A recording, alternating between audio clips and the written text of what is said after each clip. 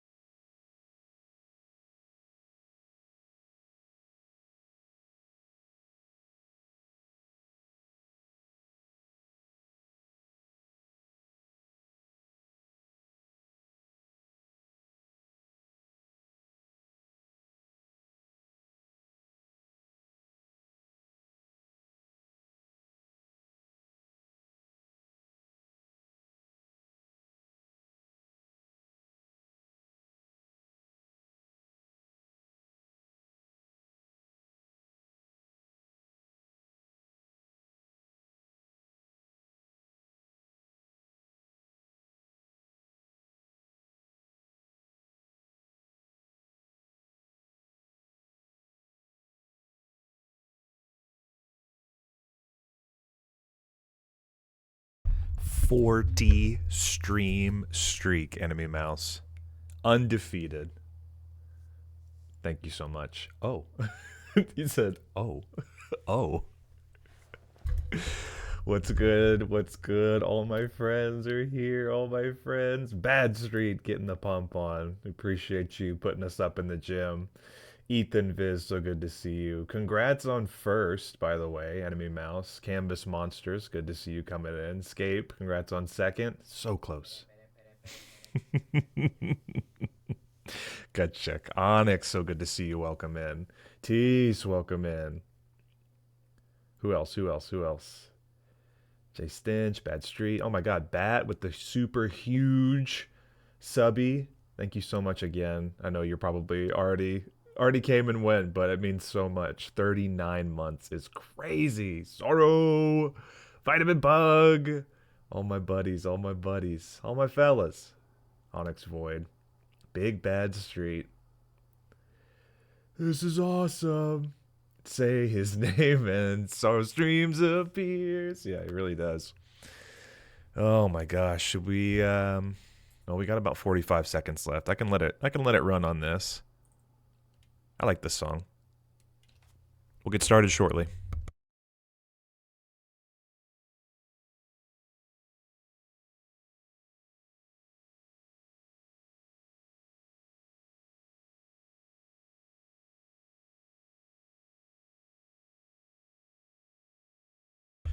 We got a lot to do today.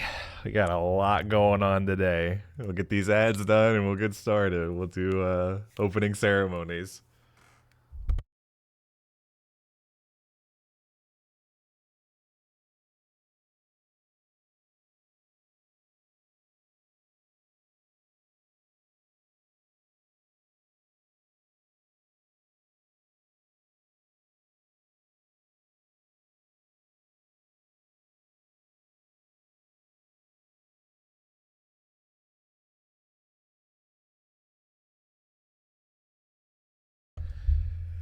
Good morning. Welcome. Welcome to the show. I believe the very first thing we should do, actually, is talk about why we're here. Today, we're going to do it. Together. One day. One Piece. 幻の木の実ゴムゴムの実だ。お前そいつは魔性の木の実なんだぞ。食えば一生泳げない体になってしまうんだ。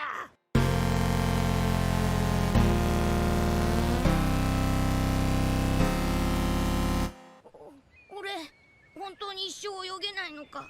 ああ、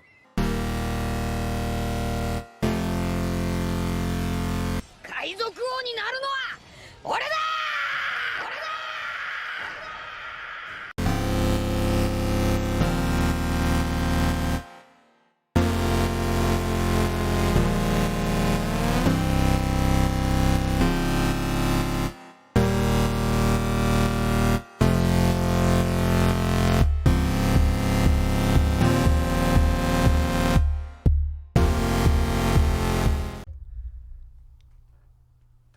This is it. This is the Grand Line and Neon Sock Media right on time. Couldn't have timed that one up better. Shogun Do We Trust. In the socks, I trust, and for the socks, I must. Welcome in. Today is a big one. It's a big day. We are going to cover the entirety of One Piece. The goal is we cannot end stream until we're caught up. And here's how it's going to go down. Together, we're going to go through all of the Grand Line milestones, what I think are the key points in the story. And I'm going to do my best. We're getting some calls. We'll answer those in a minute. Jason, hang on a second. Things of note for the day, right? Here's my sort of itinerary for you. We have an outline. So, welcome in, everybody. Lego Feet, so good to see you. Good morning, good morning. Welcome in. And Neon Sock, thank you again for the 10 months. I appreciate you guys. It's a big day. One thing at a time, one bite at a time. I don't even know what Snail does, if I'm being honest. We'll cover that. We'll get to that. Don't worry.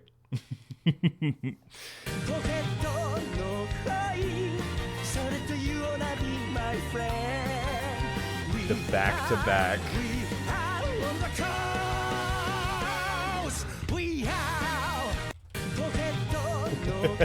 I love that it just queues up immediately.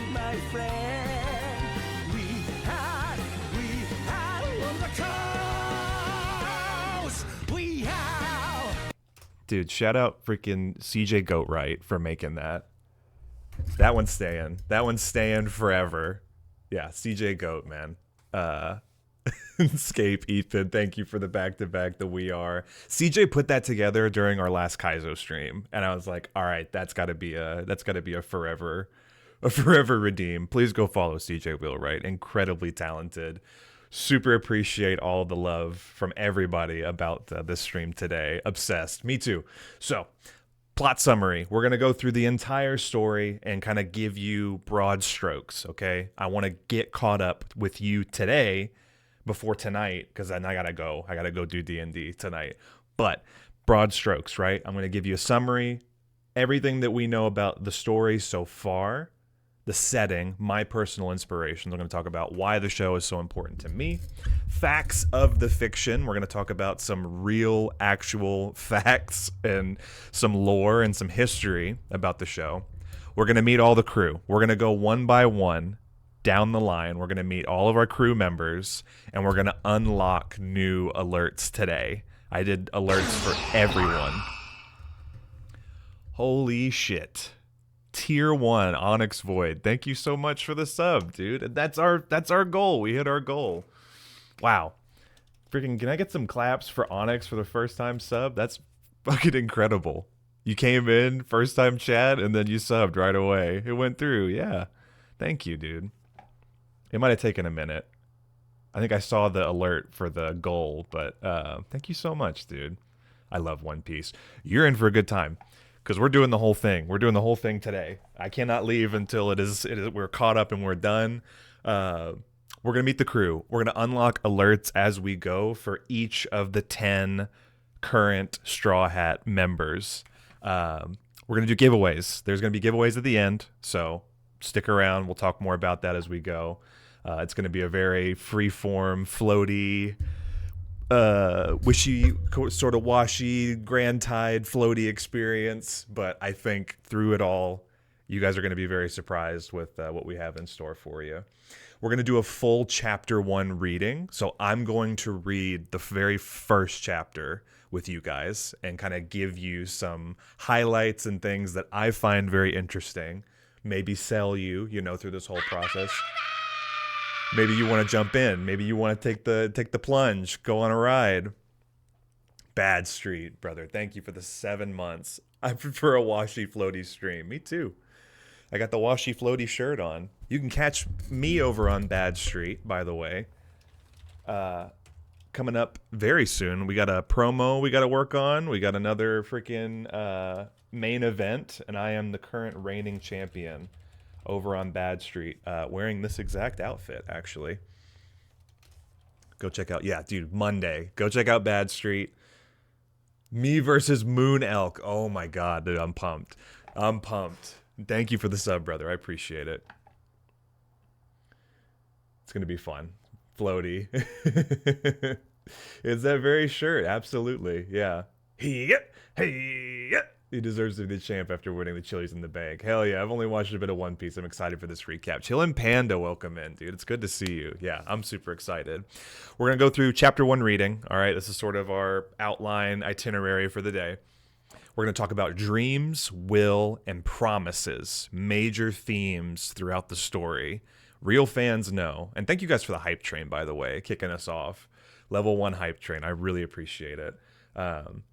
Journey through the Grand Line. So I have milestones plotted out all the way down to the end of the current story. And we're going to be joined by the ship, the actual ship, our little Going Merry here. And we're going to sail all along this Grand Line until we're caught up. So you're going to be tracking our progress in real time with the ship. Major plot points and milestones, world building and environment storytelling. Not just the actual narrative story and the experiences of our characters, but the world itself. I really want to give you little vignettes and snapshots of all of the major islands and places that we're going to go today. Talk about them, kind of explain the significance of them and why they're so impactful, I think, to the greater story of One Piece.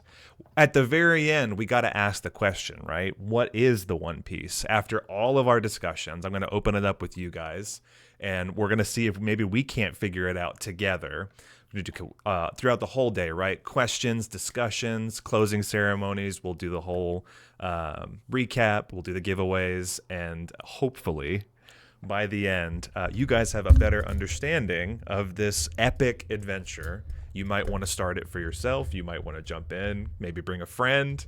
It's always better with friends. And so for all of you, and today, I wanted to dedicate an entire stream to one of my favorite stories ever. I mean, probably my favorite story of all time. And then just kind of show you guys some of the other stuff that I've been working on. This is a whole like amalgam of different ideas and things I've had for stream. So really appreciate all the love right up front. I don't think I missed anything, right? Is that everything? Okay, that's our whole itinerary. Let's see. I'm already panicking. I'm already spiraling.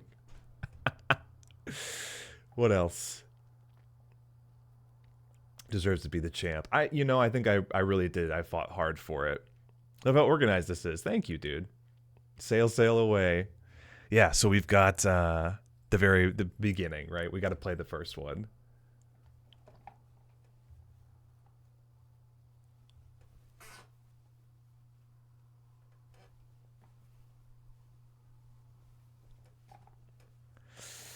Oh, it's going to be great. I love the world aspects. Me too.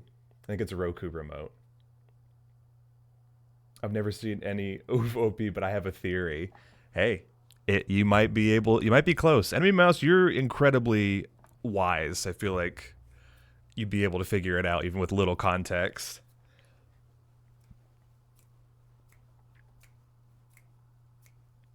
Oh!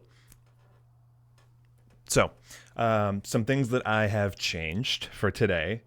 We have a couple of customs that I've done. You've probably already seen them, but with subscriber alerts, I have changed out the alerts for the GIFs and the audio that plays.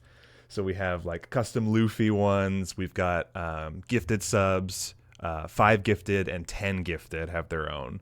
All of the other bit alerts are still up, but I will be unlocking specific One Piece alerts after today. Thank you guys so much for the hype train. That was awesome. Just really, really appreciate all the love right up front. We just got started. There's a couple custom things, and one of them I actually need to add to this scene. I can't believe I missed him. Dude. Here he is. Our good buddy George needs to join us. But we need a custom. This is Prime Gaming. Scape, thank you so much for the Prime. You could use that anywhere, dude. Thank you.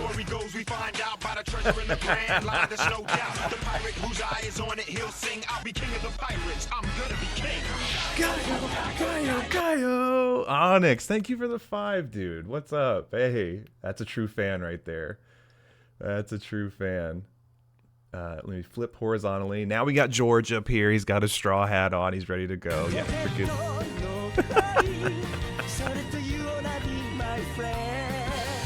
5 gifted subs, dude. Unreal. Fuck around and find out. Let's go. Toad Sparks is here. I'm here. We are. I'm here. We are. Okay. So we've got George. Custom George for today. He's here with us. I did all the custom alerts. We've got some other, sort of features here, and I feel like, we can just go ahead and let it rip. We're going to go through every single episode today, and it's going to be a lot. To say every episode, right? It's like, how do I recap 25, 24-minute episodes when there's 1,000+ of them? What I'd rather say is we're going to go through the story as it is, and then sort of broad strokes take you through the characters, when they were introduced, more of the world building, the elements that I think stand out, and why it's such an impactful story. We'll get into more of that. No, Duncan, not now. Duncan, get out of here. Get out of here. There it is. So, all right, Duncan, enough, please. Oh, and then back-to-back ads here. Thank you. Thank you so much. All right, you ruined my bit. I was trying to actually just show every single episode on the screen, but I did customs for everything. I got a little boat scene here. We've got other media, things that we can pull up. I'm going to do probably the giveaway from this side. One Piece of delicious iced coffee, $3.99, only at Dunkin'. America and the Grand Line runs on Dunkin'. So, there goes that bit. I was just gonna rapid fire this, but I think for the beginning, we'll take you through, and I want to sort of broadly talk about the history of the show. So I have a playlist called D&D Pirates that I love, and another topic as well to come up later. I'm going to share this in the chat, so if you guys want this playlist, it's very fun, sort of high seas adventure playlist. So, let's talk about the story, the actual concept, the idea of One Piece as it was created by its writer and manga artist Eiichiro Oda. I'll get caught up in just a second. Let's do a giant watch-a-thon right now. Yeah, just jam-packed. We're going to watch every episode at 25 times speed and just blast through them. Like, you think about it too, right? That video, one episode every second, like as a highlight, that's a 17-minute long video. We could just sit here and watch 1 second intervals of every episode, and that's almost 20 full minutes of just that. But I want to do a little bit different. I don't want to just sit here and like, you know, highlight every single episode and talk about it. I want to kind of get more of like things that are memorable to me, and we'll talk more about like specific moments. We'll see the characters, where they were from, all that stuff we'll cover. The last thing, and I'll say this now. I don't make too big of a deal about it. You've definitely already noticed. There's some new stuff on the screen. I was contacted and asked, what is a good way to donate? Where's your donate link? Was literally the question I got. And I was like, listen, I used to have one through Ko-Fi. I just felt like it was kind of unnecessary. So many of us, you know, we're on Twitch and we like all the subscriptions and the bits and everything, the gifts and primes. It's great. But I used to say this a lot and I still stand by it. If you feel more comfortable not splitting the revenue with Twitch, and only, you know, I only get half, basically. If you want to support this show and me directly, I put my Ko-Fi back up. And we have a goal, which is like very much, you know, a stretch goal. But I want to get some wireless mics, so that way I'll be able to move around and not just be planted here with this one. Because that will enable me to kind of move around my space in here in my office. And just something, again, if you feel so inclined, it's there and it's all set up and there it is. So for the curious, I reinstated the Ko-Fi, whatever you want to call it, coffee. That's up as well. And that's pretty much it. I think that's everything. Yes.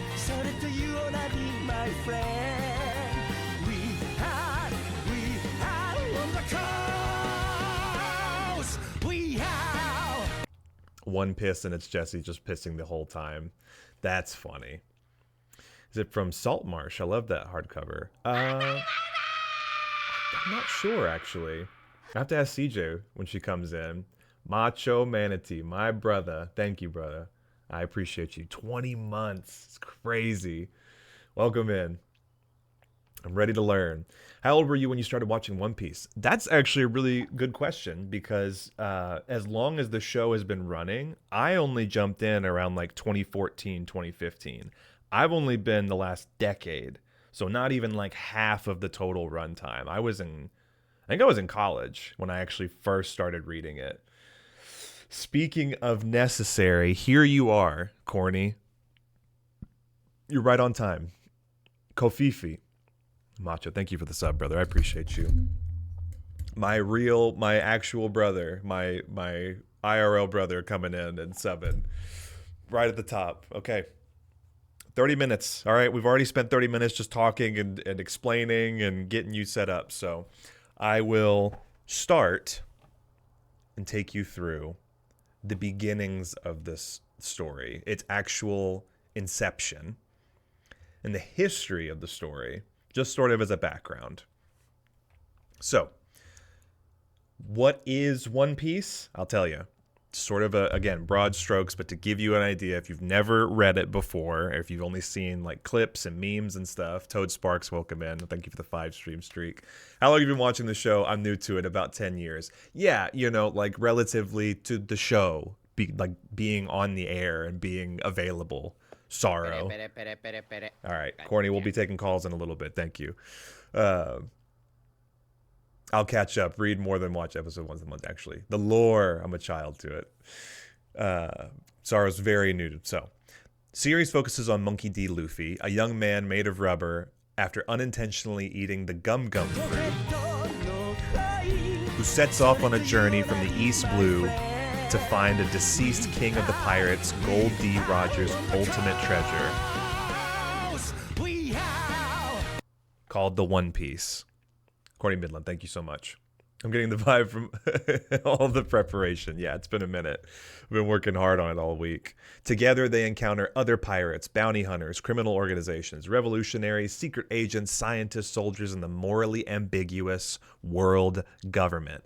And say it with me, fuck the world government. Fuck those posers. No way. We are on the pirate's life all day today, all the way through.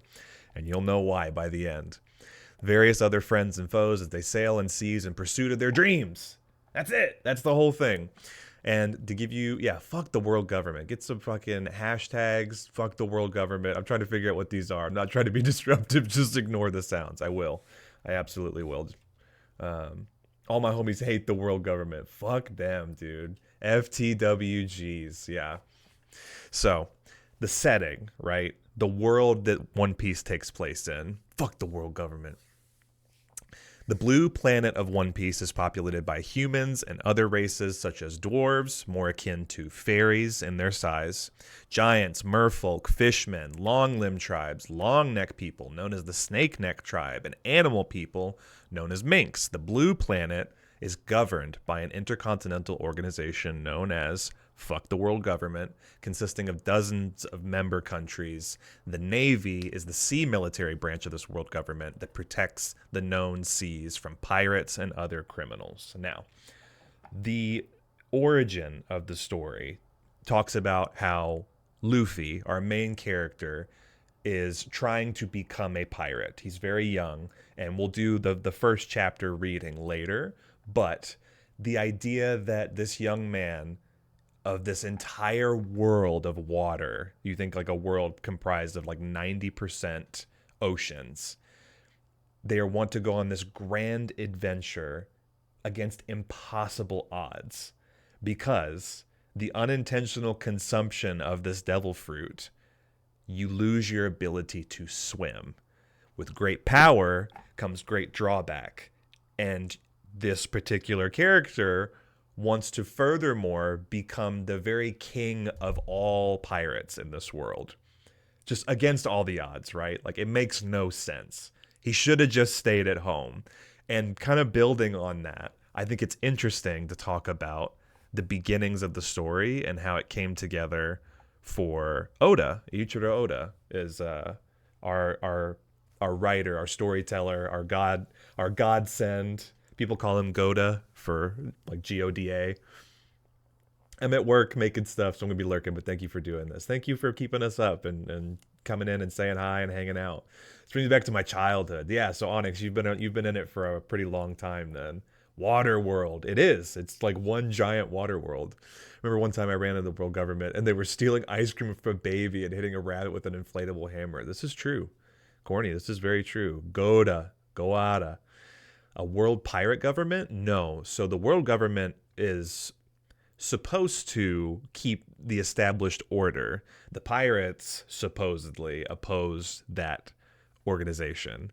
Our savior, God, praise Goda. Praise be to Goda. So the idea this boy wants to become king of the pirates, this lawless group of, raiders and high seafarers, and is in direct opposition to order and control and these established authoritarian figures, right? All throughout the Grand Line, which is this strip in this giant sea planet where people live.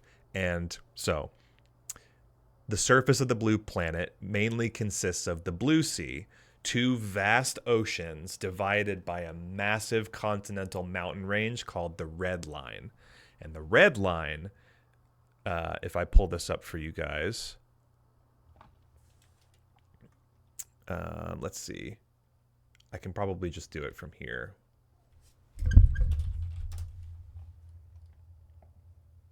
This is good. Yeah, this is pretty good.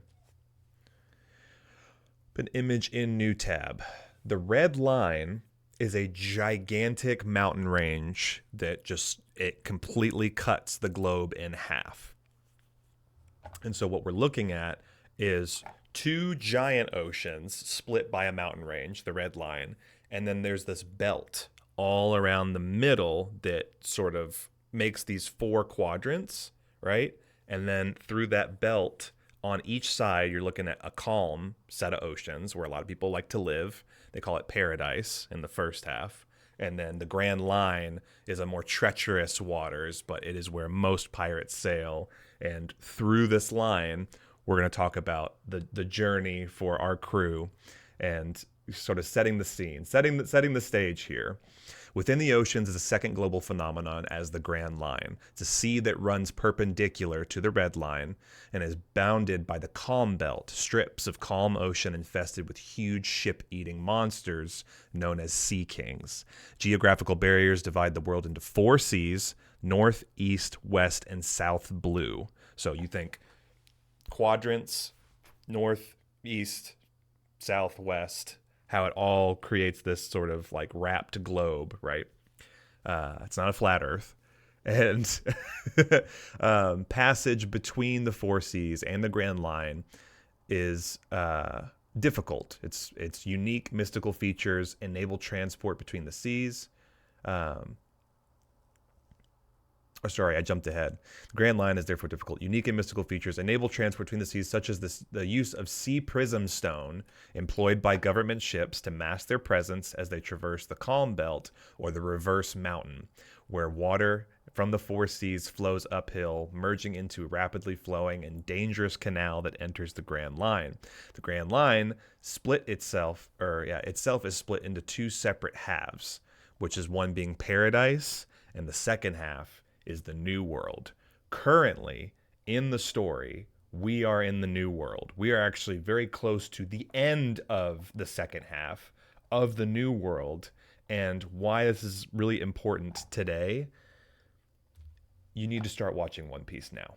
Okay? I'm doing my public service to you, and I'm going to get you caught up in a day, but it's going to be up to you to take the full plunge. And I won't be able to cover every single moment. I'm just giving you broad strokes. I'm giving you my personal take, my 8 some odd hour pitch, but it's up to you. And I hope that after today, you join us because I want you to be there for the end. Okay? So, facts of the fiction, right? This is plot summary and setting, the stage, as it were. Giant world split by 2 giant natural phenomena, and you have these sections where the story starts, the Calm Belt, and then we will enter the Grand Line. And I have a visual element too, which is incredible, created by someone from the One Piece community who actually made a 3D model of what the entire world looks like. So, facts of the fiction. Eiichiro Oda is the author, the writer, the artist for the story. At least 20 years for me. Incredible. Why does he want to be a pirate so badly? Well, I think he wants to be free. If you ask me, if you want my personal opinion, I think freedom above all else is the most important thing to Luffy. Iconic that he wants to be the king. Pirates are cool. Okay, I'll watch it. Okay, all right, you're sold. Well, stick around because we got a lot more to talk about. Eiichiro Oda's interest in pirates began in his childhood watching the animated series Vicky the Viking, which I actually did not know until getting into my own research and writing my script. This was a series released in Japan back in the 60s, I believe. The novel, and then actually became a premiere on German TV in January of 1974. So this is the direct inspiration for the show. I did not know about this until I started reading about it. And his inspirations further extended to biographies, reading of pirate biographies, which introduced this influence to Oda, incorporated characteristics of real-life pirates into many of the other characters in One Piece. For example, the character Marshall D. Teach, who we'll talk about, is based on the historical pirate Edward Blackbeard Teach. Apart from the history of piracy, Night Sky with the Prime for 4 months, dude. Welcome in. I'm glad you made it. Thank you so much for the Prime. Do you recommend reading the manga as well? Yes. That's one part of my inspiration is that after a certain point, I got caught up and I watched all of the all of the anime, and I went straight into the manga. I never looked back. So maybe it's easier for you to read it versus like sitting down and committing time to watch. Personally, I think it's going to go faster for you. And then you can go back and watch, at any point. I'll highlight these key moments, things that I think were really well done as animated, but I wish they have a One Piece D&D. That would be so sick. Imagine being at a theater in the 70s and watching Empire Strikes Back and then reveal Vader's Luke's father. That's what's going to be like when the One Piece is revealed. You're going to want to be there. Couldn't have said it better myself. Sorrow, you nailed it. Yeah, it's going to be like one of the biggest moments in media. Like, not trying to, overhype it or like oversell it to you. I'm just telling you, like, it's going to be everywhere. It's going to be in your face. You might as well start now and then get caught up so you're not spoiled later. Vicky the Viking. Yeah, dude, you know about Vicky the Viking? I had no idea that's what was like one of the main influencers for the show. And Lego Feed, it's so good to see you. If I didn't say hi, welcome in. The manga is awesome. One of the other ones for Oda, right? Biggest influence, of course, was Dragon Ball Z. Akira Toriyama, his like mentor. So I found out after getting into like learning about Oda and some of his obviously influences. I knew this a while ago, but thank you. Yesterday's Jude. Yes, I need to stay calm. I need to remain calm. We have lots to talk about today. It's so good to see you. Welcome in. When is the end? I really should binge it. You still have probably, people speculate like 4 or 5 more years, maybe. But this, because we're so close to the end, and I'm telling you, they just released the latest chapter last night. I was working on all the stuff for the stream. We got the latest chapter, 1149, hit last night. Guys, like every single chapter now, it's like just breaking out the walls, and we're like juggernauting through the end of this story. It's wild. That's why like I've been so inspired to do this today. Shogun Daytime Stream. What's up, Mom Boy? It's so good to see you. 1126 episodes. Yeah. Talking months. Yeah, you have some time to fuck around, but you do need to find out. And yeah, so Oda's big inspiration, right? No surprise here, but him and Akira Toriyama were like very, I think close in terms of like professional colleagues. And Masashi Kishimoto, who did Naruto, both of them were like understudies and looked up to Akira as like a huge inspiration and mentor. So obviously got to talk about Dragon Ball, Vicky the Viking, and one of his favorite manga to this day. So like really cool to see how other predecessors and other established artists and storytellers shape the course of history for future artists and future storytellers. Like all of us, we all have our own inspirations. One Piece is probably the biggest one for me. So that was just really special, I thought. It was like, oh, cool. And you also freaking rep Dragon Ball. But while Oda was working as an assistant to Nobuhiro Watsuki, oh my God. Shoot.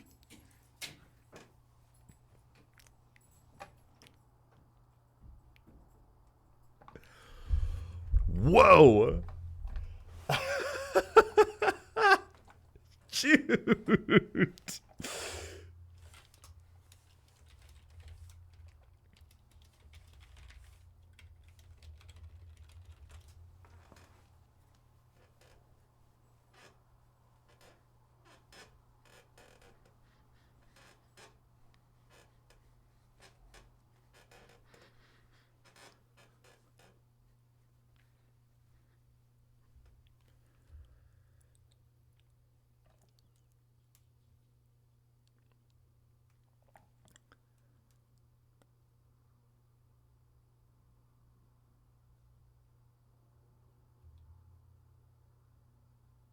Yesterday's Jude, thank you for the 5,000 bits, dude. Whoa! Poppy Playtime, man. I forgot I had that up. That was incredible. Thank you so much, dude. Welcome in. Oh, Journey to the West. Yeah, Dogbed doesn't stand a chance. That last clip, too, and they were playing, they were chasing after each other. She ate shit into that couch, man. I cannot believe how big she's gotten, too. It's unreal. I love that alert. Thank you, guys. Thank you. Yeah, me too. Jude, wow. Holy shit. Oh, hi. Chopper Dave, so good to see you. Welcome in. So, wow, that threw me off. I heard the music hit and I was like, wait, what's happening? What? The screen went black and I was like, uh-oh, what happened? Amazing. Much love, Jude. Thank you so much. I hope you enjoy what we have prepared today. Quick summary for context. Yeah, can we take a quick pause and do a full summary of Journey to the West?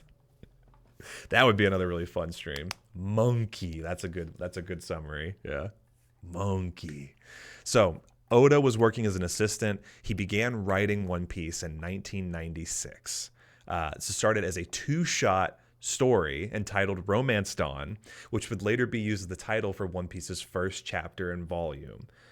You think about 96, right? Your boy was 3 years old, okay? And the man is going on this journey to write this story that, as we know it today, one of the most successful pieces of sold fiction in human history. And I got the stats to back it up here. These are the facts about the fiction. So 1996, freaking, what is that? 30 years ago almost, right? 2006, 2016, 2026. Freaking 29 years ago, right? Crazy. God, I just realized how old I was too. Wow, that one hurts. My heart just kind of locked up for a second.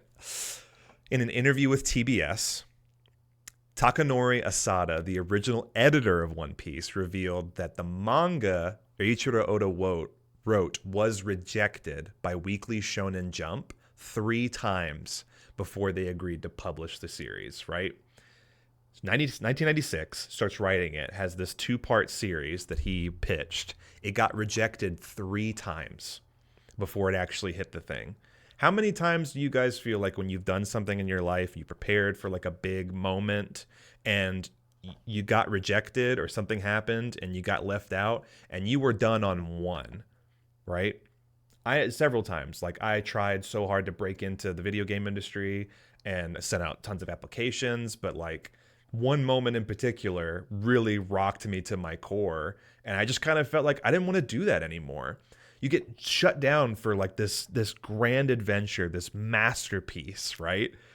Looking back, we didn't know, but now it's like, imagine turning down the most successful fucking most sold copy manga in human history 3 times.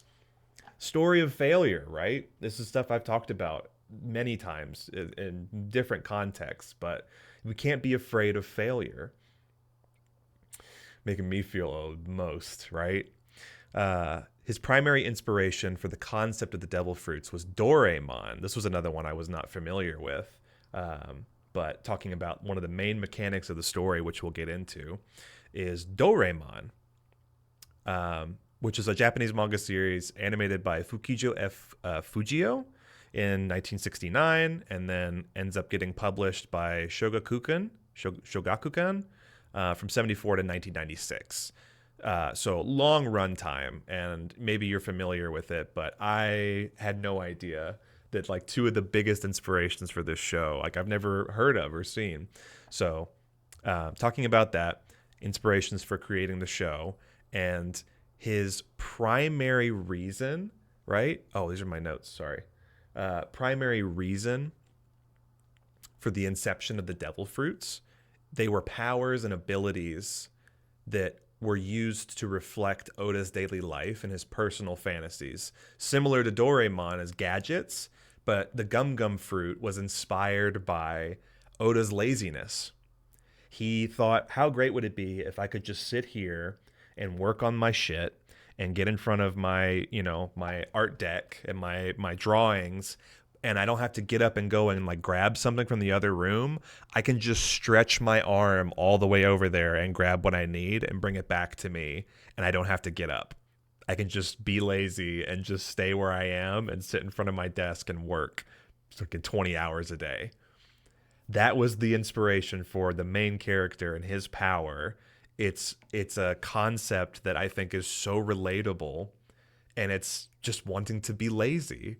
Just want to be your own, just little gremlin at home. 1996, freaking Bill Clinton gets reelected and Spice Girls release Wannabe. Atlanta Olympics, including the bombing, 1964 debuts. Mom Boy, thank you for putting context on the time, too, of like what's going on around the time that One Piece is being created. It's being pitched. It gets rejected 3 times before they finally agree. And it was because of his buddy, right? Like his friend, his original editor was like, you guys really can't sleep on this. You know, like you really need to get this one published. You're going to regret it. That's traditional publishing industry. I decided to go indie pieces for a bit. I'm still chugging. Things like this keep me going. Exactly, right? And even in the modern setting, you know, it's like writers and storytellers, artists, they work so hard, more than we see, you know, like the work that you have to put in the background.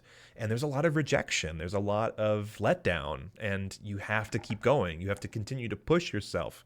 Freaking 6-year affiliate on Twitch, man. I'm still trying to push for partner, you know, we'll get there. But all of that in the vein of like this very human thing of like, despite failure, we persevere. Finding inspiration in laziness and creating something inspiring, you know?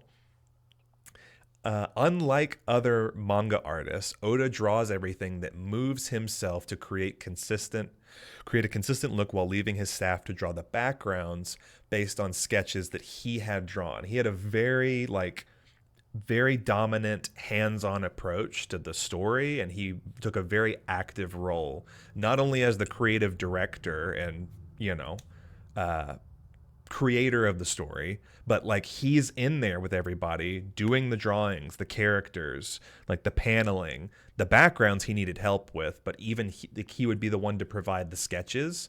And this workload forced him to keep tight production rates, starting from 5 in the morning until 2 in the morning the next day. 21 hours of work for weekly, you're thinking about published weekly serialized chapters. Man's working freaking 7 days a week, 21-hour days. He's in it. He is engrossed. I'm not very good at quick math, but I'm just going to tell you 147 hours a week, roughly, is the average this guy's putting in. Like 4 times your workload in any given week. We all go to work for 8 hours a day, maybe 5-6 days a week. Man's putting up 21-hour days to get the story out. He's built different. And all of this is sort of now like summarized in my words. These are all just like little snippets, little facts and things, talking about the origins of One Piece. And I promise we'll actually get into the story very soon. We're already an hour in. It's crazy. When I was younger, perhaps I try to see it more about them and not about me. When I get a no for projects, I jump into or submit. Yeah, exactly. Sometimes it's not even about you. It's just situation and circumstance. It's a very funny Doraemon game. Really? Oh, we should try and find it. Enemy Mouse, we should play it that one day. That'd be really cool. Someone out there will always like your vibe. Even if you get a lot of no's, there will always be that one yes. And that's all it took. One yes to get you in. Yeah. 1996 is a big year. Did you say 1964? For Doraemon, yeah. Doraemon was a 64. I put my One Piece collection in the Discord. Yes, dude, join the Discord. Go check out Sorrow's collection. He's been building his collection. I'm very jealous. Him and Macho have a very extensive collection of the manga. I hope to have my own one day. Dedication. Highly dedicated, yeah. Should unionize. That's a baddie, isn't it though? He was committed to the story once someone let him tell it. Yeah, and stuck with it for almost 30 fucking years. Next year, it'll be 30 years the guy's been working on this. My entire life. My partner's entire life. Like, as long as we have been alive and conscious, you know? Could you imagine dedicating your life to a singular project? No. No, I can't. That's what I'm saying. Dude is built different. Someone say Discord? Created and monitored, hosted by our wonderful guru, Jay Stinch. Get in there. Just curious, if you had to give Rust an estimate, how much of One Piece is filler? Another great question, Pug. There's probably about 25%, I think, of stuff that you really don't need to watch. And there is a resource available for you if you're really wanting to get in, but you're still intimidated by the runtime. Check out One Pace. One Pace is the definitive One Piece viewing experience where you can watch the story at its most important episodes. So they have everything chronicled from Romance Dawn, the beginning of the story, Orange Town, Syrup Village, Gaimon, the Baratier, Arlong Park. Every episode highlighted and giving you the absolute bare minimum to follow along and no like zero fluff. One pace to get caught up is all here in that link. And just one pace, it's the first link if you search it up on like any search engine. But I'd say about like 75% of the story that you really do want to absorb and get into, well, it'll help tremendously if you get in on oh my gosh. No way, guys. Sorry, quick aside. Do you guys know what today is? Not related to One Piece.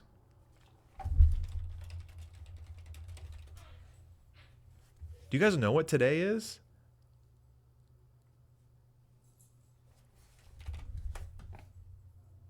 Friday, May 23rd. It's fucking Turtle Day. World Turtle Day. Happy 20 Turtle 5. Hey, that's pretty sick. I had no idea. Yeah, Squirtle! Dude, yeah, get the loves going. Or Max loves, sorry, Max love. Cosmic level, dude. Amazing. It's Turtle Day. Amazing. Okay. Where was I? Maybe that's awesome. Look at them all go. Turtle Day. Filler or filler? No filler. 75% actual story, 25% filler. What's the episode count with One Piece versus One Piece? I think it's like, I think pretty slim. It does leave a lot out, I will say that, but I think it's like a couple of hundred episodes versus, obviously 1100 is a lot. I'm really trying to get full Berserk set and Black Skin editions. Oh, it's so expensive though. Yeah, Sorrow knows. I have a lot of traditional filler, but they do have a lot of outdated anime tropes and reaction shots that last a little bit too long. They do pad for time a lot. World freaking Turtle Day. I love that Sorrow knew too. It's the new Stereolab Day. Oh, sick, dude.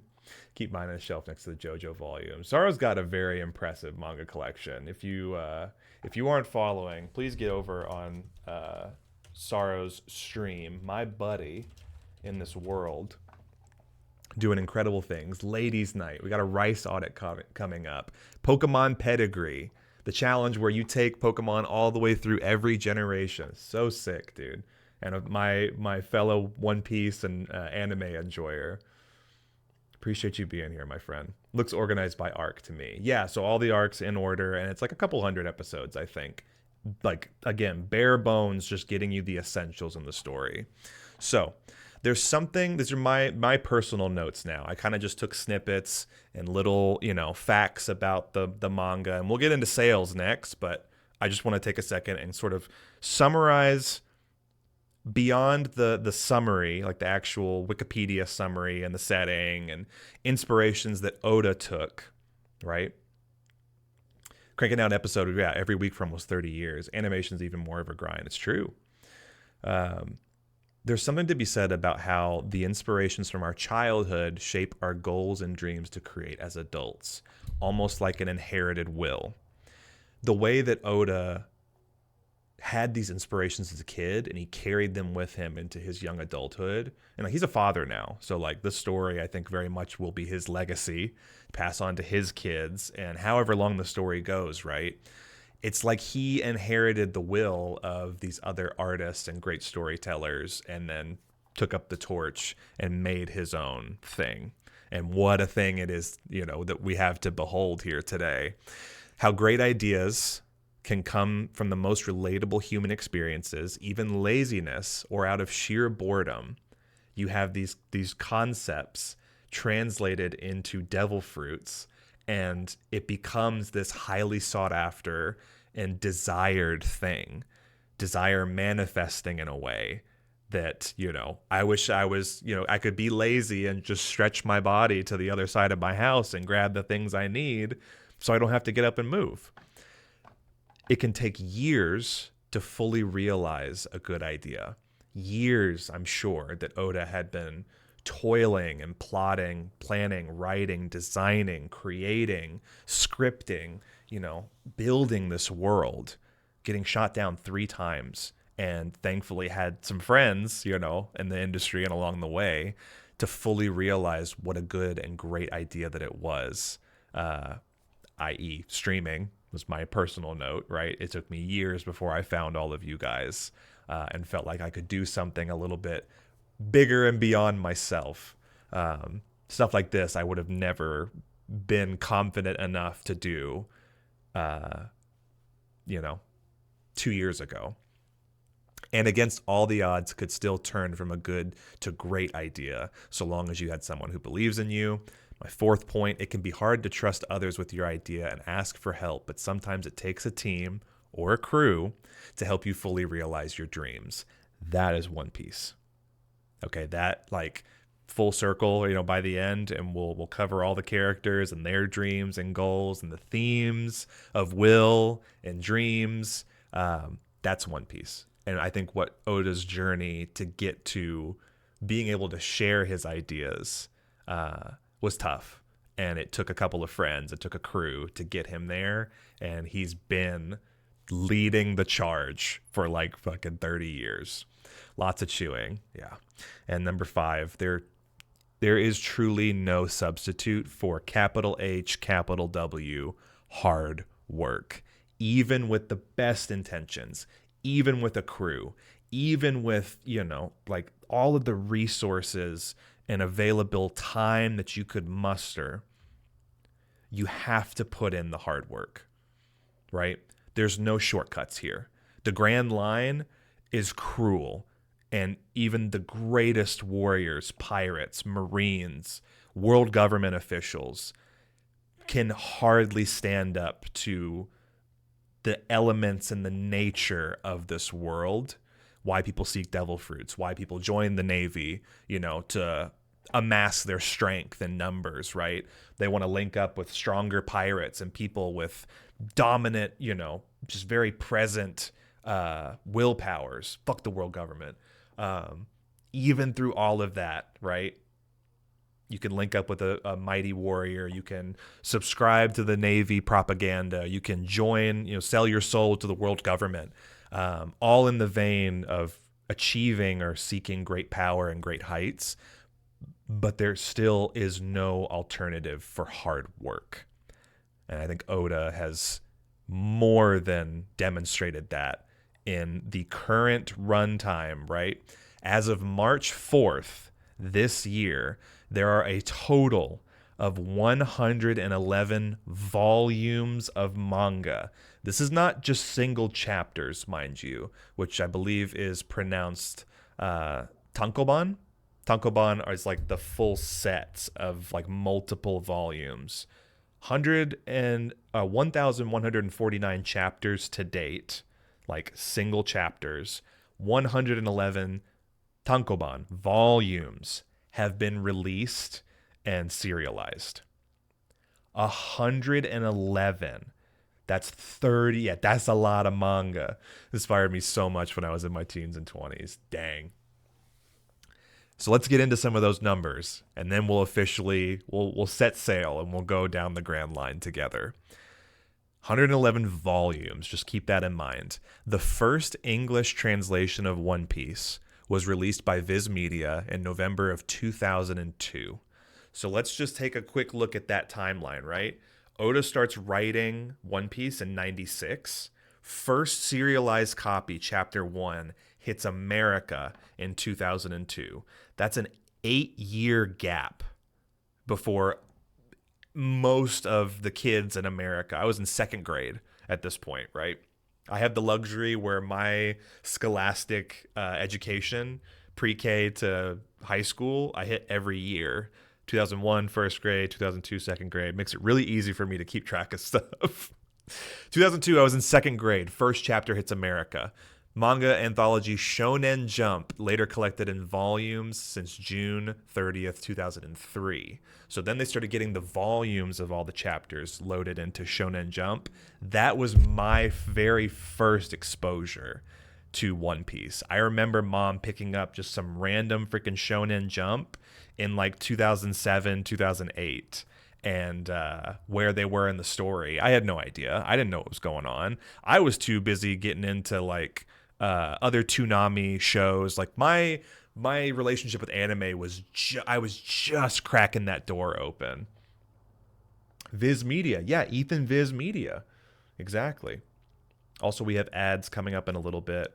I'm going to snooze them for right now, but if you consider subscribing, you get ad-free, lots of custom emotes. We're still doing custom turtles. Cannot believe it is the freaking Turtle Day. Unreal. So fucking cool, so special to do this today on a very momentous day of 20 Turtle 5. And my eternal gratitude, of course. Consider using your Prime. Everybody has a Prime. If you have a Prime subscription, don't forget it. Don't lose it.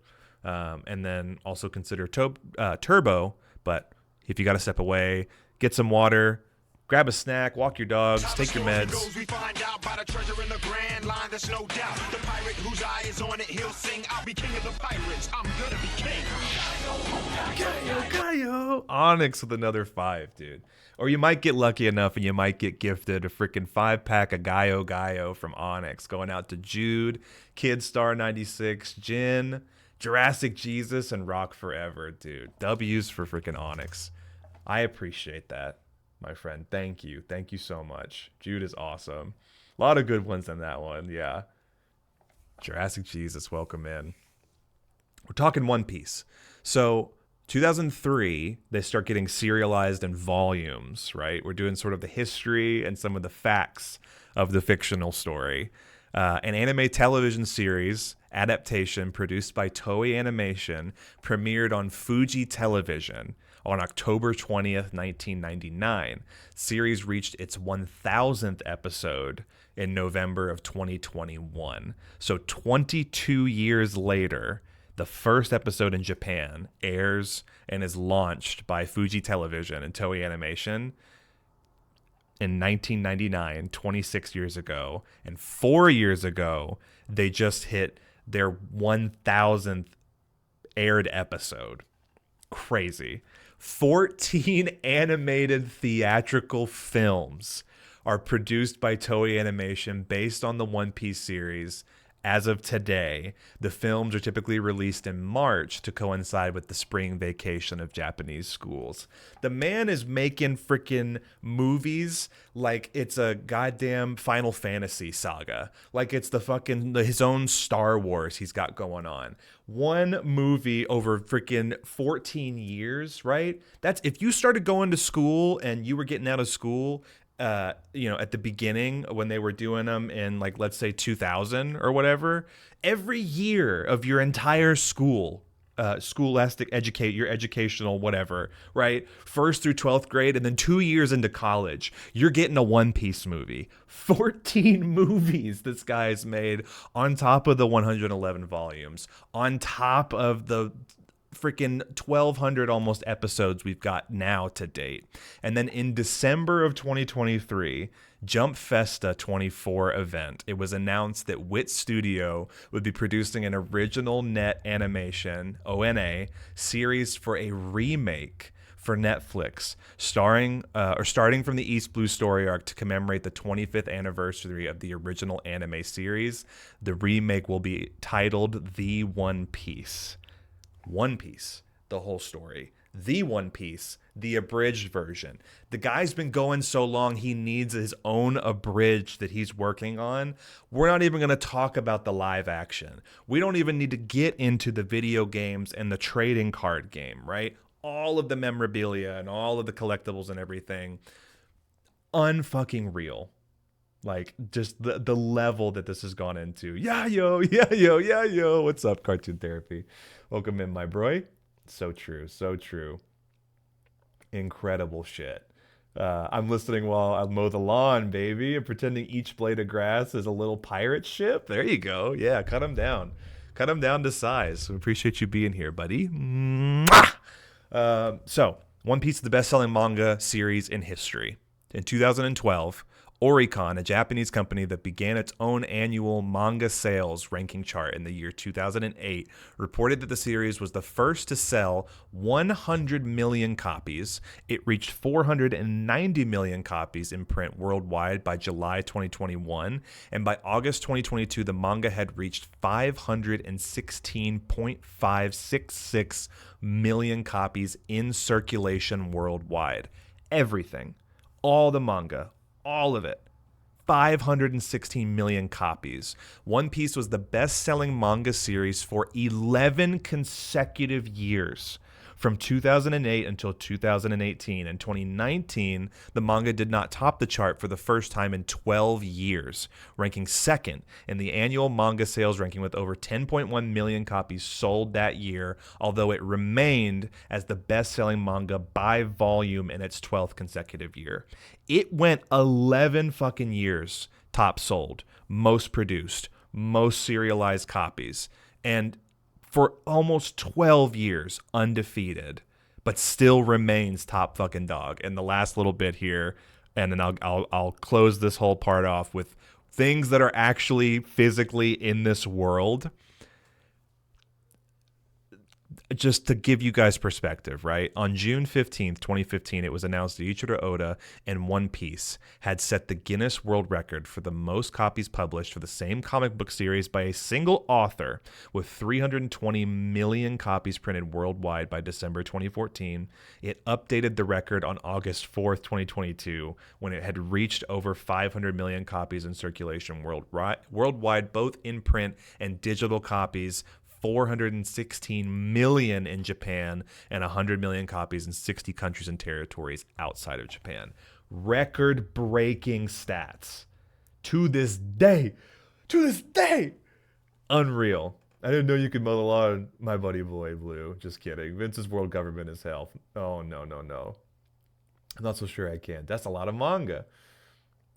0.566, just to get really granular on the numbers there. Consecutive is wild. God damn. I found a full gold foil set of the manga for $2K on eBay. Grab it. Snatch it up, TC. Get it now. Whole childhood worth of run. Seriously, yeah. No, I can borrow 2K, thanks. My meeting too canceled. I should go lay in the grass and listen to Shogun Show. That's so sweet, Mom Boy. Thank you. I appreciate you all being here for it. Thank you for the gift sub. Yeah, dude, Onyx, thank you. Thank you so much. Can't really mow the lawn either, as I get it. Sounds ideal. I get jealous every time I see my neighbors mow the lawn versus mine. So, we're talking about, like, records broken. We're talking about the impact this story has had on the world. You know, whatever fuck around and find out. Like, this whole stream is just a love letter to Oda and this story and why it's so important to me. Not just because it's popular, not just because it's a world record breaking fucking, most copies sold in human history, right? Like, that shouldn't tell you enough. But maybe you're not, you're a hipster of anime. You don't like all the mainstream manga. It's too long, blah, blah, blah. Let me ask you a question. Your favorite show, right? Your favorite movie, your favorite genre of book or anime, your video game, trading cards, whatever you're into. Let me ask you a question. Does your obsession, does your thing, does your show have actual bronze statues in the country of its origin? Does it have 10, not 1, not 2, not 4, 5, 6, or 7, 10 bronze statues dotted all around Kumamoto, Japan? These are real, guys. Over 2 years, they put these up all over Kumamoto, Japan, as sort of like, obviously, a monument, a testament to the show. But you can go and find these in the world. Look at him. Look at his little face.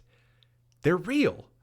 Real, actual fucking bronze statues. Look, Mifune Dino World is over here, too. You can go hang out in there. Come on, dude. Like, this is next fucking level, right? Like, say what you will. Like, I'm a big fan. I love this. But for people who don't know the cultural significance and the impact that this show has had, they got 10 bronze statues all put up all over this town for every single one of the main characters. And we're going to meet them later. But what a fucking feat this guy, Eiichiro Oda, man. Like, unfucking real. I got to pull up one more thing because it's going to help guide us through the story. We have One Piece. Yep. We got that covered. Good. Okay. So just wanted to talk a little bit about like One Piece, its impact, and all that stuff. It's actually so fucking dope. Kind of miss mowing the lawn. Yeah, and that's how you know I haven't mowed a lawn in years. Good question. There's a statue of Mr. Furley somewhere. Yeah, it's so fucking dope. I love that they went big with them. Yeah, they're huge too. They're not just like little, like desk ornaments. They're not like, oh, we put up 10 bronze statues and they're like little miniatures, like super glued to random corner fronts. No, they're massive. They're like bigger than my apartment level. Does DBZ have these? I don't know. I don't think Akira Toriyama even got it. And that's his mentor. We were talking about it earlier, but Oda was like a protege next to Kishimoto, who made Naruto. They both rolled up to Akira Toriyama. They were like his sensei. There are statues of David Lynch. True. Yeah, David Lynch is right up there. Nico. Yeah, the buxom one is pretty cool. Both of them pretty buxom. Yeah, show buxy. The one's leg caused a bronze shortage, I heard. Yeah. I need a night out with Jinbei. Me too, man. Honestly. My neighbor mows a few times a week and glares at me for throwing out birdseed while mowing my lawn. Well, it's your lawn. You do what you want to do with it. So we'll get into my inspirations next and some of the things I'll talk about as we get through the journey.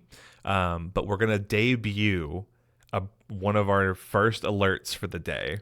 I'm going to unlock it for you guys as we begin the journey officially. It's been an hour and a half. Okay, I just wanted to kind of set the tone and give you some context, some facts about the story, some inspirations for it, things that I found very interesting in my own research. This is making me want to go to the Statue Garden. Maybe I'll do that this weekend. You should. There's a statue of Shogundi in my basement. We don't talk about that one. We don't talk about, they don't need to know about that one, Vitamin Pug. That's okay. They don't need to know. They don't need to know about what we do in the basement. They don't need to know about what's going on in the basement. It's okay. We don't need to tell them. We don't need to tell them anything about that. So One Piece. So One Piece to me, right? These are, again, my words. I've just been kind of bullet pointing, giving you facts and little things. Love an unmowed lawn. Interesting take. Can I see it? Well, maybe in the Discord, maybe later, maybe after we're done today. We can go check that out. Live tour of Puggy's basement for the bronze Shogundi statue. That's good coffee. These are my words. These are my notes now. One Piece has this quality of catching you so off guard that I think all of our favorite stories share, but it's done in a very unique way that only Oda can achieve. It catches you off guard, and there are times when like I'm reading or I'm watching, and like I'll highlight the moment in our timeline here today when that was, but it was so like immediate when I recognized like it had its hooks in me, and it caught me off guard so many times where like I thought I knew what was going on. I had my predictions, right, of like the characters and where it was going, what the One Piece actually is, where the story was headed. Every single time I got caught off guard, I realized it was like, I have to keep going because now I need to know what the fuck is he trying to do right now. Characters that I had no business caring about. Just like he will drop a character on you and you're like, listen, I don't really give a fuck about Mr. Glunko, and his whole backstory. And then 10 episodes later, I'm sitting here freaking wiping tears out of my eyes. Like, why do I give a shit? What happened in those 10 episodes? Why suddenly am I so compelled to root for these characters? And I want Luffy and his crew to help them, and by extension of me and my person, it caught me off guard so many times. And before I knew it, I was 500-600 episodes in. I couldn't stop. I got to the end and I was like, okay, so now what? There's manga. The story keeps going. I got to read more of the manga. I got caught up in a night, and then I've been weekly ever since. I've been waiting for these chapters to come out weekly for years. For the last freaking 9 years of my life, I've been completely hooked and completely sold. And I think that's really special because the characters that he's created are presented as villains or morally ambiguous, but they end up connecting with us on deeper levels. Like, they resonate with you before you even have a chance to fully realize what's going on or their significance to the story beyond what they're presented as. Like, you find this tether with these characters, and it catches me off guard every single time. Their wants and their needs feel believable, and they're based on things we all experience, like loss, jealousy, vengeance, greed, empathy, virtue, pride, and almost every other conviction a person could have. Any motivation that somebody could have, you see it in this story. There are so many mirrors and reflections that, like, as the story goes on, this entire runtime, like, dozens of characters show up, and when it's time to go and it's time to leave, you're like, no, I don't want to. Like, I want to bring all our buddies with us, but it's part of life. It's the reflection too of the seasons where we grow, we change, we learn things about ourselves, we meet new friends, we leave old friends behind, and they are just cartoon reflections of ourselves and our closest connections in this world. I believe the story encapsulates not just a wide variety of people and their unique interests, but also humanity itself. I think what Oda has done and achieved, he's created a story about humanity, and it's a parallel to our own world, and it is fucking terrifying how timely he has kept the story with modern events. More Glunko, please. Yeah, that's what I'm saying. We got to bring Glunko along. I'm already a Glunko fan. How cool is that pirate culture is so deeply embedded in the human experience, right? That's what I'm saying. Like, dude's done his research, and you'll see that a lot of characters and a lot of themes in the story are based on historical moments of significance in our own world, in our own culture. I'm kind of doing my own freaking One Piece mythos right now. I just realized. The extended mythos. We long for it. Freedom, dude. Absolutely freedom. IRL pirates would have routinely bust up slave ships and freed slaves. Freedom and authenticity are big ones. Huge loss by Vitamin Pug. And I gotta do this. I gotta get one going. Shout out to freaking Mom Boy, the best in the biz. Incredible mod, puts on one hell of a show. Huge inspiration for me. Yep. Thank you. Yep. Thank you for the call. Canvas Monsters will be answering calls in a little bit. Mythos and your deep dives are also just an incredibly direct translation into what I'm trying to do today. I didn't even realize it until I said it. I was like, oh yeah, this is pretty much like Mythos, huh? Appreciate it and love just everything that we've been able to do these last couple of months. I mean, shit, even in the last year, freaking moderating and like creating all these great events, and just like more of this, please. We've talked about it before, but it's just like we just need to do this forever, okay? So like 100 more years, okay? We're holding each other accountable. We got to stick with it. I want to keep doing stuff like this with you guys, and hopefully one day TC Whetstone will give us the keys to that compound, and we can all move in, and then it's game over from there. Like, you guys are stuck with me, so thank you guys. Yes, please. If I'm making you want to pull together a love beam about what gets your heart lit up, and I'm honored, absolutely. Yeah. 1000%. I think this show too is a direct reflection of the history of humanity told through the very unique and crazy lens that only Eiichiro Oda could give us. It's weird, man. It's like he is so tuned in to the world, but I don't know how he does it when he's been spending 21 fucking hours a day drafting and writing this shit. It's the thing about freedom and love and all the beautiful things we know when we feel them. There's no turning back. String some veggies on it, said on it, boss. Stirring some veggies and said on it, boss. Thank you, Tease. Yeah, I think it's about humanity. If you want to break it down to its core components and the things that I think the story is, and we'll talk about it, we'll get into it. The very nature of devil fruits suggests that we desired something so strongly that it manifested itself into consumable power. Think about that. Chew on that one for a little bit while I get this next part set up. And what a great freaking track to be backing that point. Fucking no woman has ever handled my heresy. What is that? Heresy? My Herschel? Amazing. Joff Zanelli, everybody. Amazing. The very nature of devil fruits in this story suggests that we desired something so strongly it manifested itself into consumable power. Oda's direct inspiration from Doraemon is the idea of being lazy and wanting to stretch your body across the room so you don't have to get up and you can keep working or playing your game or watching your show or doing whatever, right?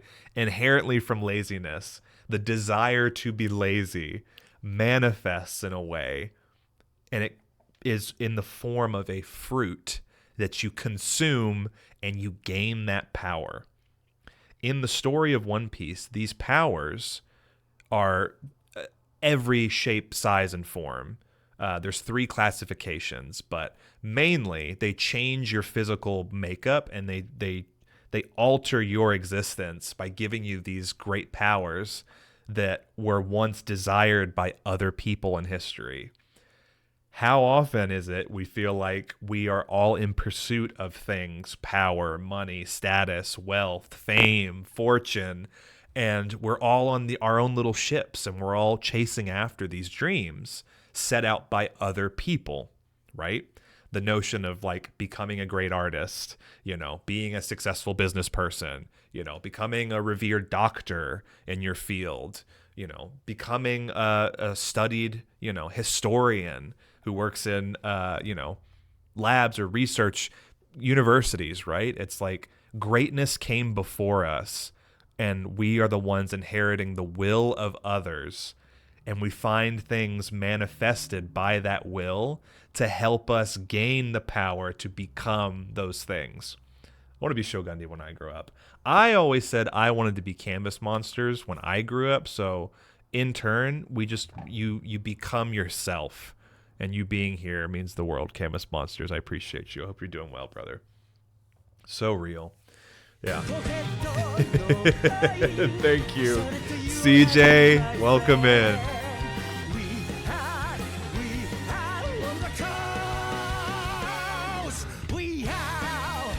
CJ Wheelwright, everybody. Amazing. I had to get that one set up for today.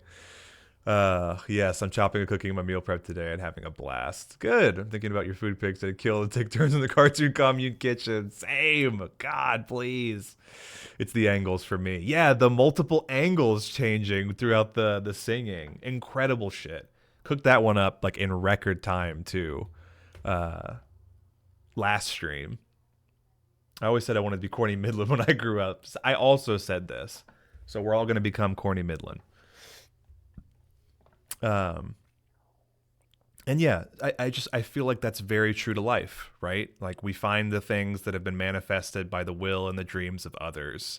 And it's just through this unique, goofy, cartoony lens that I realize all of the things in life that matter to me and the stories that we tell ourselves, the inspirations that we get, the motivations we find to get out of bed in the morning are in pursuit of our own dreams. We are actively manifesting what we want most in this world, and other people will find it. And I've talked about this many times, but like my goals for Twitch, right? Creating a space that empowers others, lifting other people up, rising tides, raising the boats, like to keep the theme going.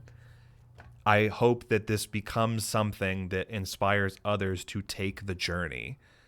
There are so many levels to this story that impacted my life and what I do now and why I enjoy streaming and having a crew like all of you, you know, to help us get there. It's just like, it's about the human experience. And the artwork and the environments, they're so visually unmatched. It's hard not to see something and compare it to One Piece or the Grand Line in some way. Like in every other story, right? You see the parallels and you see where inspirations come from. But for new stories and other pieces of media that I've not consumed, I'm not familiar with, I can find a direct line, a through line to One Piece. And whether it came first or it came after, or because I saw it in One Piece first and I see a similarity, it's like the net that's cast is so wide. You have so many different things to pull from and references. And the fact that it's still going, guys. We're going to get caught up today. I'm going to take you through the Grand Line. I think it's only appropriate that we debut our very first new alert for the day. So we had the Den Den Mushi, we had the transponder snail, and we have We Are, courtesy of the wonderful CJ Wheelwright. But I think it's time we debut our first alert of the day. Guys, the beginning of this story, please welcome the man himself, future king of the pirates, Monkey D. Luffy.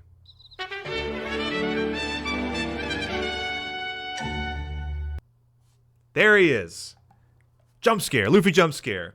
So these will all be alerts unlocked throughout the day, and we're just going to get into it. The very first person you meet on this journey, Monkey D. Luffy, the boy who dreamed bigger than anyone else in this whole freaking world. We unlock him, and our story officially begins at Fuchsia Village, Luffy's hometown. This is where he grew up. This is the very beginning of our journey today, and I'll just move the Going Merry right along so we're right in line with the first stop on our journey through the Grand Line. This is it. This is the entire day. We're going to get into it. We're going to meet all the crew, take you through all the big monumental moments in this journey. And I'm so excited you all are here for it. I want to say again, thank you guys so much for all of the subs, the gifts, the bits, trying out the new alerts. It's going to be good. It's going to be really, really, really good. So before I get going, I'm going to try my best to keep up. Yeah! So do you want to be my friend? We are on a cruise. Oh, here we go. We are kind of like a pirate map, the life you're supposed to live, right? Yeah, we're following these maps. We're looking for the freaking big X at the end. What are we talking about? Was it me? Can we repeat it so that it strokes my ego? Yeah, Corny, we were saying, you're so great, you're so fun. Corny Midland for everyone. Corny's cool. Corny C. Corny streams on Twitch TV. And I'm going to do this, too, because we gotta, and you can't stop me. Corny Midland puts on a hell of a show. I want to say that too, just the raw talent that Corny has for just making new shit and trying it out and finding a lens and a way rivals Eiichiro Oda himself, and that is high praise. And I'm going to continue to stroke your ego and other things if you'd let me. But you still have the restraining order up, so I can't get within 500 yards of you. So hopefully maybe we fix that before TwitchCon this year. But you're great, and I appreciate you being here, brother. It's the angles, yes. You're a shaman, brother, yes. I feel that with my goals. Absolutely. Oh, we missed a couple Luffys. Uh-oh. Wait a minute. We're missing some Luffys. Is it not queued? Do we not have queue up? No, it should. We should have it queued. Triggers. I forgot the trigger for Luffy. That's my bad. I'll give you a few more. I'll give you a few more. Oh my gosh. Now I have to check all the other ones. Okay, wait a second. Wait a second. Wait a second. Triggers, Zoro. Okay, that one's good. Triggers. Ah, that would have been funny. Let's do that. Yep, it's queued. Oh shit, wait. I actually forgot some of the triggers. That's really funny. Okay, I got that one. I got that one. That one's good. Okay, I fixed it about halfway through, but I did not set the triggers correctly. Now they're working. Now Luffy's back up. Sorry about that. All right, now go away. Luffy, go away. All right, we're going to talk about you in a little bit. Explain yourself. I got you. Luffy isn't working. Got it, got it. Okay, heck yeah. There it is. Oh yeah, Corny's a boss. I'm always raw, never cooking. Positive. It's always the trigger. Quick little tinker. Stopping mid-mo just to say I've had chills for real when you were explaining the way that the show reflects life and the way the fruit represents what we're after in so many ways. Such a fucking awesome idea, and you guys are all my favorite people on this godforsaken earth. And right back fucking at you, dude. Right back at you. I have this now. So we just have all of our friends too. Go follow Neon Sock Media, Vitamin Pug, Cartoon Therapy, Bad Street, Crazy Haired Girl, Ethan Viz, CJ Wheelwright, Corny Midland, Sorrow Streams, Pander Sarah, Mom Boy Dog Dude. Boom. There they all are. Sitting neatly in a row for you and your viewing pleasure. Please get in here. These are all people that like have inspired me to do this today. I love Mower Thoughts. Yeah, absolutely. Freaking W's for all of our friends. And let's begin the story now. I'm going to... Do you want to be my friend? We are on a cruise. I gotta check the dog dude is on the All Homies Nightbot. Yes, I added him yesterday because we were all gushing in Neon Sock Media about Dog Dude. And we got to get Dog Dude up on affiliate. And Ramen Bucket's here. Welcome in, my friend. How are you? I'll do one for you as well. The Ramen Bucket. So good to see you. Are you a One Piece fan? We're about to start the journey. Are you just in time? Go check out Ramen Bucket. You always, it's the very first thing I see when I check the Discord in the morning is Ramen streaming. I appreciate you being here. I hope you've been well. I hope all your arts are doing very well. So, I think what would make sense... Yeah, lovely art streams. Absolutely. That's such a sweet message too, Vince. Thank you, man. I've been poring over it this week, and I think that really does just encapsulate why the show is so important to me and why I think it's significant to a lot of people. It's important to a lot of people. I can't follow the story anymore, but seated for this. Okay. Well, for this, right? I think it would be fun to do the first chapter reading. Can I zoom on this one? Can we zoom in a little bit? Where's my zoom? All I want to do is zoom, zoom, zoom, zoom. Vertical... High page resolution. We got to go high resolution on these. I want to zoom, though. Let me zoom in. Enhance. Enhance.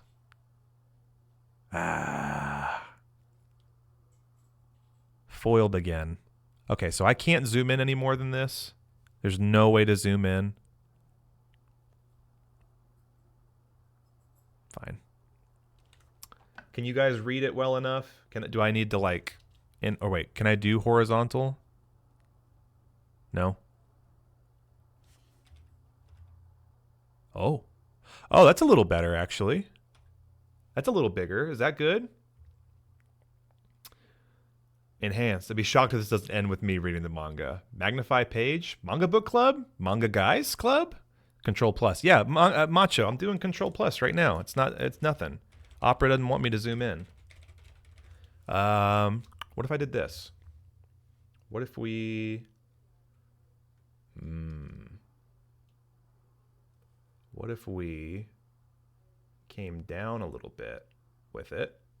Okay. Because I don't know how big, right, it needs to be. But we do that, like if it's going to like expand over... Oh, we can take a look. Yeah, I'm pretty sure it stays this size. So is that good? Is it clear enough? Weird. Well, the IT guys can't figure it out. We're cooked. Yeah, that's pretty much it. It's pretty much game over from there. Manga book club would be awesome. I think so. I'm gonna get mine and read along. Manga book club would be so much fun. I'd be down. I have so many good mangas. Okay, yeah, do a little manga book club. You want the Windows magnifying glass? Yeah, maybe. Well, if I did Windows magnifying glass, I mean that might be. Okay, it takes up both of my screens when I do that, so I don't think that's gonna work. It's a good suggestion though. We could spend 12 years reading it like the people in Texas reading Finnegan's Wake. We really could. Ponder, so good to see you. Welcome in. Okay. I'm just going to run it. I'm just going to read, and we'll do a full live reading of the first chapter, and then we'll blast through the story from there. All right? I think that's kind of what we've got on the docket. We spent like 2 hours setting the stage and getting ready, so. Finish my second cup of coffee. Let's do it. All right. Chapter 1. Romance Dawn. The Dawn of Adventure. Real quick before we go. Is there anything else that's like you feel like we're missing? Is the volume good? Is my voice volume good versus the music? I can turn the music down a little bit. All good? Ones if we're good. Ones if it's happening. Ones if we're ready. Okay. Onyx Void, Chopper Dave, Jurassic Jesus, Ethan Viz, TC, Ponder, Mornin, Enemy Mouse, CJ. All right, here we go. Chapter 1, The Dawn of Adventure. Romance Dawn, dude. I got a hell of a story for you guys after all this, too. Gold Roger, the king of the pirates, had achieved it all. Wealth, fame, and power had all been his. Not surprisingly, the final words he spoke before they lopped his head off inspired adventurers throughout the world to sail the seas. My treasure? Why, it's right where I left it. It's yours if you can find it, but you'll have to search the whole world. The world is about to witness a great era of piracy. Dude, chills. Fucking chills. And we go to a small harbor village. 1 year ago, a pirate ship made the village its base. The wind blows from the east, and we see the first Jolly Roger, the flag of this crew. Hey, Luffy! What are you up to now? The village is at peace. I've had it with you guys. Now you have to take me seriously. Villager boy, Monkey D. Luffy, in his anchor shirt, man. This is how tough I am. Get over with that. Whatever it is, what's that pup up to now? Fucking stabs himself in the face with a knife, dude. Ah! You idiot! What'd you do that for? Yeah! A toast to Luffy's courage and to our great voyage. Drink up. Grog, grog, grog. More grog. Hey, that's my meat. Not anymore. I'm going to eat it. Hey, stop fighting. You'll spoil our fun. You see a wonderful, just merry bunch of chuckle fucks here in the bar. It didn't hurt a bit. Liar, that was a foolish thing to do. I'm not the least bit afraid of getting hurt. Take me with you on your next voyage. I want to be a pirate too. You a pirate? Impossible. Luffy, do you know why we call you Anchor? Because you can't swim. You just sink. What good is a pirate who can't swim? The pirate captain, red-haired Shanks, baby. Red-haired Shanks, my dude. But if I don't fall overboard, then it doesn't matter if I'm an anchor. And I'm a strong fighter. I've been training. My punch is as powerful as a pistol. Remember that one. All good here. This has me going back to my younger nerdy days already. Oh, right where we we go right to left. Yeah, that's right. We read right to left instead of left to right. So, keeping that in mind when you go back and start reading. We have the read this way notification too. Read this way. More grog, more grog. Need some Viking blood to toast with them. Absolutely. A pistol, eh? Is that so? Are you doubting me? Calm down, Luffy. Let's just have a good time. Yeah, pirates are always having a good time. The sea is vast and there's lots of islands to explore. And best of all, pirates have freedom. We were talking about earlier, setting it up in freaking page 12. Wow, you guys stop filling this head with crazy ideas. But it's true, right? Come on, Captain. Let's just take the lad with us, just this once. Aye, yeah. Okay, but one of you will have to stay behind. Sorry, laddie, you've just been beached. Let's drink. Hey, I thought you guys were on my side. So in order for Luffy to go, somebody would have had to stay behind in Fuchsia Village. You're just too young, kid. Maybe in 10 years I'll give you a chance. Captain Shanks, I'm telling you, I'm not a little kid. Don't get upset now. Here, have some milk. Oh boy, thanks. See, a real pirate would never drink milk. That was a dirty trick. I'm getting tired of this. I even stabbed myself in the face so you take me with you. Luffy. Ooh. Ooh. Luffy. Psst. The captain's just doing what's best for everyone. How'd you figure, Mr. First Mate? The safety of the entire crew and ship rests on his shoulders. Being a pirate isn't all fun and games, you know. There's a lot of duties, like pillaging, hostage-taking, heavy drinking, and swimming. And the captain knows all about these dangers. The dangers of the sea, too. It can kill you in 1,000 ways. It's not that he wants to crush your dream or becoming a pirate. Well, I don't believe it. Shanks just likes to make me look dumb. Hey, Anchor, I told you. Captain Shanks, I'm glad to see you and your crew are enjoying yourselves. Oh boy, I just love making fun of this kid. Maybe the lad's got a point. Luffy, do you like something to eat? This is Makino, the proprietor of the tavern in Fuchsia Village. Yeah, just put it on my treasure tab. Treasure tab? Look, boy, don't try and swindle the lady. I'm going to become a pirate, find lots of treasure, and then I'll come pay her back. Well, I'll celebrate together when you return. Shanks? Yeah, kid? How much longer will you stay at the village? Let's see, we've been using this village as our base for about a year. After 2 or 3 more voyages, we'll leave here for good and head north. I see. 2 or 3 more trips, huh? I'm going to learn how to swim by that time. Or by the time you leave. That's good, kid. Do whatever you want. Boom. Make way for the scourge of the mountains. So you call yourselves pirates, eh? It's the first time I've seen pirates. You look like a sorry lot to me. Or mountain bandits.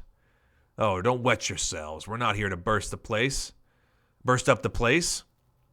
Just sell us 10 barrels of grog and we'll only injure the bare minimum. Higuma the Bear, leader of the mountain bandits. I'm sorry, we just ran out of liquor. It's strange. What are all these pirates drinking then? Fruit juice? It's true, I just served the last of it. Well, I feel kind of guilty. I guess we drank all the liquor. Sorry about that. Why don't you have this? It's still unopened. Smacks the bottle out of his hand. What do you take me for? You can't make a fool of me. What good is 1 bottle of grog? Oh my, what a mess. Look at this. My head's worth 8 million berries. I'm a wanted man.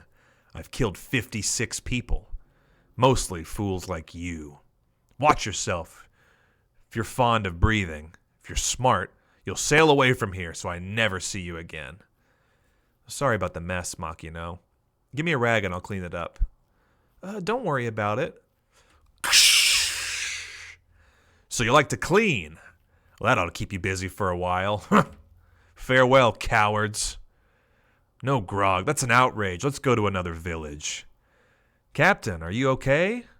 Are you hurt? I'm fine, no harm done. Whew. Captain, he got you good. You think it's funny? Huh? He made you look like a weakling. Why didn't you fight him? Sure, they're outnumbered you. Maybe they look pretty tough. But what kind of man lets himself be threatened like that when he then laughs about it? You're a disgrace to all pirates. When you grow up, maybe you'll understand, kid. He just got some grog on me. That's all. Needless killing doesn't make you a man. Where are you going? to go find a real role model. We'll take a break just for a second, just to kind of wrap all of that up. He's a little kid, though, even if he is strong. It's funny, given we have Brooke, right? I know. Flash forward. Gotta be real. The original anime did not do this art justice. It's beautiful. It really is. The guy like nailed the art style, I think, immediately after. Need a manga book club after this. Is there anything better than hearing somebody enthusiastically talk about what they love? No, I'm just laying in the grass looking up, listening to this. Heaven on earth, man. That's how I feel. Just being able to do this.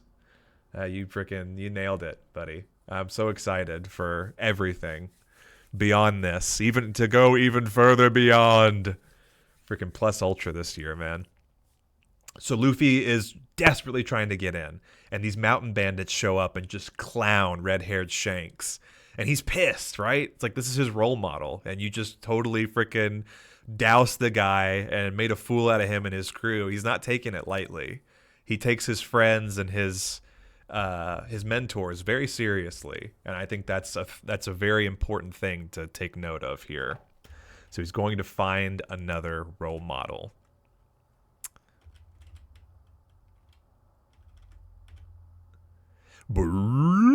Hey, whoa! His arms are stretching. Does this mean he couldn't have? What's wrong with me? It's not here. The gum gum fruit we took from that empty ship, an enemy ship. Enemy mouse, enemy ship. Luffy, you didn't eat that fruit, did you? Yeah, I ate it for dessert. It didn't taste all that great, though. That was the gum gum fruit. The fruit of the devil. It's one of the secret treasures of the sea. If you eat it, your entire body becomes like rubber, and you will never be able to swim for the rest of your life. Wah, you idiot. We cut away to another day. On our way to the fishmonger. Hey, Mr. Fishmonger, give me some fish. Hey, Rubber Boy, why are you in such a good mood lately? The pirates set sail without you today, you know? And you won't be able to swim for the rest of your life. Reinforcing it, just fucking rubbing it in this kid's face, man. What an asshole. It doesn't matter if I sink like an anchor. Then I'll just be a pirate that never falls overboard. I'm glad I ate the gum gum devil fruit. Look what I can do. You think being gawked at because you're a freak is a great thing, huh? Well, this village doesn't need any more idiots, Sonny. Oh, good morning, Mr. Mayor. For the last time, Luffy, I won't allow you to become a pirate. It'd make the village look bad. Now the captain's not such a bad fellow, but you stay away from those pirates. Back at Party's bar. The pirates have been out at sea for a long time. Do you miss them, Luffy? After the way those mountain bandits humiliated them? Not at all. I really misjudged those guys. I thought they were brave and tough, but they're really just a bunch of wimps. Are you sure about that? Maybe sometimes it takes more courage not to fight. You just wouldn't understand, Makino. A real man has to stand up for himself, no matter what. Is that right? Well, I guess I don't understand. That's right, you don't. Make way for the terror of the Highlands. This jagoff. What? No pirates today, eh? It smells better in here. We're in the area, so we stopped by. What are you waiting for? We're customers. Serve us drinks. Mayor, we've got a problem. What's wrong, Makino? It's Luffy and the mountain bandits. You got a strange body, boy. Our punches and kicks aren't hurting you at all. Hey, we gotta help Luffy. Are you crazy? Those mountain bandits would kill us. Besides, Luffy's the one that started the fight. Darn you! You better take it back! You jerk! There sure are some weird creatures in the world. Hey, Rubber Boy? Boing, boing, boing, boing. Darn you! I've discovered a new life form. I'll make you sorry for this. Maybe I'll sell you to a freak show. I bet they'll pay good money for you. Yeah! You stubborn little brat! Goof, goof, goof. I was just drinking and talking to my men. I didn't say anything to offend you. Yes, you did! You better apologize! Oh, curse that Luffy. Why do we have to pick a fight with those guys? Move your foot, you stinking mountain ape! Let the boy go! Please. I don't know what Luffy did. I had no intention of fighting you people either. But if it's money you want, you'll get it. Just don't hurt the boy. Mayor, Nice try, old man. You know how the world works. But I'm afraid it's too late. No one can save this brat now. He's done the unpardonable. He attacked me. And he called me names. What a big frickin' strong man this guy is. A child attacked him and called him names. Frickin' fragile ass little ego. I can't take that from this little rubber-spined freak. You started this, bandit, you mountain macaque. That does it. Shh. I'm not gonna sell you. I'm gonna kill you. Luffy, please forgive him. Nobody came to greet us at the harbor. I was wondering what was going on. Entered red-haired Shanks. Oh, it's you mountain bandits again. Captain Shanks. Luffy, I thought your punch was as powerful as a pistol. Not now, Captain. You pirates are still here, taking a break from your cleaning duties? I don't know what you want, but you better back off before you get hurt. Come any closer and we'll have to kill you. Cowards. You didn't hear him? Don't come any closer. Or I'll blow your head off.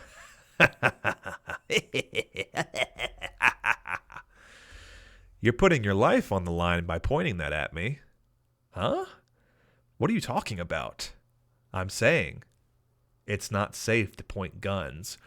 Boom, boom, boom, boom. Fucking Lucky Roo. Pops one in him for his captain. Capped his ass. Whoa! Now you've gone and done it. What have you done? That wasn't fair. Fair? Stop whining, landlubbers. You're not dealing with saints here. We're pirates. And we don't play by the rules. This was none of your business. Listen up. You can pour drinks on me. You can throw food at me. You can even spit on me. I'll just laugh that stuff off. But, good reason or not, nobody hurts a friend of mine. Oh, friend? Nice speech. Very intimidating. You pirates spend your time floating around in your little ships, and you think you can stand up to mountain bandits? Don't make me laugh. Kill them! Die! Captain? I'll take care of this. Next. Go, go, go, go, go, go, go, go, go, go, go. You were saying something about mountain bandits and pirates? If you want to fight us, you better bring a battleship. All right, we'll take calls in a minute. Thank you. Golden Donch, welcome in. But that brat started it. Doesn't matter. There's a price on your head, isn't there? Smoke bomb. Come here, kid. Hey, let me go. Luffy. Oh, no, I let him escape. We got to save Luffy. Calm down, Captain. We'll all go out and look for him. We'll find him. Captain. What a brilliant escape, and no one would ever expect a mountain bandit to hide out at sea. I brought you along as a hostage, but I no longer have use for you. I've already killed 56 people who were foolish enough to make me mad. What's one more? You die! Goodbye! Oh, shit, jerk! You brat. That guy's scum. I didn't even get one punch in, darn it! Ah, shit! Did you see the look on those pirates' faces? I broke a bottle over his head. Not one word of protest. How pathetic. Cowards like that make me sick. I wanted to kill him. Pirates are all talk. Take that back. Take back what you said about Shanks. He's not a coward, Luffy. Stop. Stop talking bad about Shanks.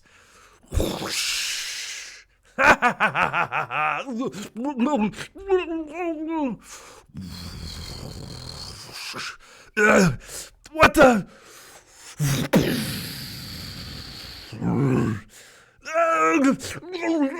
Somebody help me! Shanks! Dum dum! Get out of here!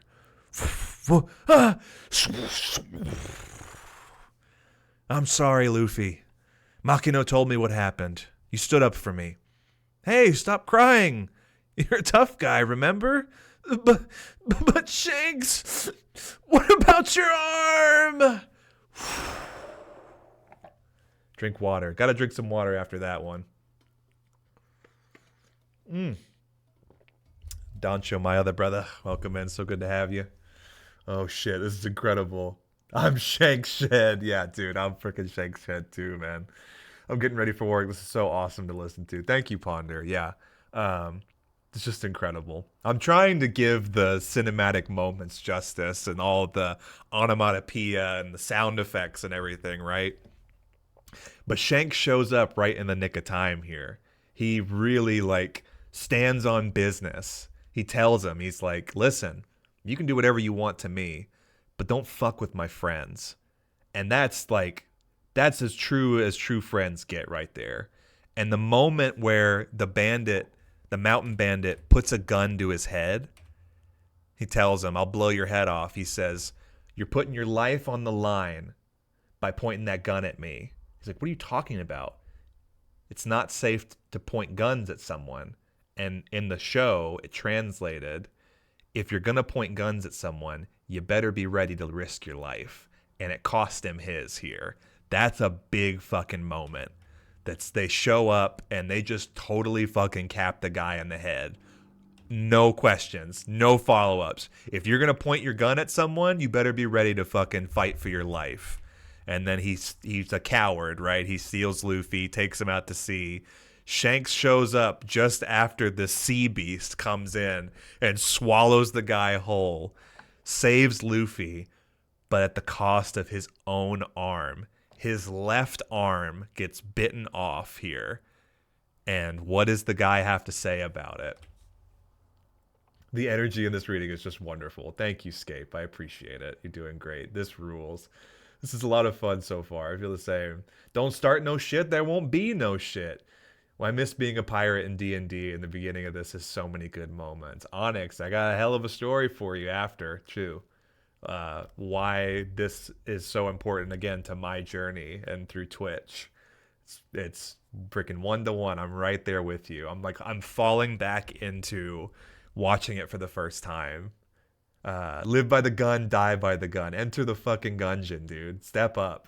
As the good old boys say, don't point a gun at anything you don't intend to shoot. Savage. My dad said this to me growing up and aimed one at my head. I'm so hyped to hear the story. Me too. I love this. What does Shanks say, man? What about your arm? It's a small price to pay. Just an arm. I'm just glad you're okay.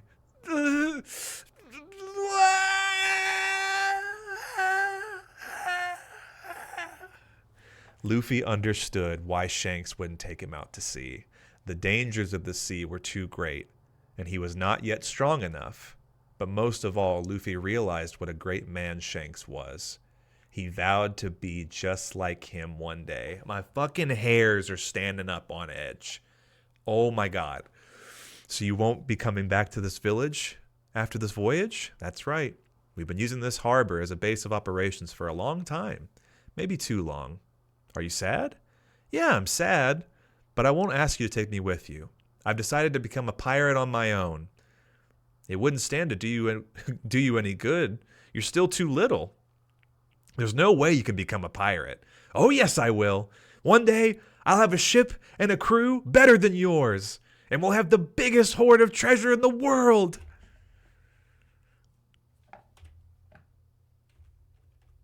I'm gonna be king of the pirates.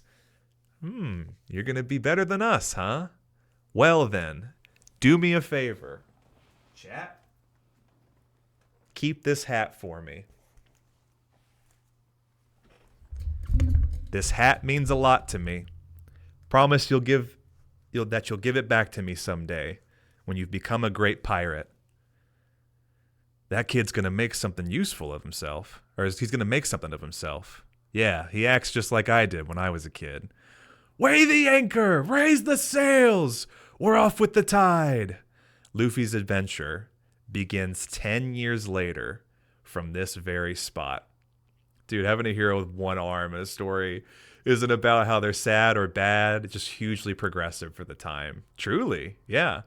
So good. Disability advocacy W. Yeah, huge fucking W for Oda back in freaking 96, man.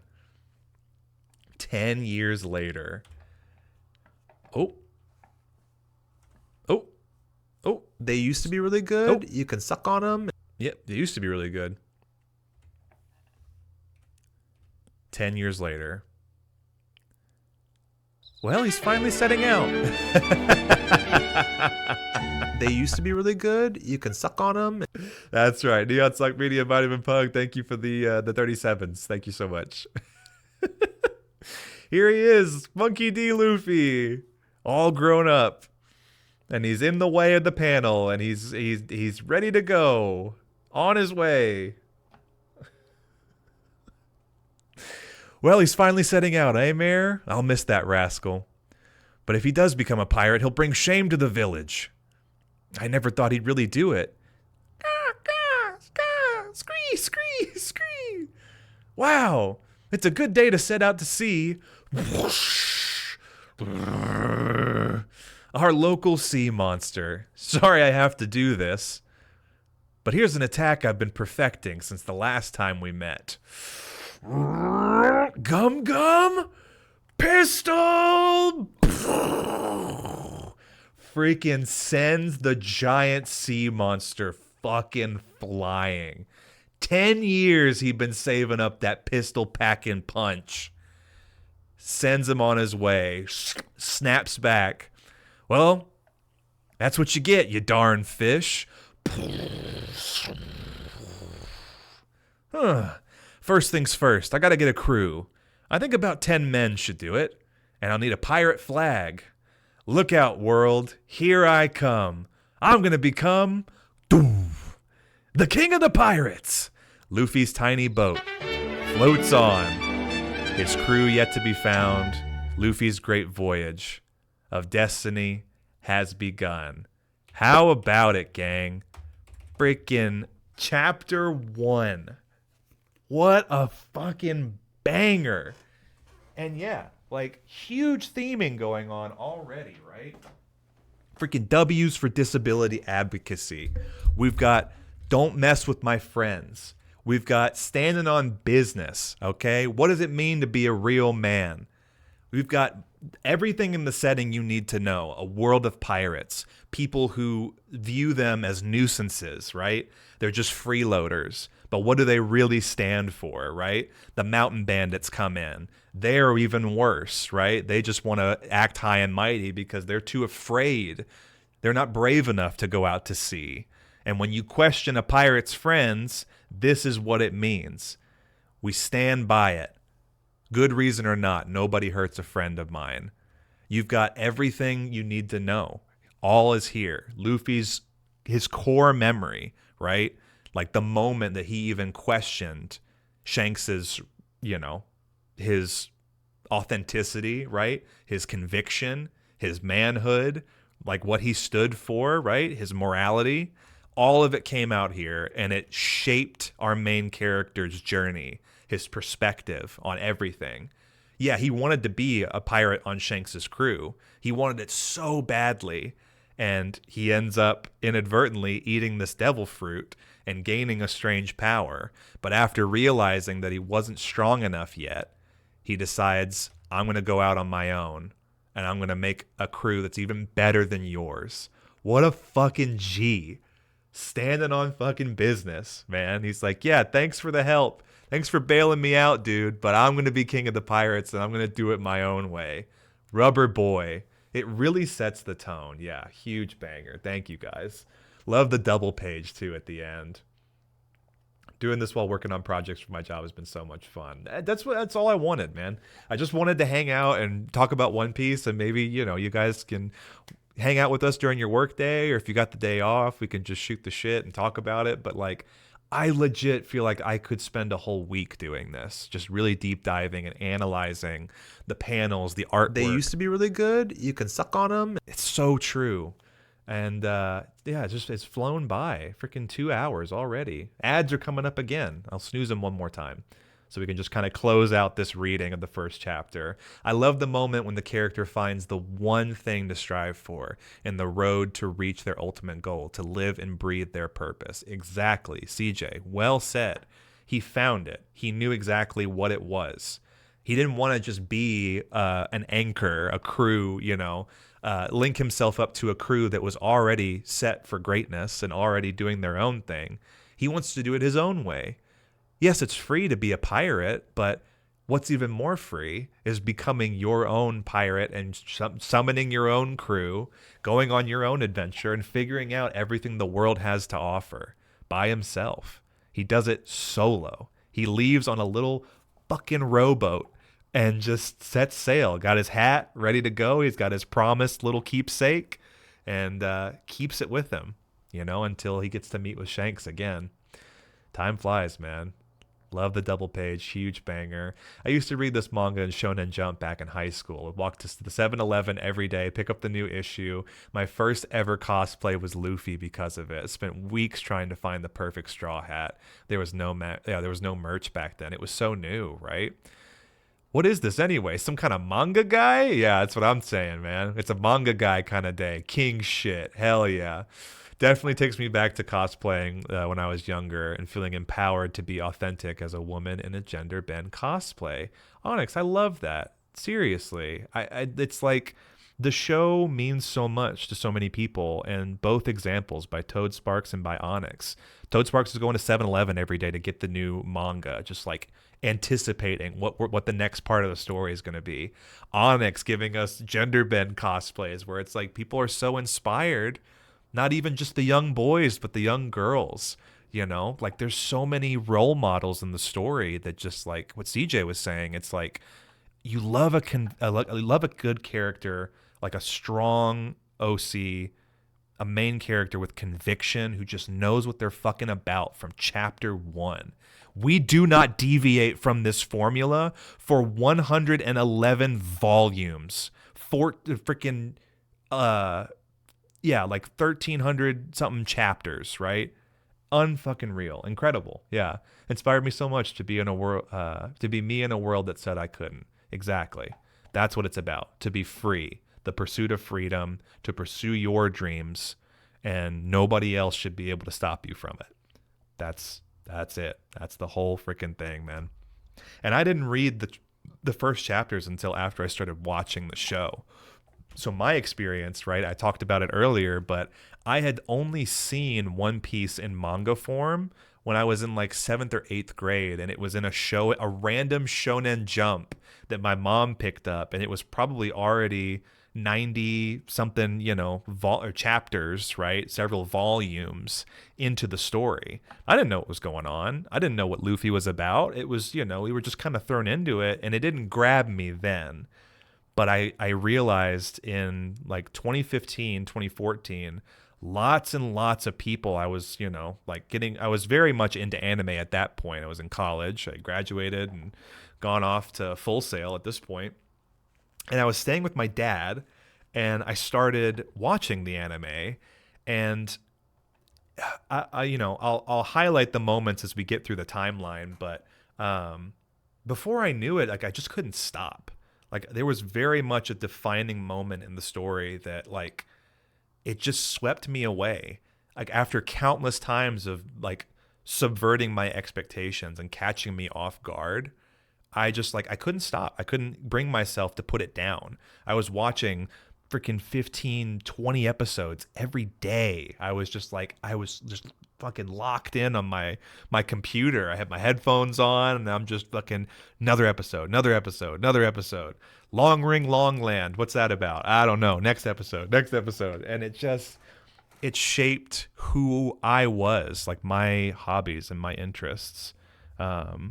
And it inspired me to do so many things, creatively, that I just I couldn't help but share it with you guys.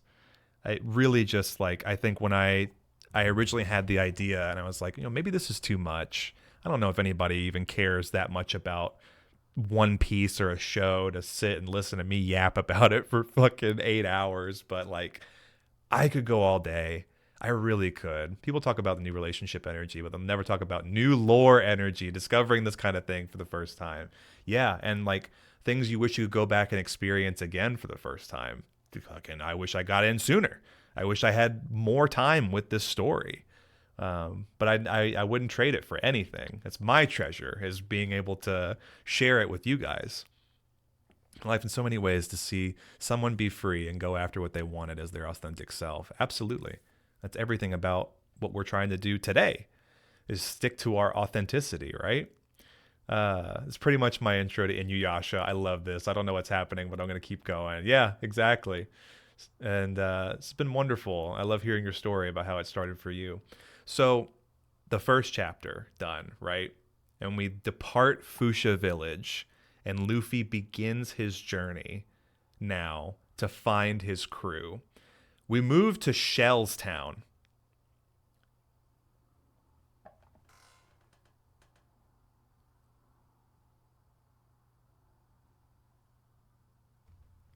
Neat.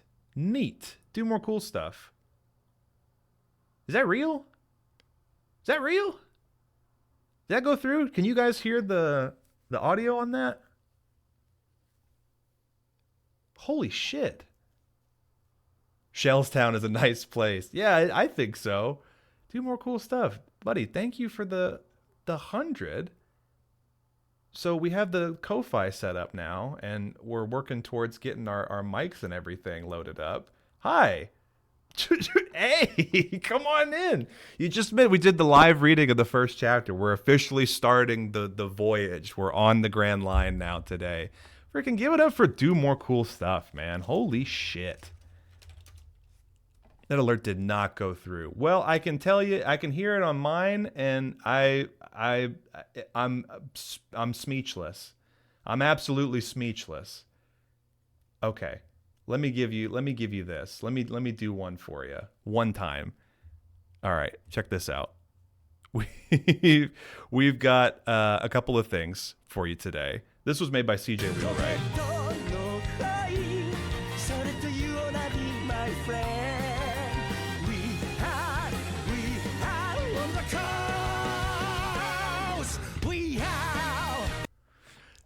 Shout out to CJ Wheelwright. Do more cool stuff. This is what we were doing today. I don't know if you ever ended up seeing it, but we're doing it live on the day of the turtle. It is Turtle Day 2025. One piece, one day. 俺本当に一生泳げないのか。 Can we do it? 海賊王になるのは俺だ！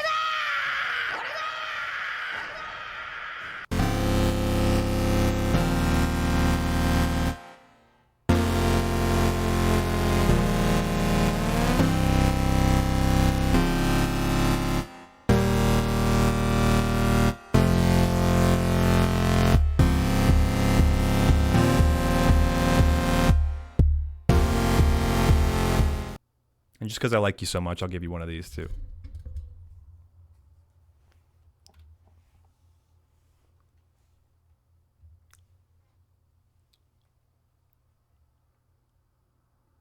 Who doesn't love a good gum fruit? Fuck yeah, that's what I'm saying. You are unmatched in this world. Don't give it up for me. Give it up for you who is going to do the things. That's what I'm trying. This whole day is a thing, isn't it? Just keep laying in the grass, buddy. I know your blades grow where they aren't meant to grow. Single-handedly causing this world pure, utter despair. Curing this world, sorry, not causing, curing. There's a big distinction there. And darkness that contaminates it. That's awfully nice to say. The fact that it's Turtle Day is actually baller. Hell yeah. I love that last one. You said you liked me. Why would you play that? I do. You don't like what? Look how happy I am to see you.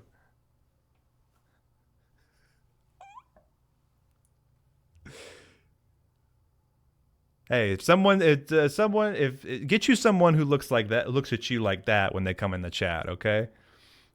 Do more cool stuff. Thank you for the 100.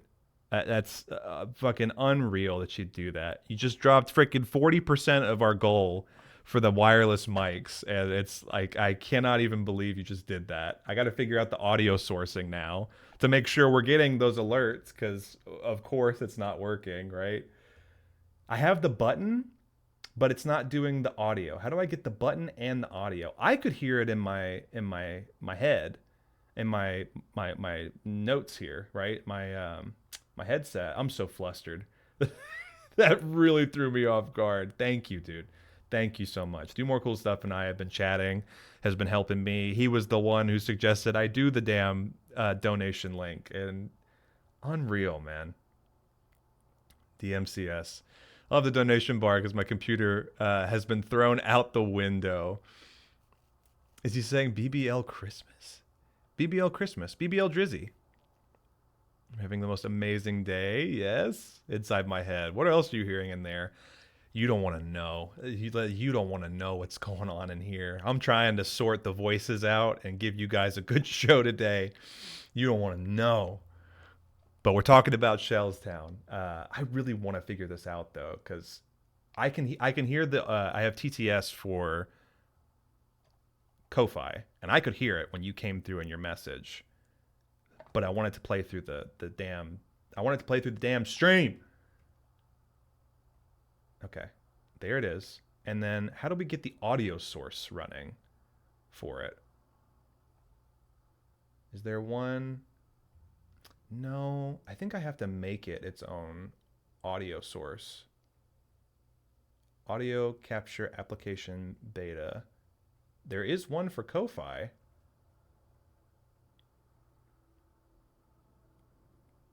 But it doesn't have the actual source from. Oh, wait, is it Sammy? No, it wouldn't be Sammy. Would it? Where does the audio come from? Does it come from OBS? Ladies and gentlemen, have gone out the DMCS window. All the things that I used to say, all the words that got in the rain, all the things that you used to know have gone out the DMCS window. Yeah, there you go. And there's the Ko-Fi. Do you have to set it to control audio with OBS? I see, that's what I'm saying, is like I could hear it. It came through like the audio, but I have the button, like the browser source, but I don't know how to get it to play through OBS, if that makes any sense at all. Application audio and choose from the list of windows. Yeah, right, but it's like there's no window currently playing, and you did from the monitor and output or just monitor. Right, like that's how I do all my other ones, but I'm saying like I don't know where that audio originally comes from. Like it's just a browser source, and then I can't make a oh, here it is. Wait. Oh wait, no, that's just add. I do Ko-Fi and then add it to my audio sources. The Ko-Fi is now here.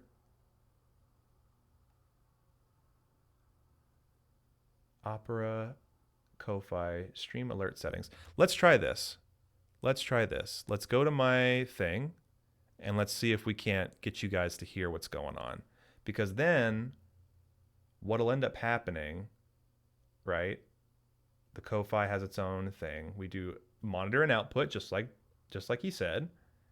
It comes through. Okay. And then if I open up my dashboard, I log in with my Twitch. Amazing. Dude. Right off the rip. Okay. And I do stream alerts, right?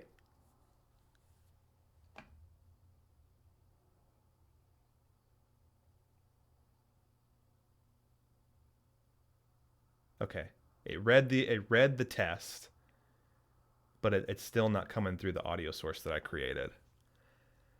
Not sure if I do application audio capture and choose from the list of windows. Yeah, that's what I thought. But it's still playing. Okay. How about this?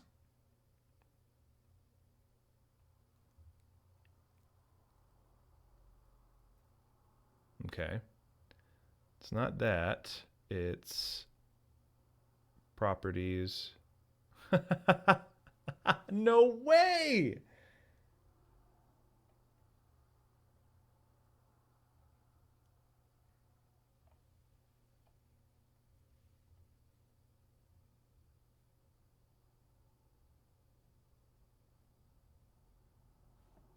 Onyx, dude. Kicking butt. Also, don't let the dog you down, buddy. You're doing a great show. Don't be, yeah, your OBS bot moment. No. I wanted to make sure if I'm missing something, right? So, how about this? Let me just take a second and say, do more cool stuff. Oh, wow, look at this place where people can support new fun projects and ideas. Neat. Unbelievable. Thank you for the $100 donation. And then freaking Onyx Flareon. Thank you for the journey into One Piece on the show this morning. It has truly been wonderful wonderful treat to go back to my childhood and remember so many great moments and memories that changed my life to make me who I am today, along with so many other animes that I enjoyed as a kid. This is literally the thesis statement for the show today. That's it. That's why I wanted to do this. And the fact that it resonates with you and you just tipped $50, unfucking real, because that's like, I'd have done it for nothing, guys. I'd have done it for nothing. And y'all's support and just reaffirming that like this stuff is important to so many people and their origin story, their lore, their backgrounds, like this stuff shapes us. It really impacts us in such a way that's like we can't ignore it. And I really could. I think I could just spend all day talking about this stuff. So thank you. Thank you. $150 now towards our goal for 2 new wireless mics for the stream. That is directly benefiting and supporting this show. And I cannot say enough. I can't express more gratitude. It just thank you. Thank you guys so much. I will fix the audio alerts at some point. We will get them working. You can at least see them here in front of my dumb face.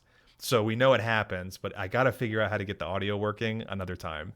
I don't want it to be my OBSBot moment. Thank you both so much. I hope Pants Blando figured out his OBSBot issue. Forgot to have my old handle. Want to take a bet?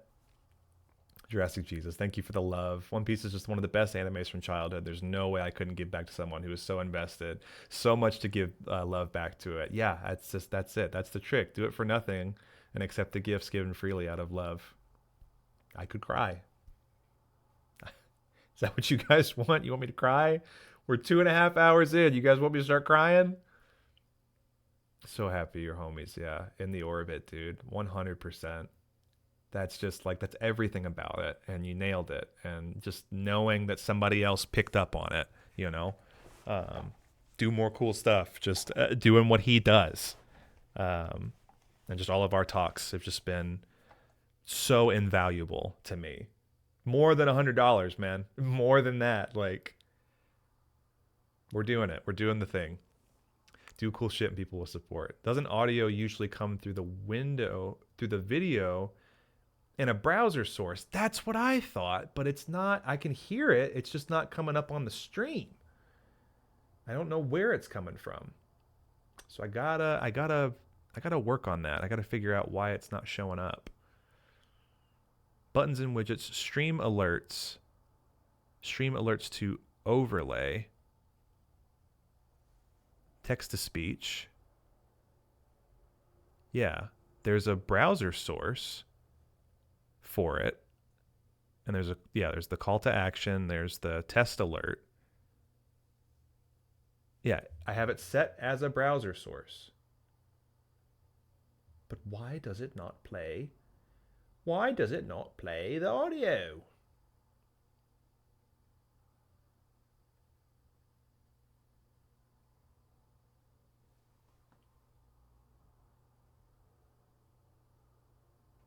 Control audio via OBS.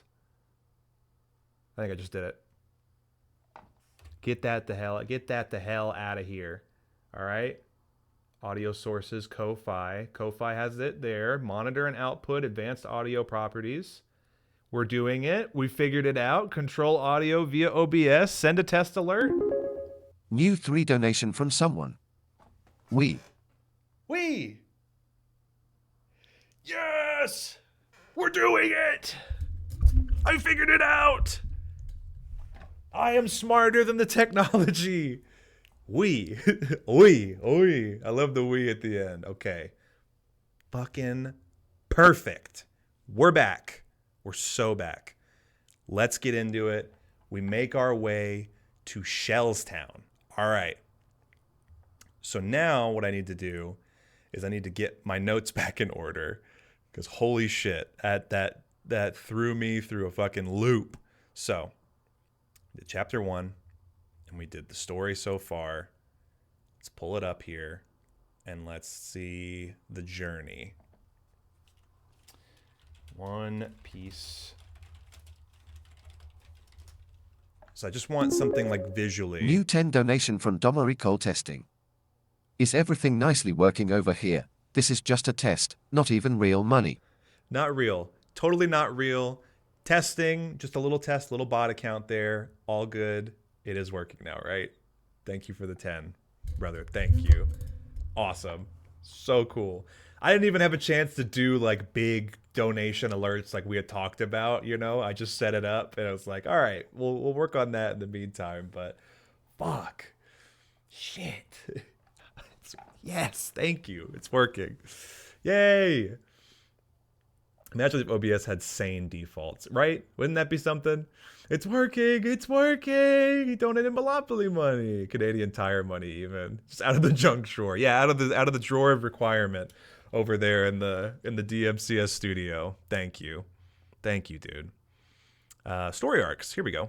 Okay, so we are from the East Blue Saga, and we leave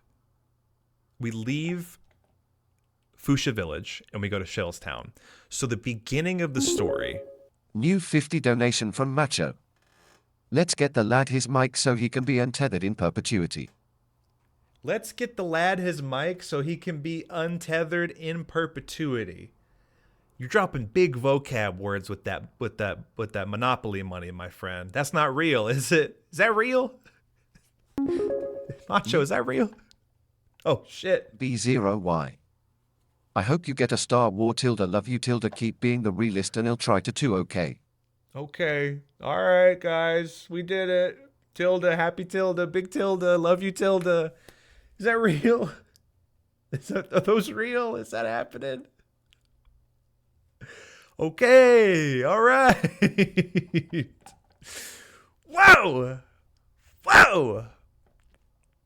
Macho. Thank you, brother. Thank you very, very much. You've done so much for me already today. I hope you get a new Star War.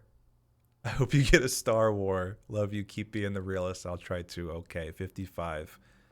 Mom boy, thank you. Do more cool stuff. Thank you. Macho, my brother in this world. Help allowing me to do this. Macho is at work right now. And he's letting me do this today, and he comes in here and he freaking smashes it through with the goal. Unreal.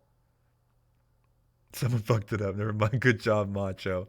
The real question is, what will we do with the math? How to figure out to get that bar to 69%. Already crushed it. Already over, guys. Thank you. Tilda Swidson. I can't think of anyone who deserves it more. Toad Sparks, you're too kind.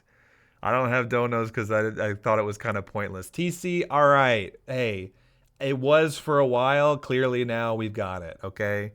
I'd like to get a refund because I got tear on my glasses. Me too. Great work, everyone. What's on the next goal? The next goal is going to be... dumb dummy head. Yes, we are...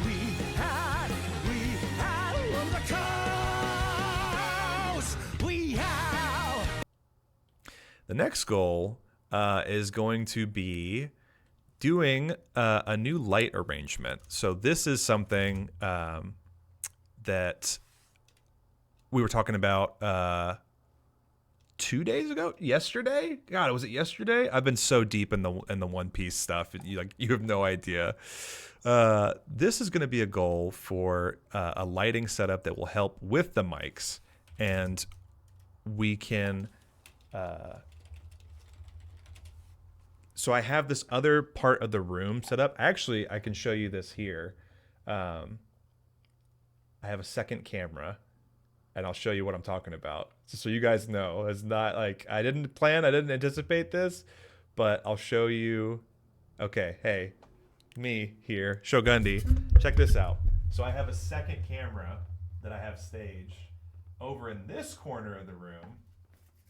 And what I'll need to do is actually point this in the right direction next time. Have this ready to go. But I have the second corner here. All right, you see? Let me reset. My actual camera here is going nuts. All right, so that's the second camera. So we'll crop this one down, and then basically what this other side of the room will be is a little bonus area where I can use my mics and my lighting. Here, actually.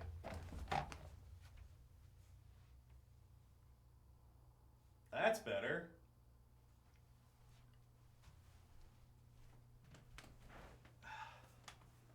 And I'll be over here.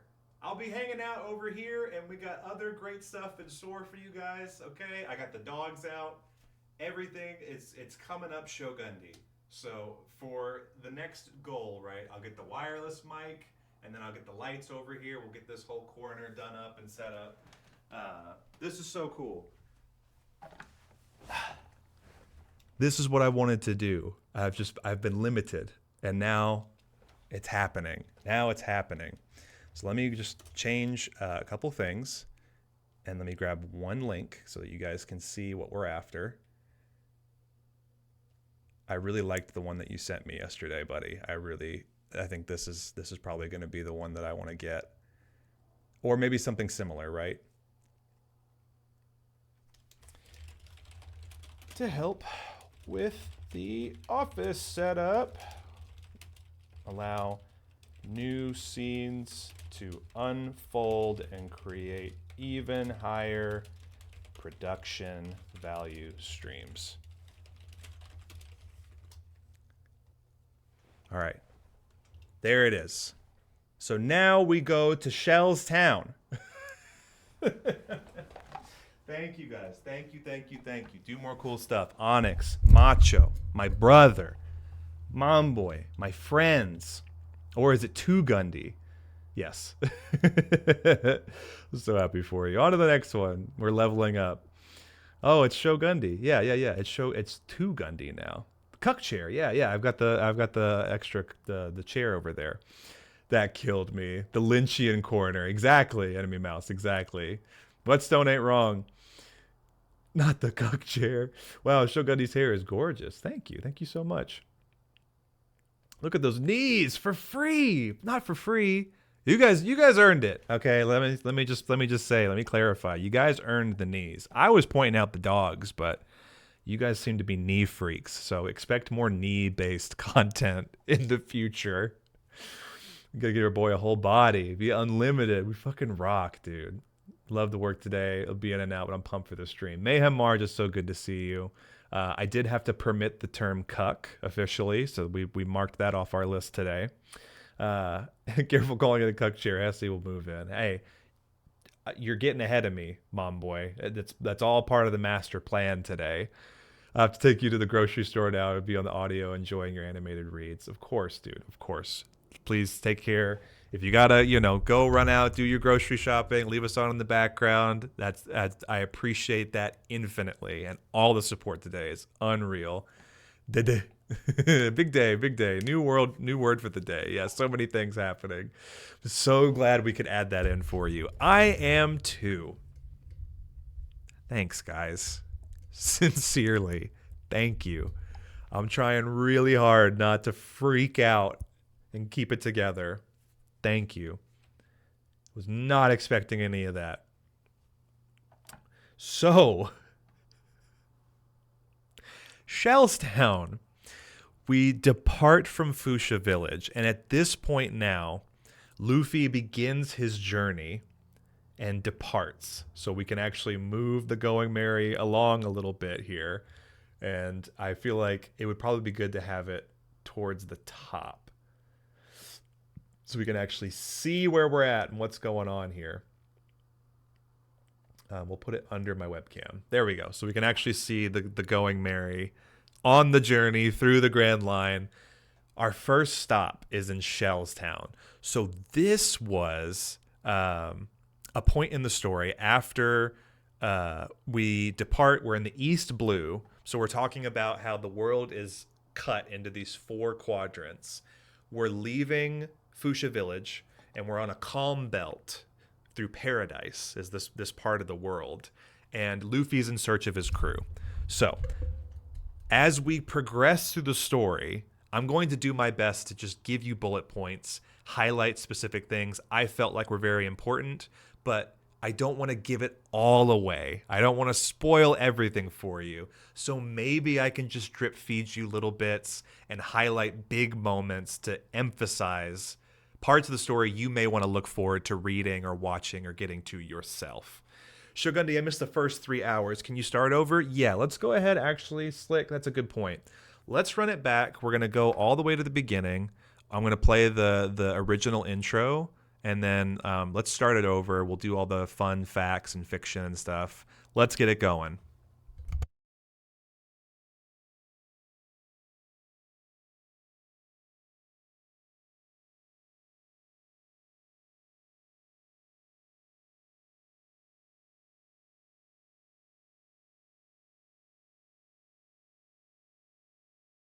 Good morning, everybody, and welcome to the One Piece Marathon. Today, we're going to be taking you through the entire story thus far in one stream.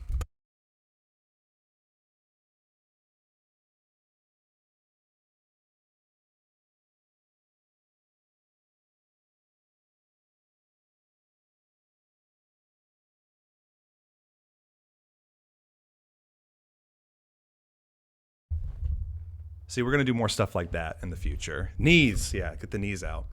How's that? That's pretty much what you missed. Ethan Viz. Whispering Reed, so good to see you with the Gritty Goose coming in. Welcome in.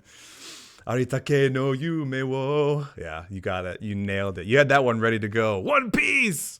Holy shit, dude. That quarter ever needed some light. Yeah.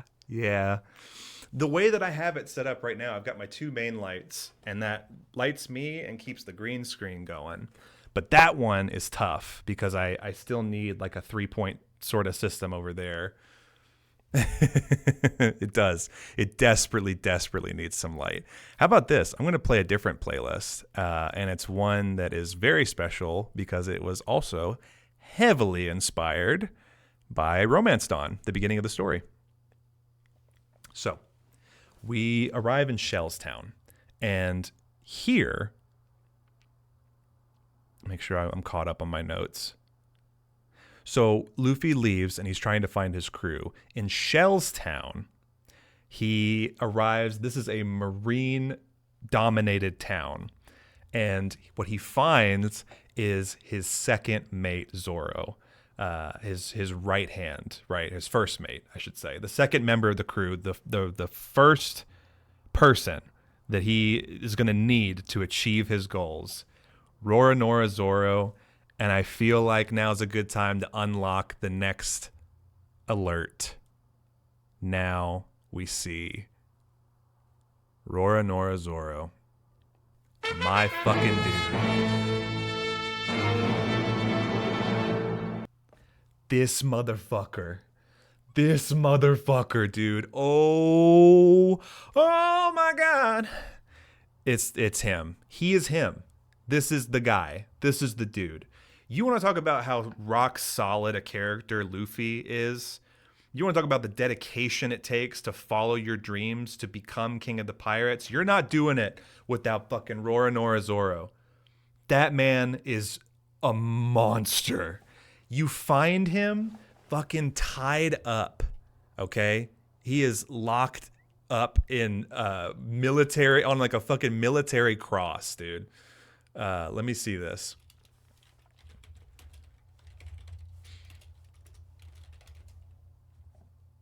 This is the first time you see this motherfucker, okay?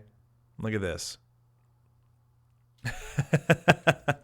I'm like way zoomed out. So all my stuff here finally caught up. All my zooming. Oh, George.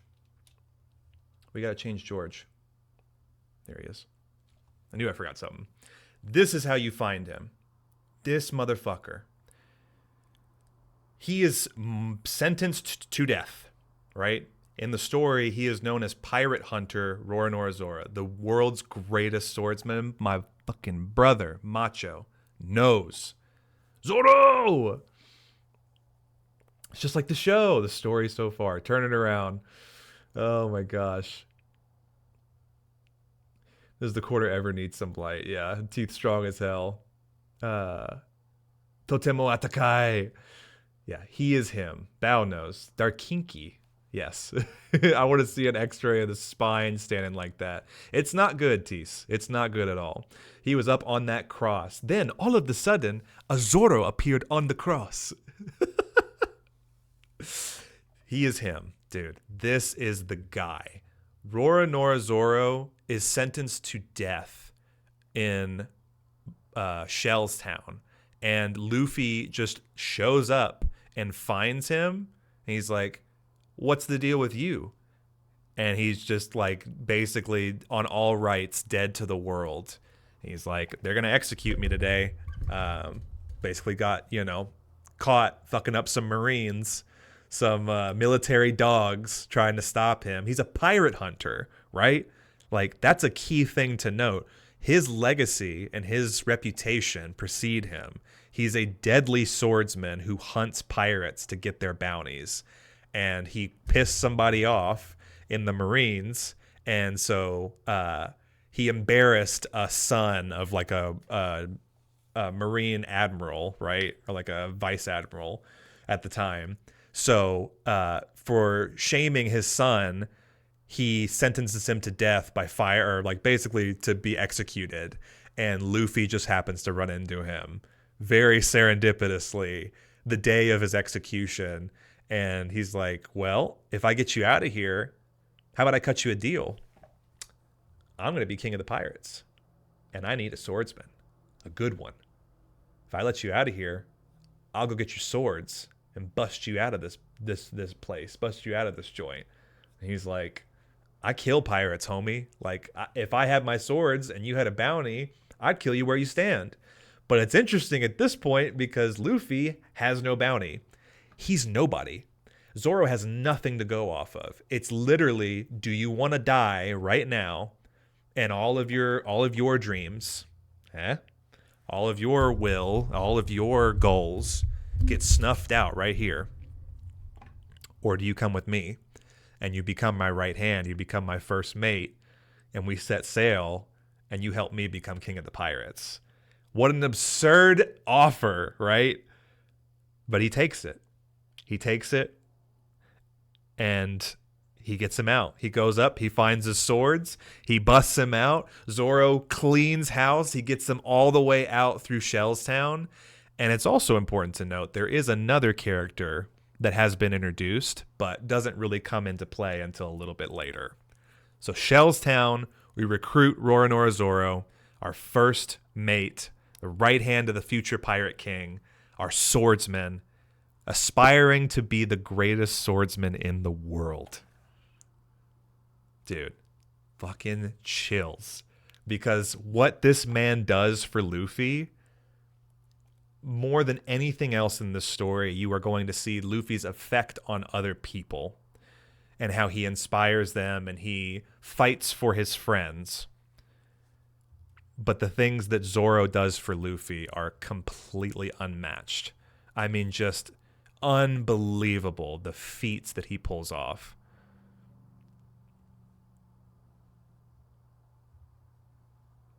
What a guy. Just saw Bad Street gave me a shout out. What a homie. So they leave. Luffy actually does end up getting captured here, and Zoro has to drag his ass out inside of a sea stone prism. Important note, Sairoseki, also known as sea prism stone, is a material in this world, is the only thing known to counter the power of devil fruits. because when you eat a devil fruit, as we saw in the first chapter, you lose your ability to swim in any ocean, in any waters, right? So it is made from the very essence of the sea. If it makes contact with someone who is a devil fruit user, a wielder. Izzy, what's good? Good to see you. Welcome in. Iron Greek, ladies and gentlemen. So good to see you. The sea stone basically shuts them down. They can't use their powers. They get incredibly lethargic and weak. And they captured Luffy and they put him in a sea stone block prison. So Zoro breaks out and not only has to take Luffy with him, but he has to carry him inside of a stone coffin. It's insane.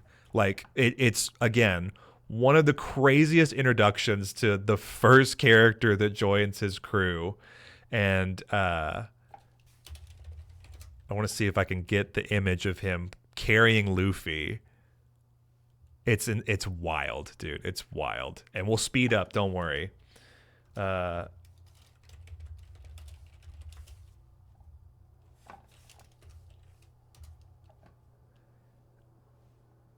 Dude, this fucking panel right here. Open image in new tab. Look at this, dude. Look at this fucking man. Look at this fucking manimal right here.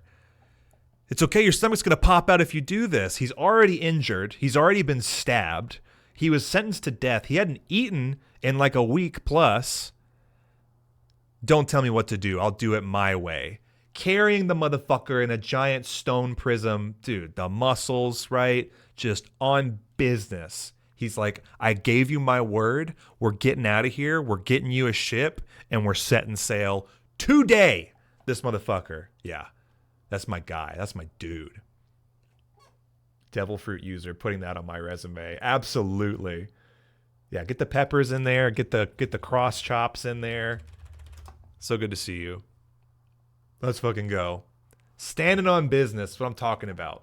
We leave Shellstown and we move to the next village. Syrup Village. Now, this part of the story takes place and we are introduced to another character by the name of Usopp the Liar. So we leave. There's a couple of stops along the way, but I'm obviously going to abbreviate it and keep it tight, keep it short, because we really only have like 5 hours left now. It's crazy. We've been up for 3 hours and we're just on the freaking first stop here. But the Orangetown arc follows, and they do meet another character, but we'll get to her in a minute. Right now, though, we do end up at Syrup Village, and this is after sort of a disagreement. And Luffy and Zoro get swindled by this character. And so they end up working their way to Syrup Village as they find Usopp the Liar. He is someone where when they arrive at Syrup Village, he calls out to the natives and he says, "They're pirates! Pirates at the shore! Or pirates at the shore! Pirates have come!" He's been doing this for probably years. He's been the boy who cried wolf. The land of milky syrup. Yes, Spider-Man Pug, exactly. I think this is as far in the show as I've gotten. Yeah, so we're pretty much caught up now for Slick. So everything else from here, I'm gonna give you broad strokes, but we're gonna take you through every major turn that I think is worth mentioning. And I'm gonna do my best not to spoil all the big stuff, but just kind of give you my impressions of the story so far. Same for Whispering Reeds. Okay. I step back in at a good time. Yes. Do they have the cool boat yet? Not yet. That's coming very soon. This is actually where they get the cool boat. So, what a way to end a meeting. Yeah, right? They show up at Syrup Village. They meet Usopp. He cries out. He's the boy who cried wolf. And he's been saying pirates are coming for years and years. No one believes him. Not a single person comes out. Doesn't pay him any mind, doesn't say shit to him about, they just think he's Usopp the Liar, man. Like, whatever. Here he goes again. This is our sniper, ladies and gentlemen. Debuting the third member of the Straw Hats. Usopp Dalaya.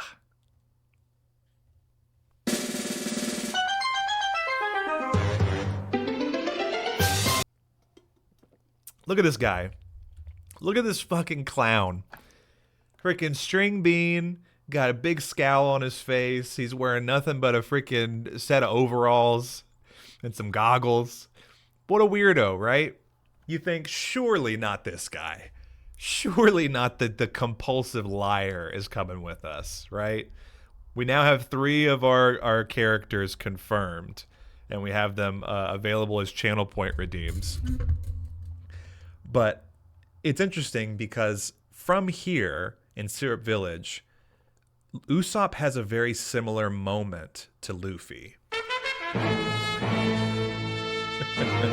And for Zoro. That's a good point, March. And Zoro, too. They see what kind of man Luffy actually is. The person that he says... And also Usopp is here.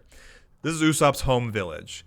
They get to see the kind of man that Luffy is. He shows up, he starts talking all this big game about, I'm going to be king of the pirates. I'm assembling a crew. I need a good sniper. You know, how good's your shot? How good's your aim? And Zufi, here we go. Already getting my names mixed up. Luffy and Zoro are just kind of like, all right, man, like, you're cool. But, oh, the baby. Look at the baby. Oh, they just got back from a walk. Oh, look at the sweet baby. Oh, that's my baby. They're like, okay, man, you're cool, whatever, but we're actually trying to find a ship. And he's like, I can actually help you guys. I'm friends with basically the richest person on the island who just so happens to have a ship as sort of I'd say like adjacent to royalty is her position, but Usopp is friends with a girl who is like chronically ill. She's been bedridden. She's been stuck inside at this mansion at the top, and comes to her every day and cheers her up by telling her all of these wild, lavish, larger than life, impossible stories about adventures that he's been on. He calls himself his own pirate captain. He spins this thread, this tale of all of these great adventures of Usopp, the great warrior of the sea. We find out in our time at Syrup Village, Usopp had a dad who not only was also a notable pirate, was a member of red-haired Shanks's crew.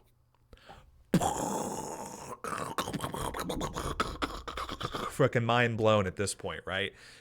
Luffy meets someone whose dad is a notable pirate, and his hero, his mentor, his idol, his role model, Shanks, and he is his sniper on his ship. He's like, I gotta get this guy on the I gotta get this boat. I gotta get this dude.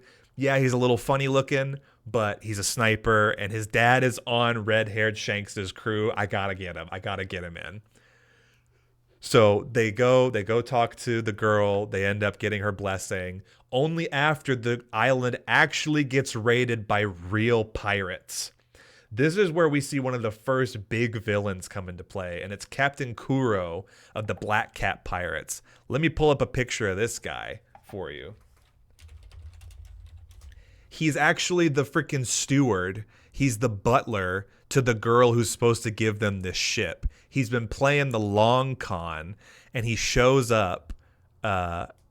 Basically, he calls his crew in, and this fucking guy appears, Captain Kuro, and he's been masquerading as a butler for the girl, the pseudo royalty of Syrup Village, and he calls his crew to come and pick him up because they're about to kick off their adventure, and he says he's going to be the next king of the pirates because he's going to undermine the fucking criminal organization of pirates and become the new fucking top dog. Look at the freaking Edward Scissorhand freaking blade fingers, salad fingers looking ass. Right? You start seeing like themes of other characters and stories kind of taking place. But his whole thing is he's like the captain of the Black Cat Pirates.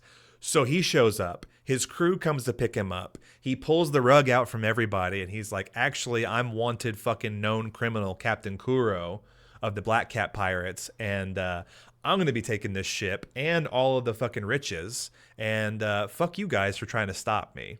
So now we have conflict. We have real fucking conflict. We got Luffy baby beginner pirate crew with one good swordsman and a liar who's a crack shot. And then we have a real established pirate crew raiding the island, and they have to figure out how they're going to get out of here. It's a mess, right? At this point, it's like, oh, this is the best on lunch. I'm going to be fucking hot dog during lunch, listen to my boy talk One Piece. Let's go. Which one is Zufi? Zufi is the one, it's this guy up here in the top corner. That's Zufi. That's actually Zufi up there. So happy. Happy baby. I don't know, I kind of identify as him. Most punchable face with those stupid glasses. Slick knows the lore. Edward Scissorhands. Yeah. Peanut butter and jelly the long way. He's doing his peanut butter and jelly the long way over here. Just wait till we get to Long Ring, Long Land. That's where the long peanut butter and jelly. Over here, I was saying it. I was typing it when you said it. Cross between Black Butler and Edward Scissorhands. Yeah, salad fingers looking ass. Clawdor. Yes, dude. Sure you are, buddy. And there he is. Luffy standing on business, puts this motherfucker in his place, shuts it down. They clean up the Black Cat pirates, and they set sail on their brand new ship, the Going Merry, dude. This ship right here. The Going Merry. It was here the whole time. Look at this thing. There he is right here. He's right there. He's on the bow, the deck of the ship. We get the Going Merry. This is going to be our ship for the first part of the story, all the way up until... Let's go. Chris, welcome in, baby. You're just in time. We've set off on a great adventure. I love this. Dude, we're doing a full review of One Piece. Can you believe it? We're finally here. We finally made it. All right, so we're about here on the story. The ship is cruising along this grand line, and we're taking you through step by step. Chris, thank you for the bits. Thank you for the yosh. How are you? We're trying something new today. Stream ends when we're caught up on One Piece. We got donations set up. We got a whole day jam-packed full of storytelling, masterful fucking fiction writing from Eiichiro Oda, and I am going to be your shepherd. I am going to be your captain through this journey for the rest of the day. We got to get going. There's a lot to cover. Do you think we'll ever find out what the One Piece is? Yes, I think we're very close, Mayhem Marge. And Chopper Dave, I'm so glad you're hanging out with us today. Just notice the big X on Luffy's chest must be where the One Piece is. Ethan Viz taking good notes. Very observant Ethan Viz knows a proper foreshadowing moment.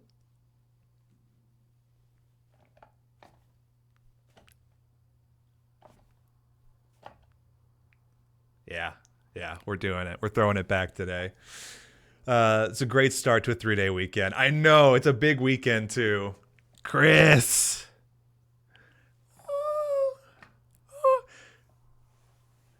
Chris, thank you for the bits. Thank you for the BBL Shogun D Drizzy. Thank you so much. See, do more cool stuff. That's what I'm talking about. Chris knows. Chris Mack knows. Thank you for the Mac attack. Yeah, could be the One Piece with the friends we made along the way. It's interesting you say that because a lot of people have guessed that already. Chris, thank you for all the bits. I appreciate you. Thank you so much. We have the link set up too. If you're feeling inclined, if you don't want to go through Twitch, you can always support the stream other ways as well. But it means the world, buddy. Thank you. I appreciate you being here. I'm glad you like what we have set up today. This is very different than our usual gaming and artwork. So throwing it back to One Piece, baby, all day throwing it back. It's interesting you say that. A lot of people have speculated the One Piece is the friends that we made along the way. Oh, the X on Luffy's chest, X marks the spot. He's got to be the One Piece. Maybe, but Oda has outwardly spoken about how he doesn't like cliche endings like that. He said it's a disservice to think that, oh, it's the friends we made, you know, the journey was better than the end. He has publicly stated, no, the One Piece is a real, physical, tangible thing that people are after. And yes, while it is very, poetic and storybook to have you know, a very like Hallmark ending. I think that could be part of it, but I think it is still an actual piece of treasure, a one piece of treasure. Talking to my husband about it, he said the author did say it was an actual thing, not just friendship. Has anyone else read this? Yeah, perfectly timed. I got banger ready for the ending. Yeah, I got a banger ready is what he's saying. So we've got, now moving along, we leave Syrup Village. We've got Zoro, we've got Usopp, Luffy helming this charge, but he needs a navigator. And along the way, as they try to link back up with this person who kind of screwed them over on Shell's Island, we arrive at the Baratier, a floating restaurant comprised entirely of pirate cooks who serve people on the Calm Belt out in the ocean, available for any weary traveler to come and eat and drink and get their fill. I'm gonna switch it back because I need a little bit. There we go. I need a little bit more fiesta, more pirate life. Perfectly posed question. Yeah, interesting how there are many islands. Yeah, on a world comprised mainly of water. It's all of these little dotted islands and archipelagos, you know? I thought the red-haired girl was a navigator. She is. We'll get to her in a little bit. She's not here yet. Yes, not there. Archipelago, exactly. Why? Yes, my favorite. The Baratier. A floating restaurant ship full of cook pirates, and we meet another character who will become the personal chef to Luffy and his crew. May I present Loverboy himself. Let's kick it off and let's pull up. Yep, we got those four. Sanji.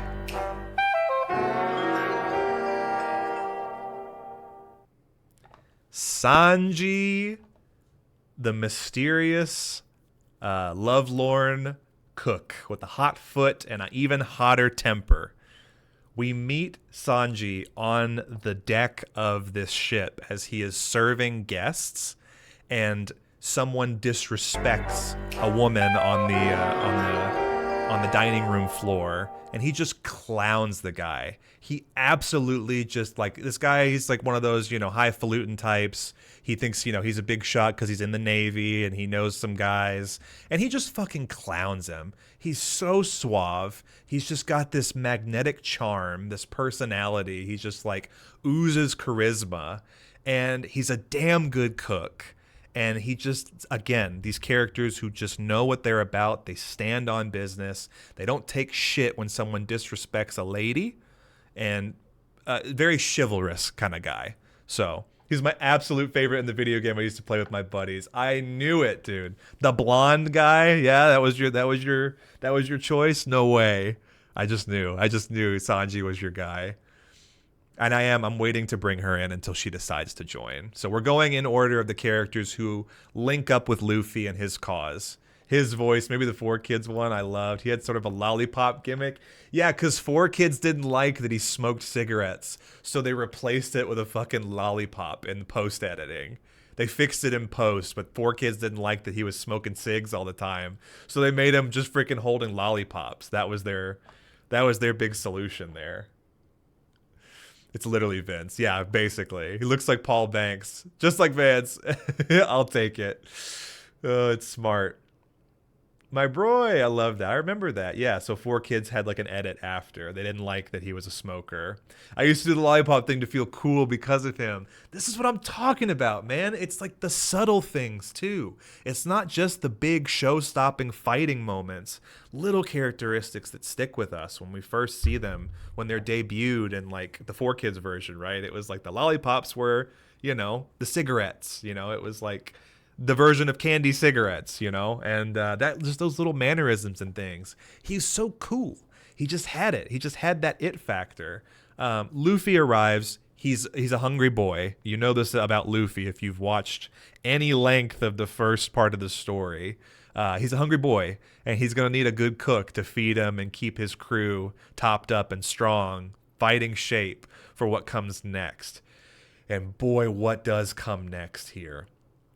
On the Baratier, he meets Luffy, and Luffy's just immediately enamored with him. He's got moves, right? He's almost got this like dancing fighting style about him where he uses his legs. He's a really kicky leg fighter, and he's a cook. He's chivalrous. He, fights for his friends. He doesn't take no shit, no disrespect, not even from his customers who he's supposed to be serving. And the owner of this ship even calls Sanji out for it. He says, you're supposed to be taking care of our guests, not flirting with the prettiest girls who walk in. So Luffy tries to recruit him. Sanji's like, no way. I don't want no part of it. I'm supposed to be here. Sanji feels like he owes a debt to his mentor, the head chef of the Baratier. But the Baratier is, they're fine without Sanji. And Chef Zeph, who looks like fucking Doug Dimmadome, owner of the Dimsdale Dimmadome, wants to set him off. He's like, you're free to go. You don't have any allegiance or any requirement to be here. You don't owe me shit. You should have seen the smoking cigs, dude. Then you would have been cool. Definitely some details that stick with you over time. I tried and then they made me faint. Fair. I used to use the candy cigarettes to mimic him. I've never been a smoker unless it's 420 vibes, though. Fucking same, dude. I did smoke cigarettes for a long time, but not anymore. I kicked that shit. And I'm much happier, much better for it. Let me show you the owner of the Baratier really fast as we get caught up here. Captain Zeph. Look at this fucking guy. No, I need the full. There he is. Look at this Doug Dimmadome, owner of the Dimsdale Dimmadome looking guy. I don't know if Fairly Odd Parents is out at this point, but this is some Butch Hartman shit right here. Really unique stuff, guys. I like it. He's got the peg leg, the mean freaking woven handlebar Viking mustache, and the literal fucking 10-gallon up hat. Look at this guy. Very unique. Hell yeah, Shogun, dude. Not easy to kick that habit. Very unique. The mustache is incredible. So this guy is like, listen, Sanji, you don't owe me shit, man. You should go. You should see what this Luffy kid's all about, and just don't worry about us. He's like, I want you to go. And he's like kicking him off the boat. He's like, you don't need to be here anymore. Like all you do is flirt with the girls and kick the dudes who are, rude. It's like kick out all of our other customers. He's like, you're a problem. You're a liability. So I need you to go. And he's not having it. He's like, I refuse. I'm staying here. I owe you a debt. Zeph saved Sanji's life a long time ago. There's a flashback in a sequence that explains why Sanji's so bent out of shape about it is because Zeph saved him. They were out at sea. They were starved. They had no food. And the only food that they did have, Zeph gave to Sanji as he was a kid, and he starved himself. Like, he was a captain of his own ship in his own time. Ads are coming back up. I'm going to snooze it just a little bit, just push him back so I can get through this part. And his whole life, he's worked on the Baratier. He's an incredible chef. He's learned everything that he can. Sanji's learned everything that he could. Zeph wants him to now go and live his life and be free in pursuit of his own dreams. And what is his dream, by the way? We've heard about Zoro. He wants to be the world's greatest swordsman. Through Luffy, this might actually be possible if he does become king of the pirates. That's Luffy's dream. Usopp wants to actually become the hero of legend, a great warrior of the sea, like he told his friend every day. He would make up all of these lies and great stories. He wanted to be the protector of the village. Why he was calling out and saying, oh, pirates are here, pirates. He wanted to be the one to warn them and keep them safe. And in a weird way, it worked out. They all stayed home and nobody came out to the shore while Luffy and Zoro and him cleaned up and took care of the Black Cat pirates. Sanji's dream, he's in search of a place where every fish and every natural occurring life appears. The way that the world is built, this phenomena, you have the red line bisecting the ocean, and the Grand Line splits it in half. 4 quadrants, the north, the east, the west, and the south blue. There is a story that Sanji heard where all 4 oceans meet together called the All Blue, and it's a chef and a fisherman's dream to find this place of legend because it's where all 4 oceans mix together, and it's where you can find all of the rarest fish. And you can imagine, right, a world based on the ocean, how many seafood dishes there are, how many things their ecosystems depend on being able to provide food and resources, their ecology and all of it, right? It's like to find the All Blue. That's his dream. His dream was to become an animator and then a social worker. Yeah, they didn't say it outright, but that was also it. Very unique. I'm dead ass putting that on every day. You know what they say, the bigger the hat, the bigger the passion for cooking. That's true. The Extendo Torque hat. Yeah. What a sad dream. A nightmare, really. 4 quadrants? Yeah. Vitamin Pug, you got it. Jesus. Diver Dave would definitely go there. Yeah, it's kind of a Diver Dave situation. He wants to find his little blue hole, out in the ocean. I'd sign up with these guys. It's a hot dog time, baby. Hot dogs in the chat. If you got one, put a hot dog in the chat for Vitamin Pug.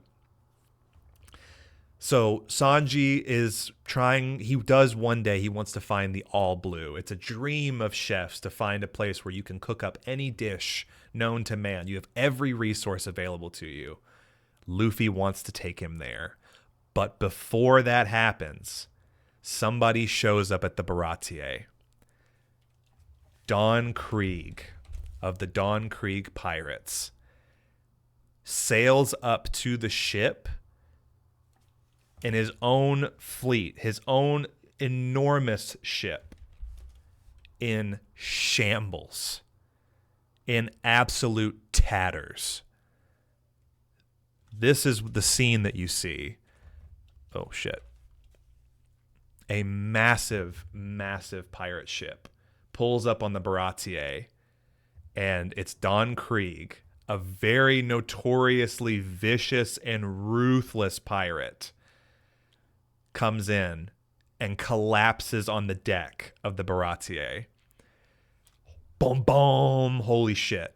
Everybody's freaking out. Don Krieg is here. Don Krieg. He just came from the Grand Line.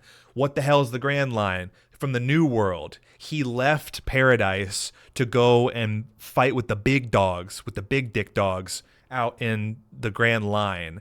And he comes back, and this is what his fucking ship looks like.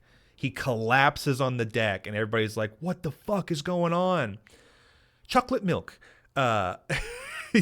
He appears, and his first mate comes out and is begging the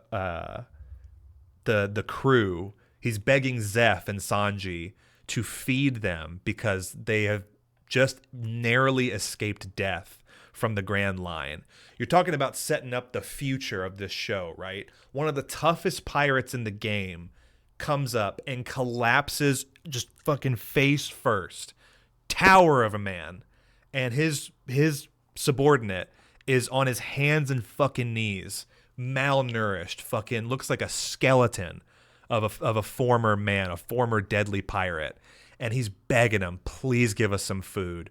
We're starving. We have nothing left. We barely got out of the Grand Line with our lives, and we just need some help. And everyone else on the crew of the Baratie is like, absolutely fucking not. This dude is bad news. They've killed hundreds of people. Like, they are notoriously vicious, and if you help them, they will kill us. They will take this ship, and they will fucking raid us and steal everything, and it's game over. We cannot help them. Luffy's standing on the back, by the way, just watching all this play out. He's watching Sanji. Sanji leaves at this point. He goes back inside, starts cooking, comes back out, serves not just Don Krieg, his first mate, but every single one of his pirate crew who survived for free. Said no one goes hungry on this ship. While you're here, you are a guest, and I will feed you. I will always feed the hungry, because he knows personally the pain of starving and not having any food, why he became a chef, and why he works on the Baratier in the first place, so that people don't go hungry. Standing on business. The lovelorn cook. Luffy sees this. He's like, that's it. You're coming with me. Let's take care of this business right here, right now. Let's fucking go to sea. You're coming with me. And some shit goes down. To no one's surprise, Don Krieg comes back up. He has a full belly. The food rejuvenates him. What does he want to do? He wants to fucking commandeer the Baratier as his new ship. Fucking scuttle the old one. Kick everybody else off of here. If they don't comply, fucking kill them. Now we got to fight Don Krieg and crew. And guys, let me just say, I'm going to skip over this next part, but what ends up happening not only affects Sanji, not only affects fucking Usopp, but Zoro has a fucking come to Jesus moment, because somebody else appears. The person who fucked up Don Krieg's crew, the current world's greatest swordsman, chased these motherfuckers from the Grand Line into the Calm Belt where they are in the East Blue, and was coming to finish the job on Don Krieg. He was hunting him like a fucking dog. Roronoa Zoro. That's my fucking guy right there. That's my boy. Every goddamn day he is showing up and he fights this motherfucker and has a moment that just like completely resolves his character arc. And he tells Luffy, I will never lose again after this. He gets cut down and gives it his all. And he declares once and for all, I will join your crew. I will help you become the king of the pirates. And I will become the world's greatest swordsman. I will beat this other motherfucker. I will never lose again. Stands on that business.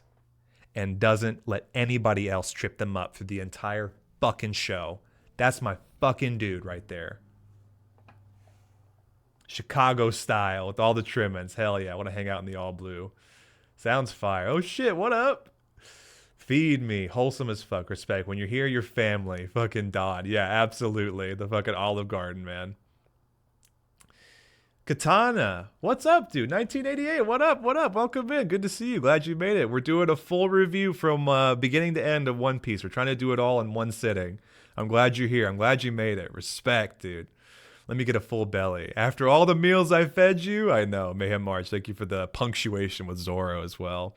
My favorite thing about Luffy is his uncanny ability to sniff out the best people, right? It's like he's got freaking wholesome ass, genuinely good people radar. Fucking top notch. Can you tell us at hour 3 here if Luffy does in fact become king of the pirates? Not yet. Still working on it.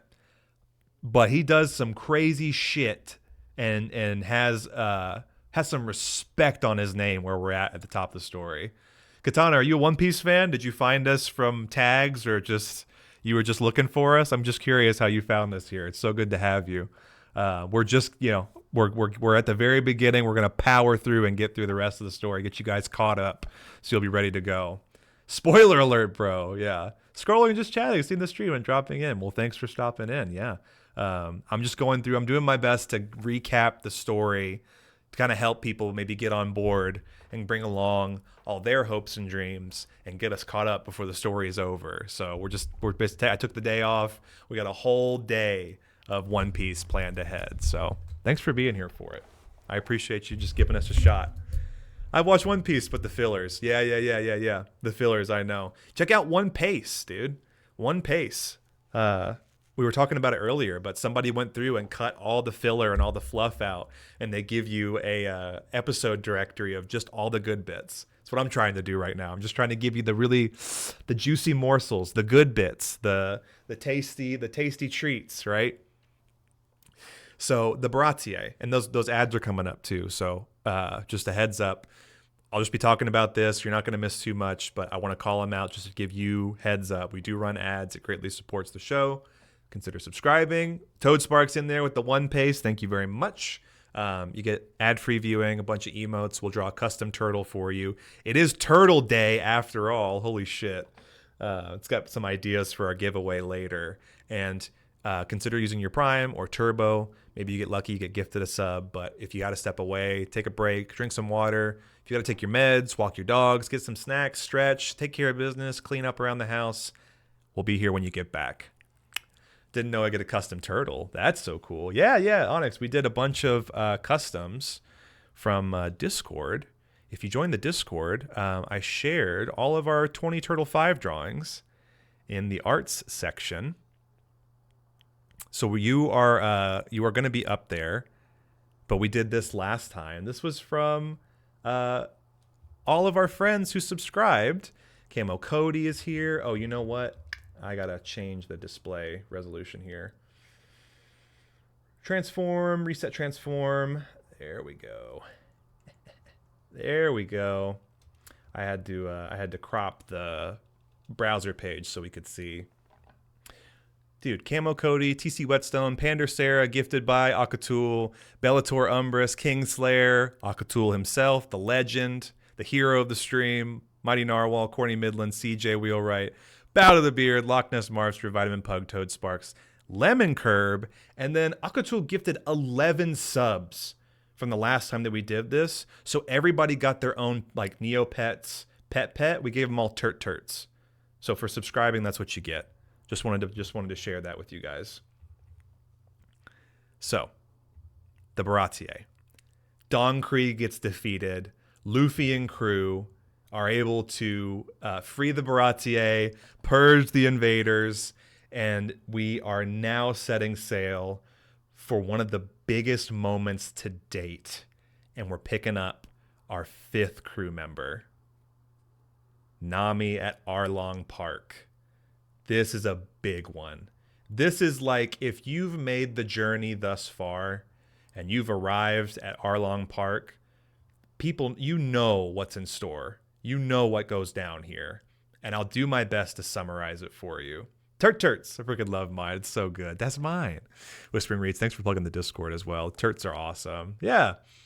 Adorable, the little turts. We're 3.5 hours in and we're still on season 1. Is it supposed to be the entire thing in one stream? Corny, trust. Trust will do it. We will get you there. I promise. It's going to speed up. It's going to speed up really quick. We only have a couple hours left, but I will take you through the entire journey here. It's a journey. Trust the process. This is where I was like, okay, this show got legs. Yeah, Sorrow says Arlong Park is where the show got legs for him. Trust in Mr. Show. Yeah, you've trusted me this far. Stick around. Get another drink of water, actually. We will need to break probably in a little bit, probably around like the 4-hour mark, just so I can kind of check in, make sure everybody's good, get something to eat, because we got another big block ahead. So Arlong Park, right? We have been chasing after somebody this whole time. And I think it's time to unlock the 5th member now of the crew. We find Nami, our navigator, here on Arlong Park. They had a disagreement back on Shell's Town. She duped Luffy and Zoro, Zufi, if you will. But she appears again here in Arlong Park.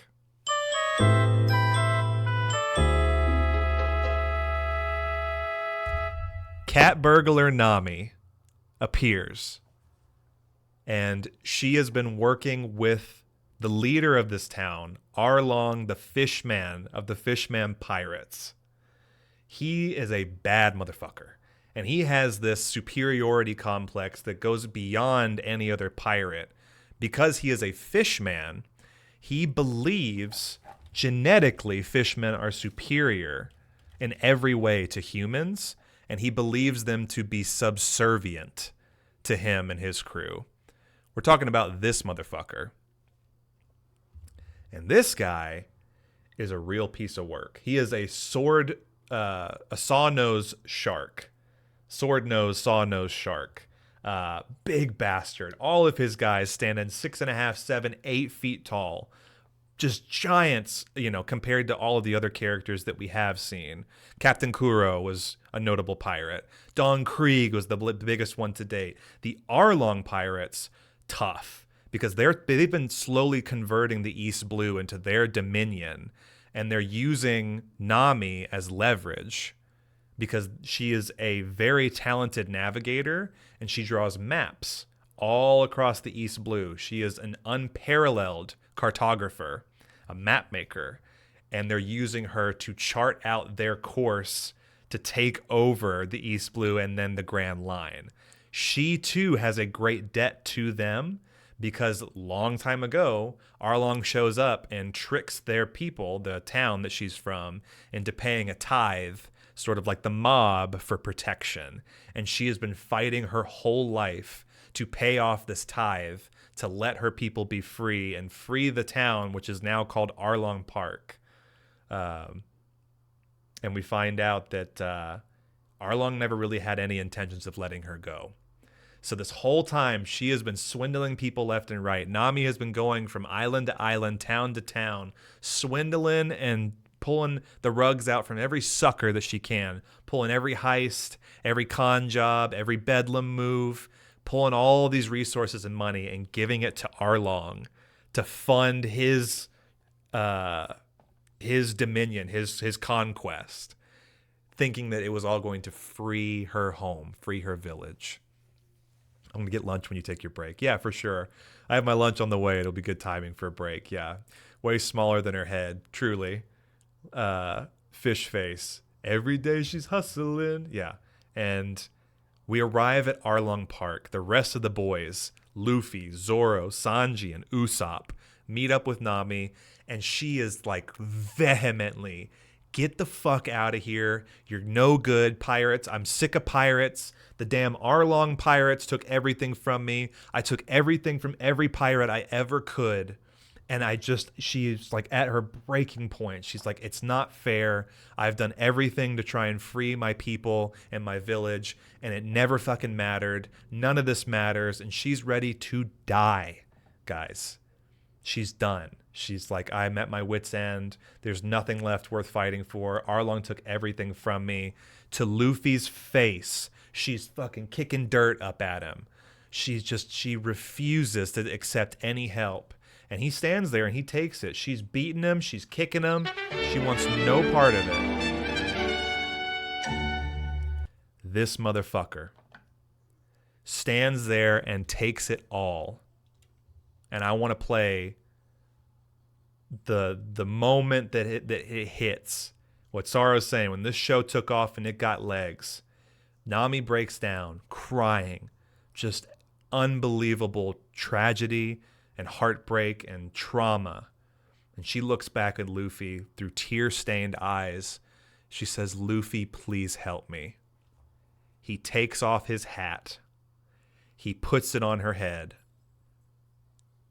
declaring her his treasure, his most prized possession. And he screams, "Of course I will!"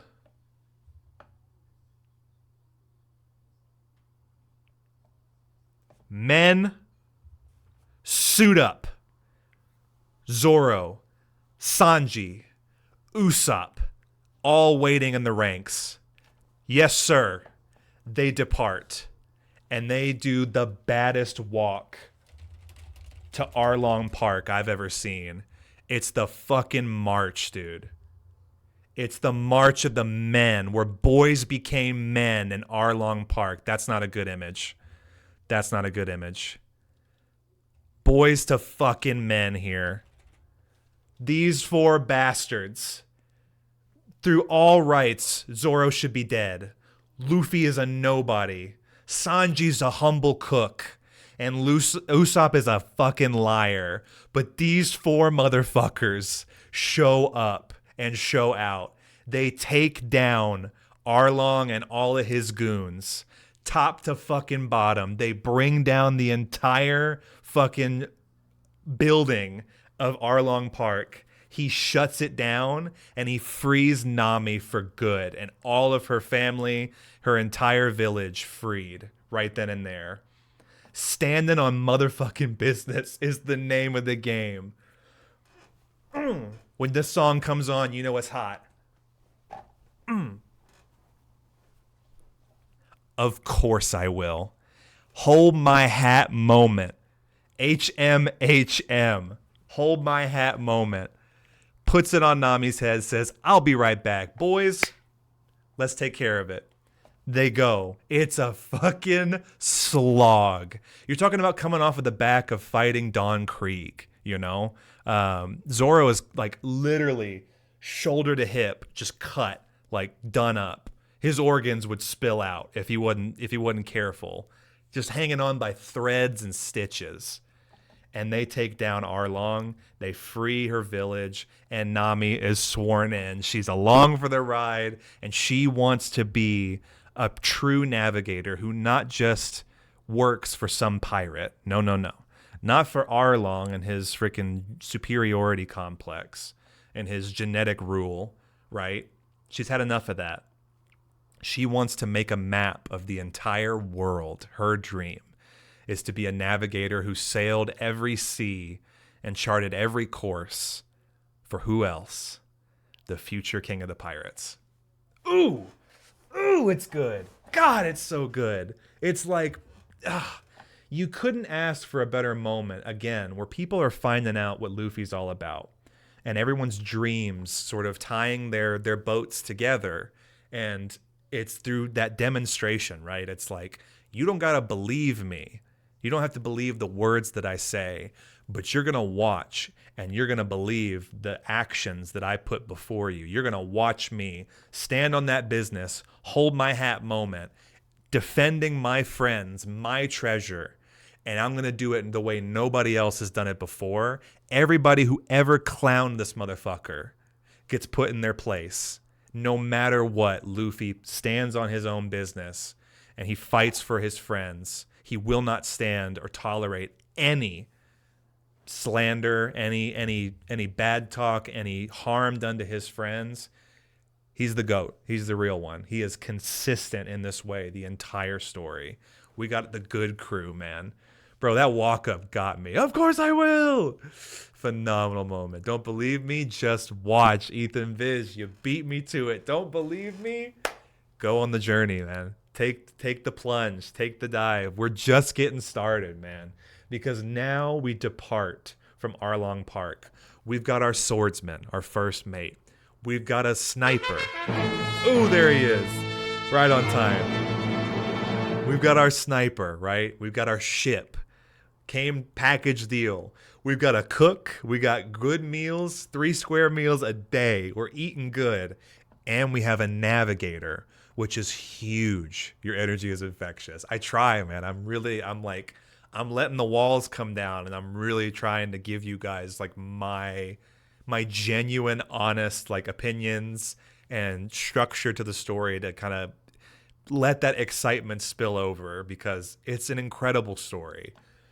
We have a navigator who will help us go through the Grand Line. We need somebody who can not just steer the ship, but knows where they're going. We need the tools and we need the resources to be able to not get lost, because that is the truth for a lot of people who go and they want to be the next king of the pirates, or they want to be like Shanks and Don Krieg and Captain Kuro and all these other great pirates. They needed a crew. They needed people to help them reach those heights, that fame, that renown, that infamy. And now we have all of the tools. But we are missing a couple of other people, and I think we'll find them just along the way. I noticed George's hat. Yeah, I got George hooked up too. George is topped off here in his own little straw hat. So we're on the way. I'm here for it. Shows how much love you have for One Piece. I'm so glad I tuned in. Watch the show. Onyx. Yeah, I poured into it this week. I spent a lot of time working on this, so I hope that shows. I hope that you guys feel it and know that like I wouldn't put on a whole show to talk about something that I didn't give 2 fucks about. I came to stand on my own business. This is my crew. This is my journey. And I'm so happy. I'm so grateful to be able to do it. All right, we got a little bit of time, so I want to step into the next piece here, Logue Town. So Loguetown is very interesting because this is where a lot of very, very specific things happen, very important things happen, and we don't really understand their significance at all until way later. Not till like we're way down the fucking scale here towards the end. Loguetown is the moment, I think, where all 5 of our crew, Luffy, Zoro, Sanji, Usopp, and Nami, all kind of understand the journey that they're about to take. Because Loguetown, specifically, let me pull up chapter 1, because this is big. Chapter 1. Loguetown is where Gold D. Roger, the former king of the pirates, was put to death. Through all of his journeys, and he did become the world's greatest pirate, Loguetown was where they sentenced him to death, where he was executed. And we arrive there with our crew today, almost 20 years later. It's like a huge part of cultural significance in this world, because Luffy's dream is to become the next king, and he's now standing where the former king was put down.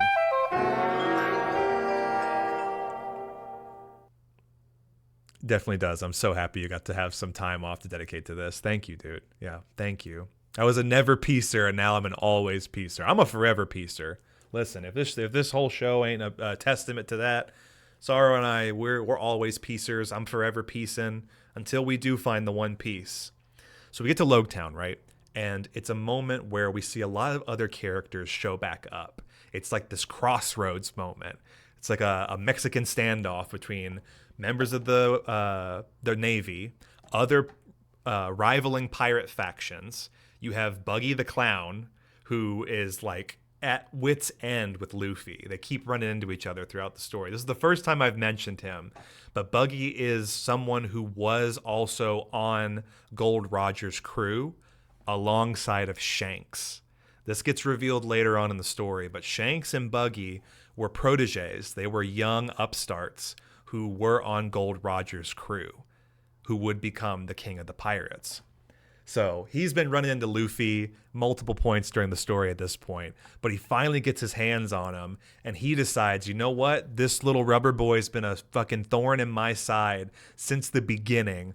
I'm going to make an example of him. I'm going to stand on my own business and put him to death. You want to be king of the pirates? You want to see what it takes to survive in the Grand Line with the rest of us? Bet. I'm going to take you up to the top of the fucking gallows, and I'm going to cut your head off just like they did Gold Roger. Right where he died, I'm going to put you down. And Luffy just, like, through some weird string of events, he just realizes, he's like, well, that's it. I got caught. And he just accepted his fate. He was like so hellbent, and he does all of these incredible feats of strength and defending his friends. And then it's just like, well, that's it then. I got. So he gets up there, right? Buggy at Loguetown. He's up there, man, and this is it. This is like as far as his journey goes. Buggy fucking puts him to the gallows, and he's just big fucking cheese and smile. He's like, hey, I guess that's it. That's my story. Right as the blade comes down, as if some cosmic force out there, right, intervenes. Buggy gets struck by lightning through a random storm. Like a huge storm blows into Loguetown. And we see another character appear that just auspiciously happens to be in Loguetown at the time of all of this happening. Make a note, put a pin in that. Make a note of that later. Truly inspiring shit, my dude. I think I'm going to cook something up to gush about a thing that I love. You should. I hope at the very least you and everyone here who's a streamer and wants to do something like this can. Because if I can do it, you certainly can. I would love to see whatever Puggy wants to gush about. I will wait with bated breath. True king of the pirates, Buggy. Yes, do it. God said, hold up. God said, smite this man. and a lightning bolt just comes down and strikes Buggy right then and there. Interesting note about our pro tag. Luffy's made of rubber. Electricity doesn't affect him. So the lightning bolt zaps Buggy where he stands. Luffy's totally fine. He got no issues. He gets up, he leaves, the storm blows through, they decide, all right, we got to get out of Logtown. Like, it's no good. We almost just lost our fucking captain. He almost just got his fucking head cut off, and we've barely even started the story. We're still in the first goddamn chapter. Just as an important moment, right? Lots of interesting characters appear here. Buggy thinks he's going to put Luffy to death and end his story, but something gets in the way. Something else has another plan for him, and we'll make note of it and we'll save it for the next part of the story. Just a short little aside about Logtown. And I want to say too, it took a lot of work to get all of the characters, all of the images and stuff that you see. I had to go and source, put them into OBS, do the text, get the little drop shadow going on it. I have them all in folders. And what we'll walk into next is Whiskey Peak. I do need to take a break.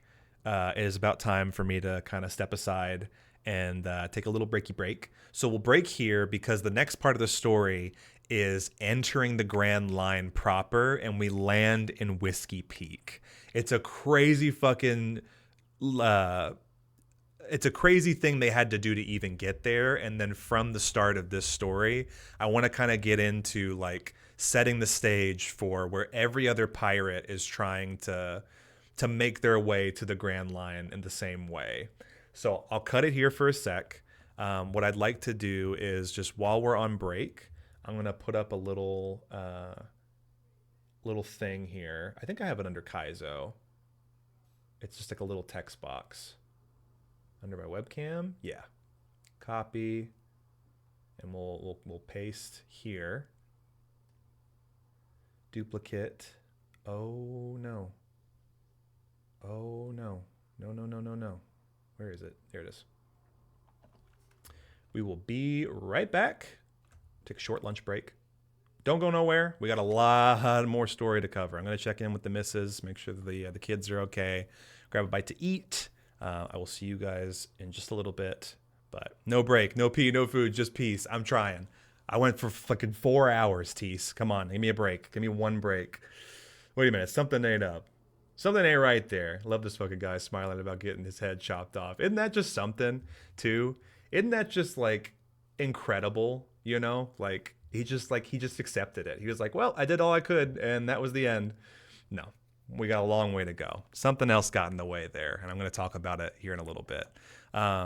So I'm going to leave you guys here. I probably should have had something ready to go for the break, but we're just going to take a little lunch break.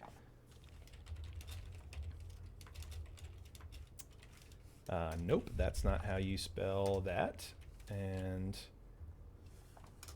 give me like 15-20 minutes, and I will see you guys shortly. I'm just going to leave some music up for you. Be right back.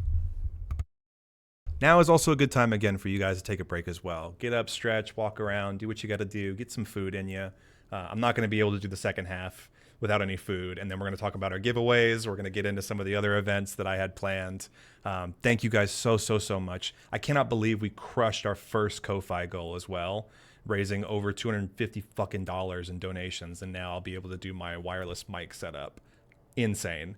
Thank you for all the gifted subs, Onyx, your presence here, and you sharing your personal journey through One Piece has been undeniably one of the best parts of the day for me.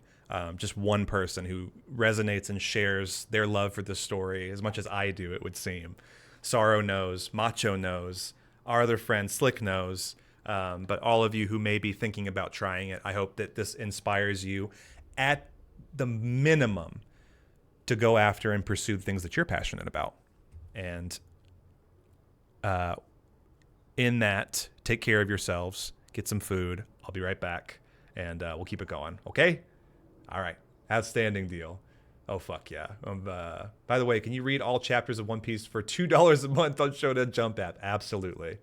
I'm back. Can we start from the top? Yeah, let's go ahead and run it back for Jay Stench. Since he just got back, I think it's only fair. We go back to the top here.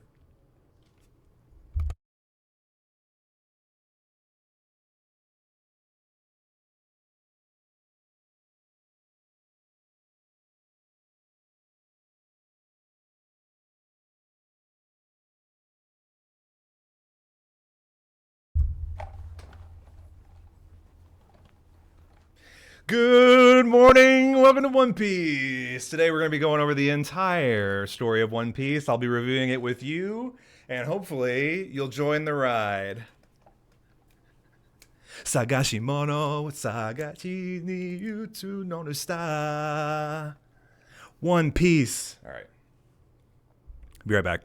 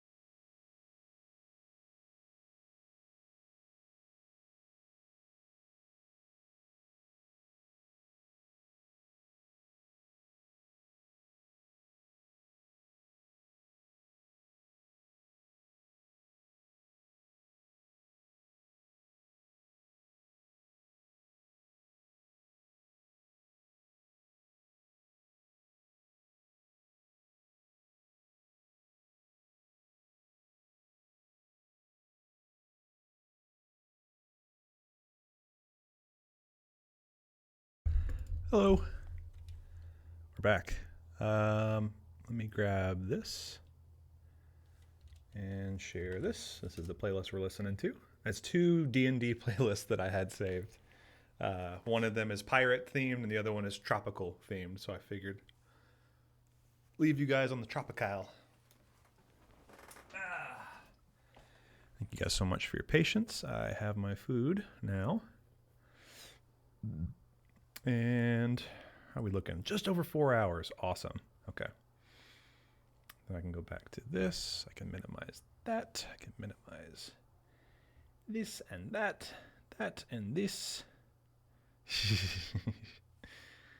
Oh, everybody's so nice. Everybody's so kind.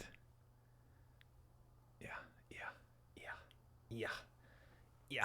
So this is the playlist. I'll pin this. Put that away. And I think we're good.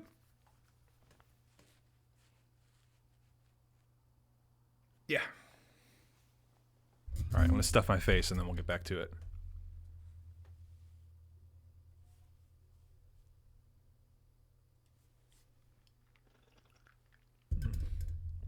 I got mango. I got Doritos. I got mango Doritos. And I got the true, authentic otaku diet. A nice cup of ramen.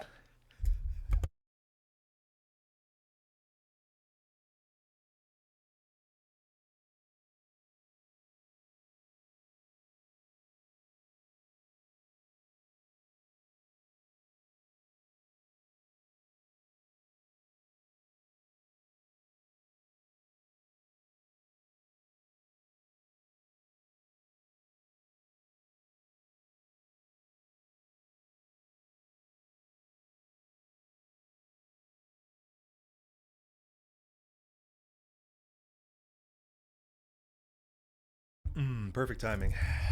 Hashtag not sponsored. All right. So we got everybody there. We got the journey.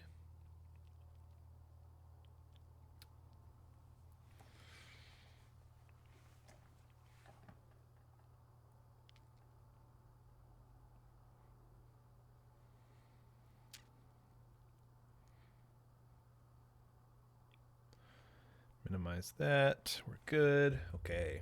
I got a big old coffee. I already had 2, Chopper Dave. So I'm loaded up. Now I need substance. I need something for that coffee to dissolve in my stomach. Appreciate y'all waiting on me. Just got off work call. Excellent. I hope work is going well for everyone. Fridays, I felt like 2 were good because usually everybody's in a good mood for the most part. Interaction this week has been making me want to switch my major for school. What would you rather be doing? Just curious. Or what would you rather your major have been?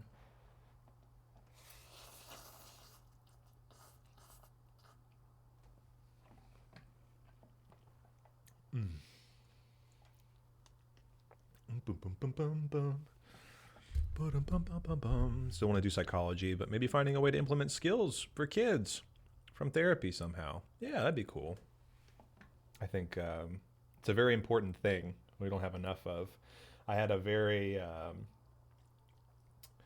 wouldn't say like, it was a bad thing that happened to me. I didn't really get it when I was a kid. So I had an aversion to it. I had very much a stigma until I got older about like therapy and stuff like that. I wish there were more opportunities that I had, I guess, when I was younger. Yeah, to be able to like talk to somebody or feel comfortable enough to talk to somebody. So I feel like from my experience, it's very important to have those kind of people.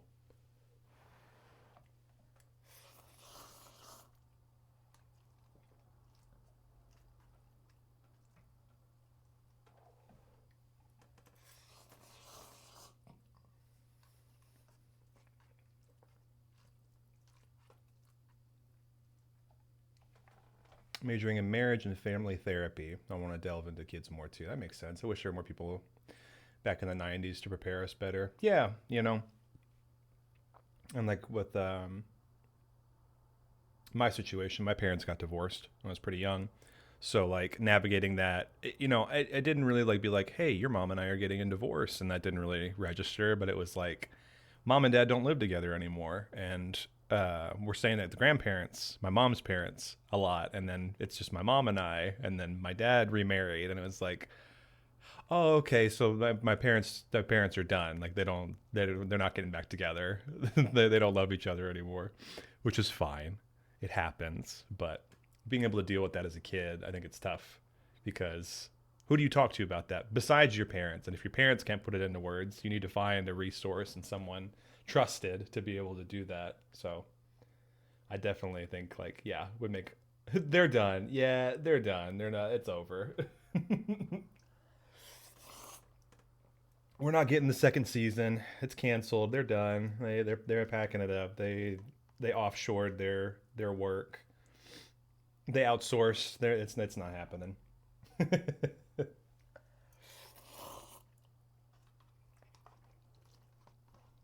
Actually had a really good conversation with my mom yesterday, just about like growing up, and her birthday's this weekend, and so I'm just talking about like plans and things like that. But I also had a really good conversation just about her and I and like our relationship and just how like it's been,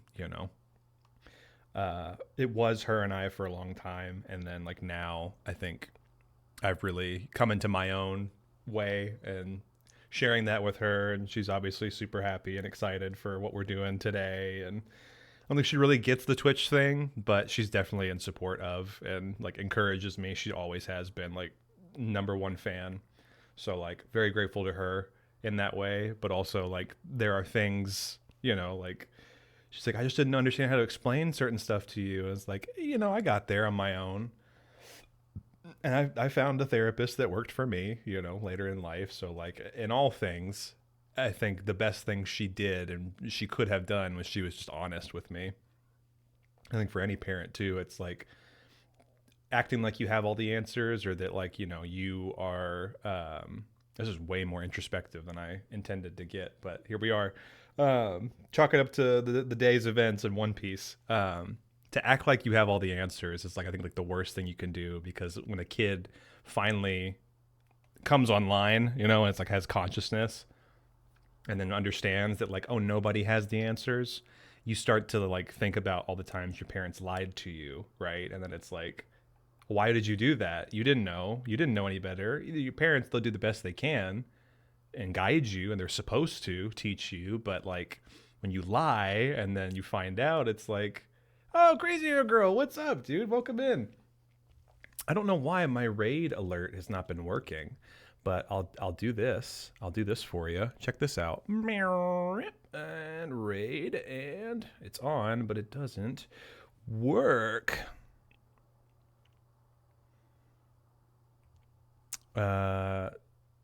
Send test. Nope. Didn't do it there either. Fuck! Yeah, there it is. No heels, welcome in. Crazy Hair Girl, thank you so much for the raid, dude. We just got back. We were talking about life and parents and therapy and all kinds of cool stuff. I hope you're doing well. Let me see if I can't fix this. Here. Raid. Run. Yeah, there it is. Welcome in, Raiders. Good to see you. Glad you made it. I'm Shogundi. We're talking One Piece today as well. We're trying to recap the entirety of One Piece all in one go, all in one stream. We're about halfway through the day and we got like 80% of the story left to cover, so you're just in time. You haven't missed too much. I hope you're doing well. How was your stream? If you got a raid and run, I totally get it. But thank you so much. Thank you for the love. Fuck! Yep. All right. My point, where I was going with that. How do you find a way to adapt? Yeah, I've been reading a lot about stress and how it truly affects children from the ground up. Yeah, and so I was just trying to say, best thing my mom could have done for me was just be honest, and I didn't end up resenting her for any of the mistakes that she may have or may not have made, because she would be truthful about like, hey, I fucked up, this happened, I'm sorry, we're gonna move forward through it, and I'd be like, okay, like I appreciate it. And that's all. I think it taught me to like be okay with being wrong and not acting like, I have all the answers, or, just being very humble, I think, too. My mom also doesn't get the Twitch thing. Yeah. One-on-one with her, we're able to open all of that. I'm glad you can have those conversations. I wish I could have those talks with my parents. It's just always a shutdown. Yeah, and like for a lot of people, I feel like that's very common. Their generation is just like no feelings ever, nada, not gonna even approach that, and just shutting it down and being like, and you don't get to either. No son or daughter of mine is gonna talk about their feelings in a constructive and healthy way. Fuck us, right? It's good to hear they didn't admit and didn't know what to say when they didn't have the tools. Yeah, and I think like very lucky, in that way, because it sounds like a lot of people didn't have that. Crazy raid. Wee, Lemon Curve, it's so good to see you guys. Welcome in. It changes things, and they didn't. Yeah, they did what they could. Welcome in. Thank you for the raid. Thank you for the fuck. Thank you for so much for all of that. Welcome in. That's good stuff. Shogun D lore. Hey, just finished playing South of Midnight. Definitely recommend. Oh, sick. Fuck. Yep. It'd be healing to hear that, honestly, from parents. Can relate. I'm always right. Well, the cycle continues. I'm kidding. Feelings. Ew. Back from lunch. I am full. I'm finishing mine. We'll get right back into Whiskey Peak. But nice little side topic there. I thought that was. It's nice to know that you're working towards something, and then maybe it works out for you, Onyx, where you can pivot and change into more like child focused therapy practice. I hope that ends up being the way for you. It sounds like you're more passionate about it just in this conversation.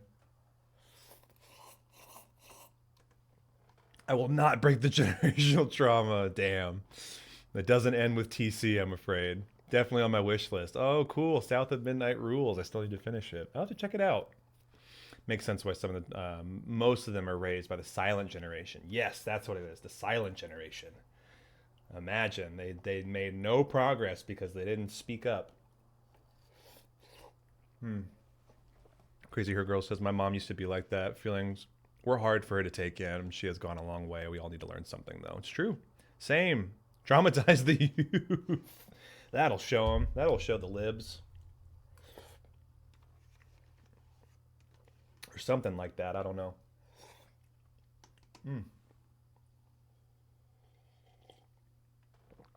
Nice thing to cup noodles. Get you through the day. All right. Take a swig of my Doritos. I've achieved the perfect balance of salty and sweet. It's very important. All my snackers know. All my culinary peeps know. You got to get the umami just right. Okay, so we're back in Whiskey Peak. Top of the second half now. We got to go. We got to fly. All right, I've got about 4 hours left to do this. A drink of what? You know what I'm saying. A Doritos. You never had a Doritos? This is a twice daily cup, but inside the twice daily cup, Doritos? Doritos, mango Doritos. You never had them? I get them at the KNS, the international market. It's good to see you. How are you? Welcome in. I thought you said Doritos. Yeah, nice tall glass of Doritos. What's up, dude? Thanks for coming in with the raid. I appreciate it. Welcome in. We're talking One Piece. It's so good to see you. I hope your streams have been well. My dad's mom was the Great Depression era, and it developed into so much resentment and repression. Yeah, right? It's like, well, I'm not going to go through that again because the last time I felt something, I lost it all. And it's interesting how you can really attach a lot of bad habits and tendencies onto that trauma, and then you pass it on to your kids. And so we'll bridge that conversation into Whiskey Peak. The beginning of the journey officially entering the Grand Line. So, a quick recap. We talked about Luffy, his beginning of his journey, what shaped his perspective and his worldview about what it means to be a pirate. He's now searching for his own pirate crew.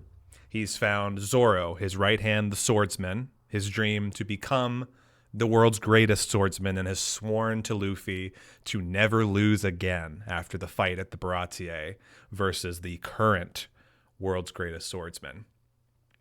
Picked up Usopp at Syrup Village, who is a notorious liar, but always dreamed of becoming a great pirate of the sea. And he believes that the best way to do that is to leave with a crew, join Luffy, and helps them get their first actual ship, the Going Merry, and departs Syrup Village to find the Baratie. Sanji, our cook, our lovelorn white knight, chivalrous cook, joins Luffy, and his dream is to find the All Blue, a place where the 4 oceans of this world meet and all of the aquatic life lives and coexists in harmony. A perfect place for a fisherman and a culinary expert to make any meal that your heart desires. And Nami, who now has joined as the 5th member, dreams of becoming a true world traveler, creating a map, navigating all 4 oceans, creating a world map for none other than their captain, whose dream is now to become the next king of the pirates. We left Logue Town, right? So the moment where Luffy almost loses his life, almost gets cut down by Buggy. Juaritos, that's what it is. I can hear it, the J and H sounds in Spanish. Yay! Noted. Doritos bring sorry out of Lurk. Yeah, it's good little carrot and stick thing. Let's talk about Doritos and sorry comes out. Hang on. Somebody say Doritos? Sorry, he's like, somebody got Doritos over here? What's going on? You drinking Doritos? Can I get some? This is all about One Piece. I need this info. Yeah, we're recapping the entire story thus far. We're like 20% of the way, 25% of the way here on the Grand Line, as shown here. And the stream ends when we've caught up on One Piece. That's the goal today. So Whiskey Peak. We land on the other side of Reverse Mountain, which is this crazy fucking place where, close to what Sanji was describing, you have an impasse at the Grand Line. It is the Red Line. It's the long strip of very treacherous, tall, just impossibly tall mountain ranges. But there's one entrance. And from here, it spits you back out into the Grand Line. It actually, it takes the Grand Line and the 2 calm belts, and it converges at the top and then spits you out on the other side into the opposite side of the Red Wall. So the Red Line, rather. If we look at this handy dandy little chart, is kind of what we're talking about here. So most of our characters live on the calm belts in this world. The Grand Line is like the massive, through where all of the other pirates are traversing and fighting to make their way to find the One Piece, this treasure left by the former pirate king. Should be a good 24-hour stream. I'm working on condensing it down to at least another 4 hours. I do have plans tonight, so we're gonna speed this up here in a little bit. But the calm belts come together, the Grand Line, they all fuse into Reverse Mountain and spits you out back onto the other side, where we land at Whiskey Peak. Whiskey Peak being one of the first places you land at when you begin your journey from Paradise into the Grand Line of the New World, right? Or if I look at this, Reddy, it's like...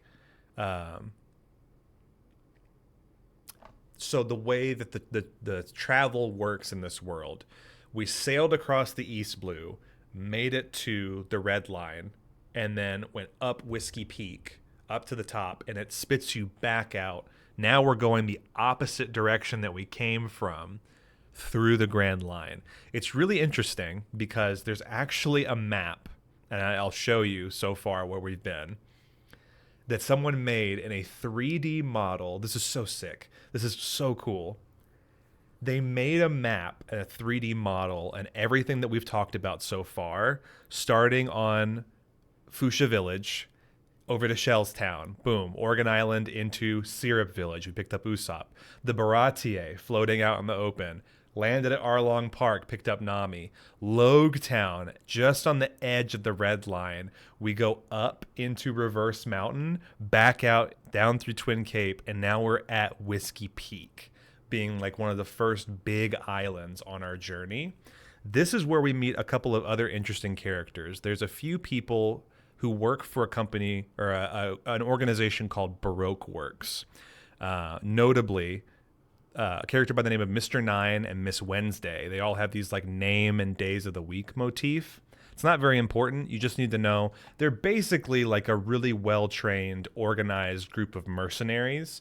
And you find out they work for somebody who is very similar to Arlong Park, trying to overthrow one of the largest nations within the East Blue called Arabasta.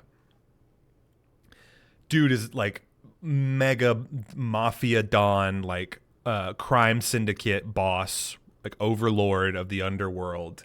And Luffy's like, all right, I'm coming straight for him. Just straight away. You meet another character called Vivi, who, for the purposes of the abridged story that we're telling today, she is the princess of this country, and she meets Luffy and crew while she's basically trying to go and get help because her city, the nation of Arabasta, is about to be overtaken in a political fucking shitstorm.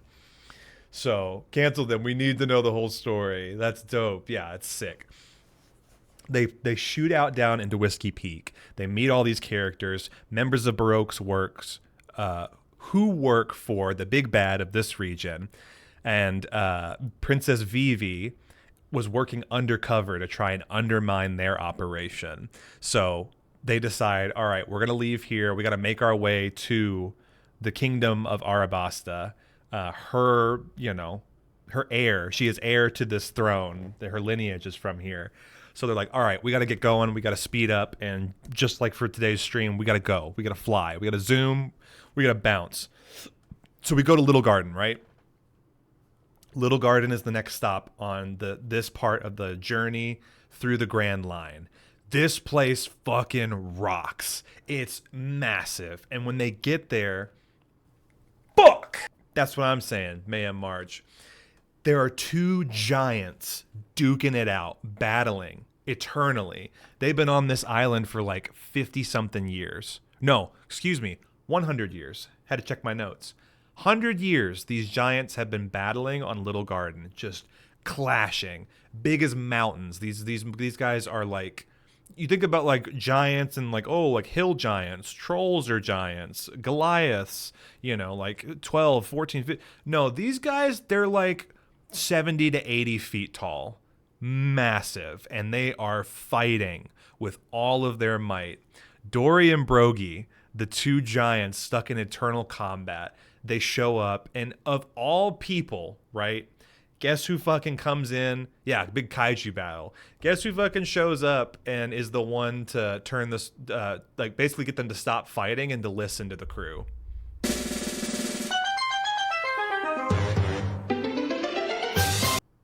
Usopp the fucking liar. Usopp shows up and he's like, guys, whoa, you gotta stop fighting. Listen, we're trying to get to Arabasta. We need your help. And turns the tide here because in order to proceed, there's like a giant fucking fish that's like blocking their path. So they need the help of the giants to be able to get through, but they have to figure out why they were fighting in the first place. Turns out they don't even remember. They've been fighting for so long. The giants lived for hundreds of years. They just knew they had a disagreement and they were stuck in combat eternally. They were perfect equals. And they get to a point where it's like their weapons literally break fighting each other. And then they'd go to opposite ends of the island. They'd take a rest. They'd come back and they just keep fighting on this, massive battlefield.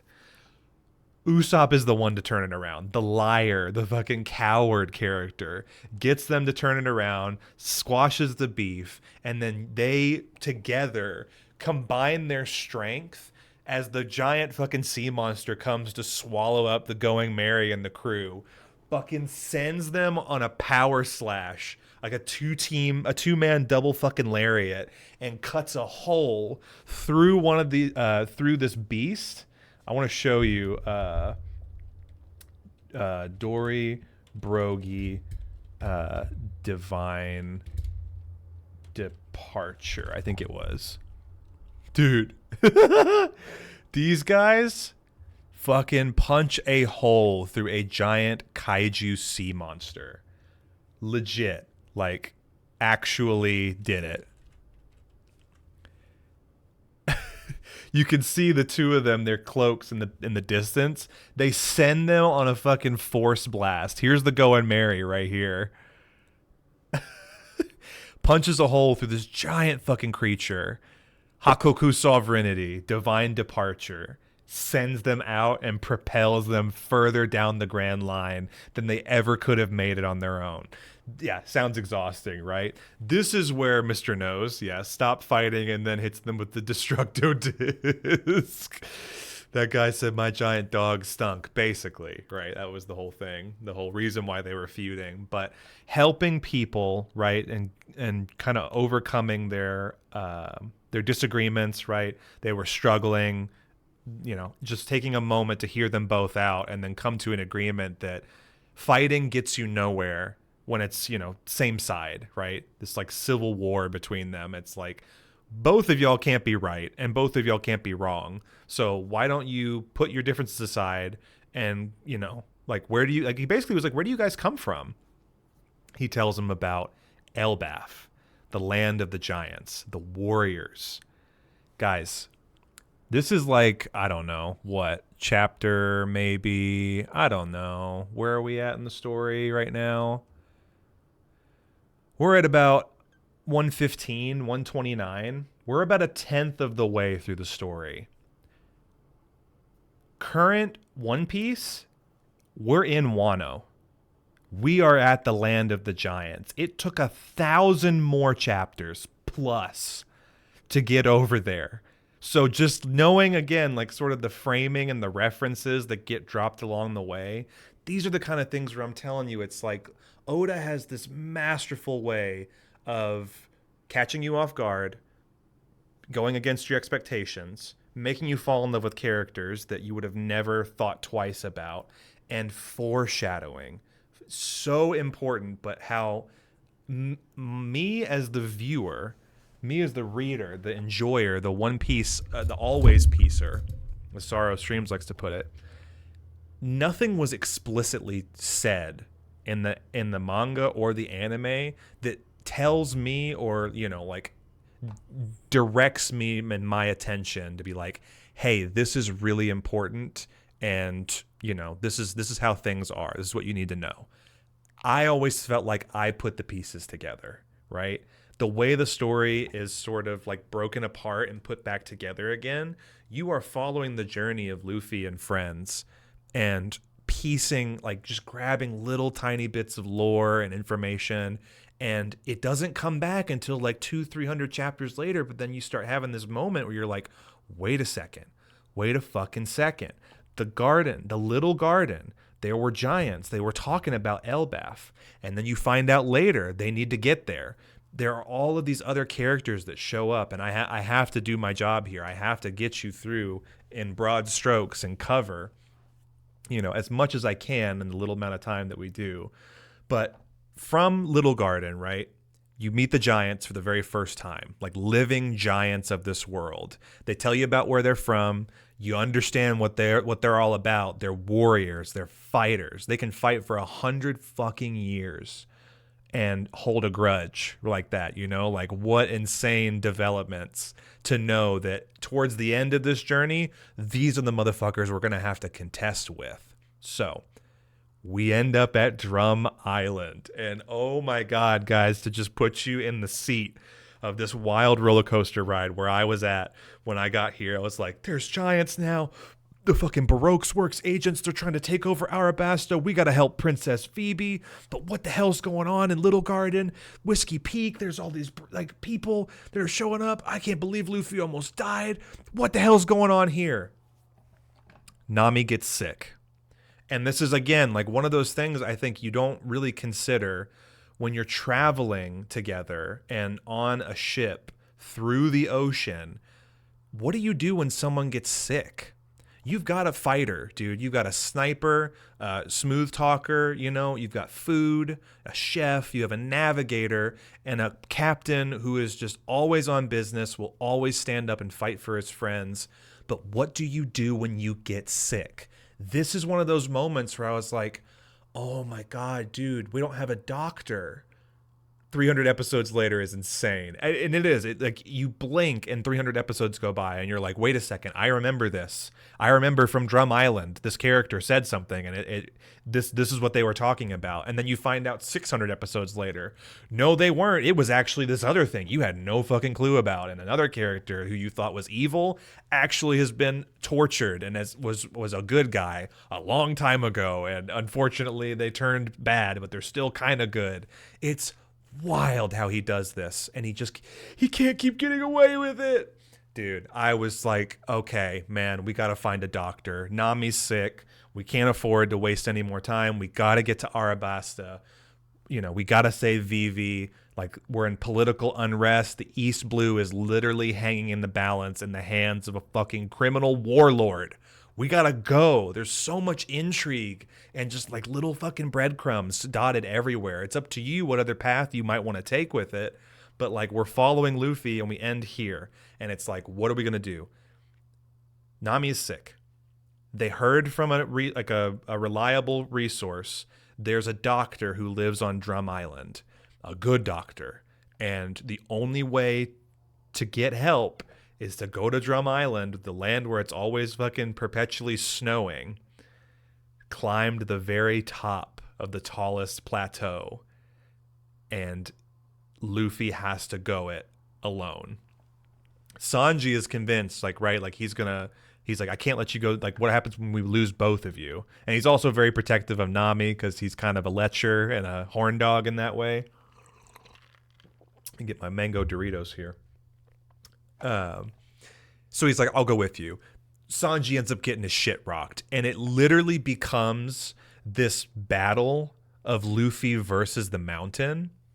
Guys, I'm telling you, it's like, if you weren't on the Straw Hat train enough already, if you weren't impressed by what Luffy has done to get to where he is now, this motherfucker not only carries Nami through Drum Island, but at some point Sanji gets taken out, and he begins to climb the mountain carrying Nami, freaking running 115, like sick as a dog, and then a collapsed unconscious Sanji up the side of this fucking mountain, no gear, no other abilities really to help you, climbing with his bare fucking hands. This guy is just unbelievable. He's got Nami sort of swaddled and like bundled up on his front. He's got the little supply thing on his back, and he's tied Sanji now to the bottom. He's got two people. By the way, Luffy's the kind of motherfucker, he did this whole thing in fucking sandals. He's out here in sandals, shorts, and a little freaking sleeveless red tee and a hat, and a straw hat. But he is climbing this bitch just raw, just hands and toes and fingers and legs, just digging in. Climbs up this mountain to save his fucking friends. Are you kidding me? What?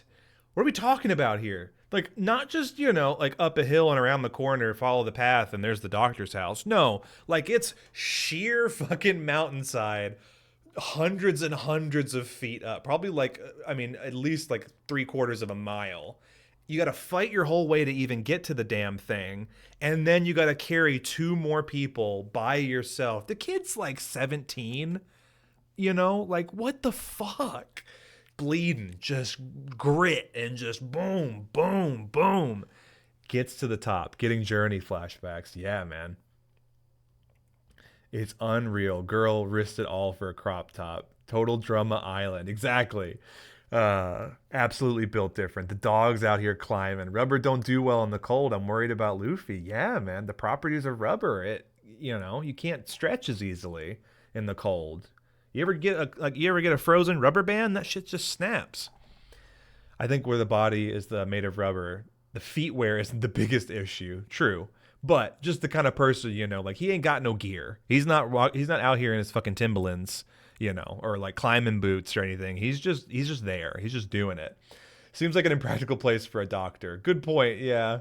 Now I'm terrified, biting my nails on what happens next. I ought to be young and able-bodied. Oh, Pander Sarah, welcome in. Pander Sarah, did you know we did a fun little turtle for you? Akatul gifted a sub to our community, and it made it to you. And gee dang it, if just Pander Sarah isn't one of the nicest people you ever met. We drew a little thing for you. I can't remember if I showed you or not, but make sure we're following our friends, okay? Pander Sarah, we made a bunch of turtles, and I did a little turtle tarot for you. And then Akatul was also kind enough to gift like 11 more subs. So we did like pets for everybody's turtles. So I made an even tinier Pander Sarah like sticker card for you. I just wanted to make sure you saw that because it is actually Turtle Day. I don't know if anybody else heard the news. It's actually Turtle Day, and we've been drawing subs as turtles for any sort of subs or gifted subs. So I hope you've been well, my friend. I hope all is well. We're talking One Piece, and I'm so glad you have the freaking straw hats, dude. In his Timberlines, the One Piece is a pair of Tims. Yeah, it's the Tims that we found along the way. I haven't seen it. They're the nicest person I've ever met. I hope sometime meet in my life. Yeah, little turtle. If it was true, I'd quit life. It's so cute. It could be real. It could be. Luffy makes it to the top of Drum Island, okay? He's out there. He's trying to save his friends. And, oh, man. Let me get organized here. So we're trying to find the doctor known as Kureha, who is a witch. Infamous to the Drum Island Kingdom. A lot of the islands, they, sort of are self-governed unless they have some sort of, affiliation with the Navy or the world government.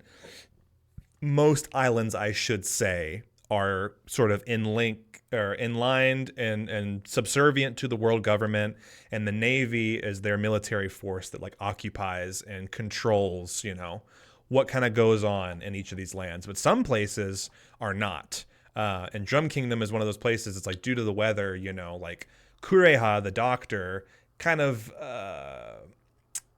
unethical, weird practices. You know how it is. The story's always the same. Woman healer gets labeled a witch and kind of gets ostracized out by her community, but is living at the top of this mountain. And you get to meet a really interesting new character. This would be the second character who links up with Luffy, who also has a devil fruit power. Ladies and gentlemen, I believe it is time for our next member to be introduced. And what a guy he is. Please give it up for Tony Chopper.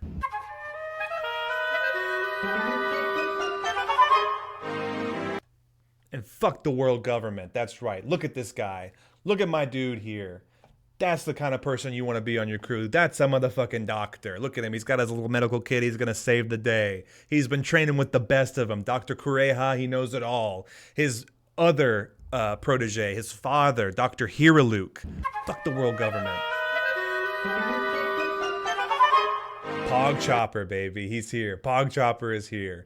So Chopper is an understudy of Kureha and his former master, Dr. Hiraluk. He realizes, oh, wait a second. This guy just climbed up here, fucking free balling it, no gear. Comes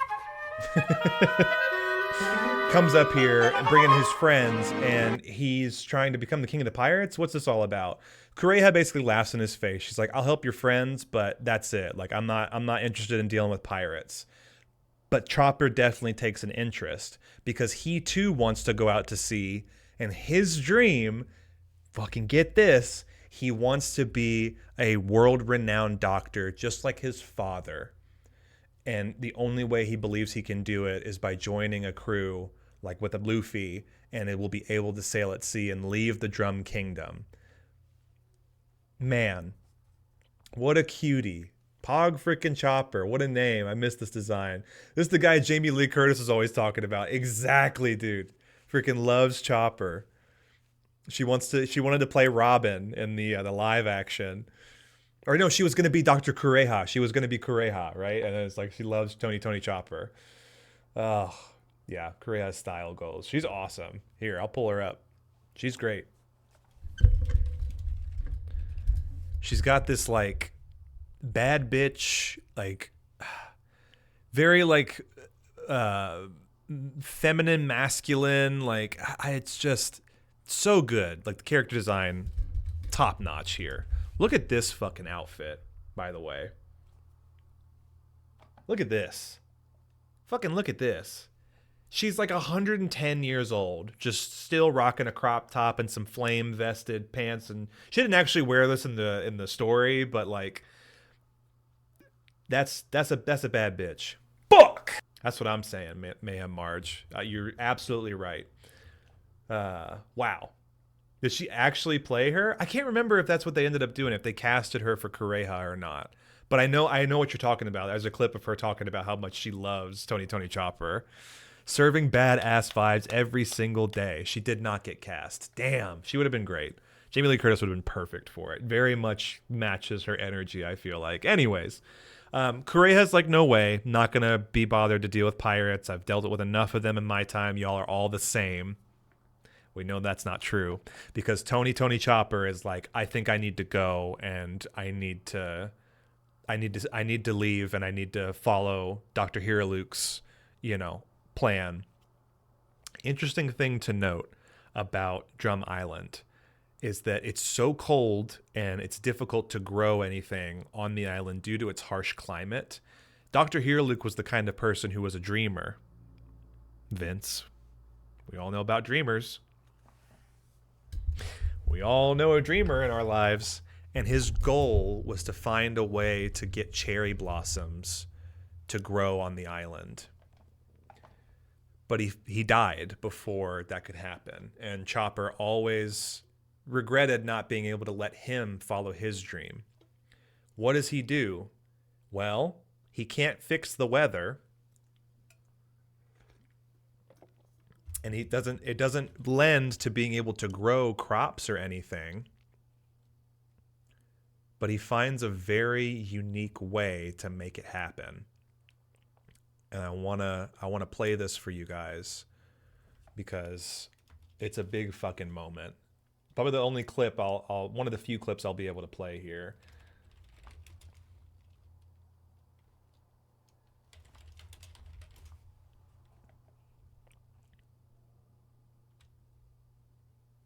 Episode 90 in the anime.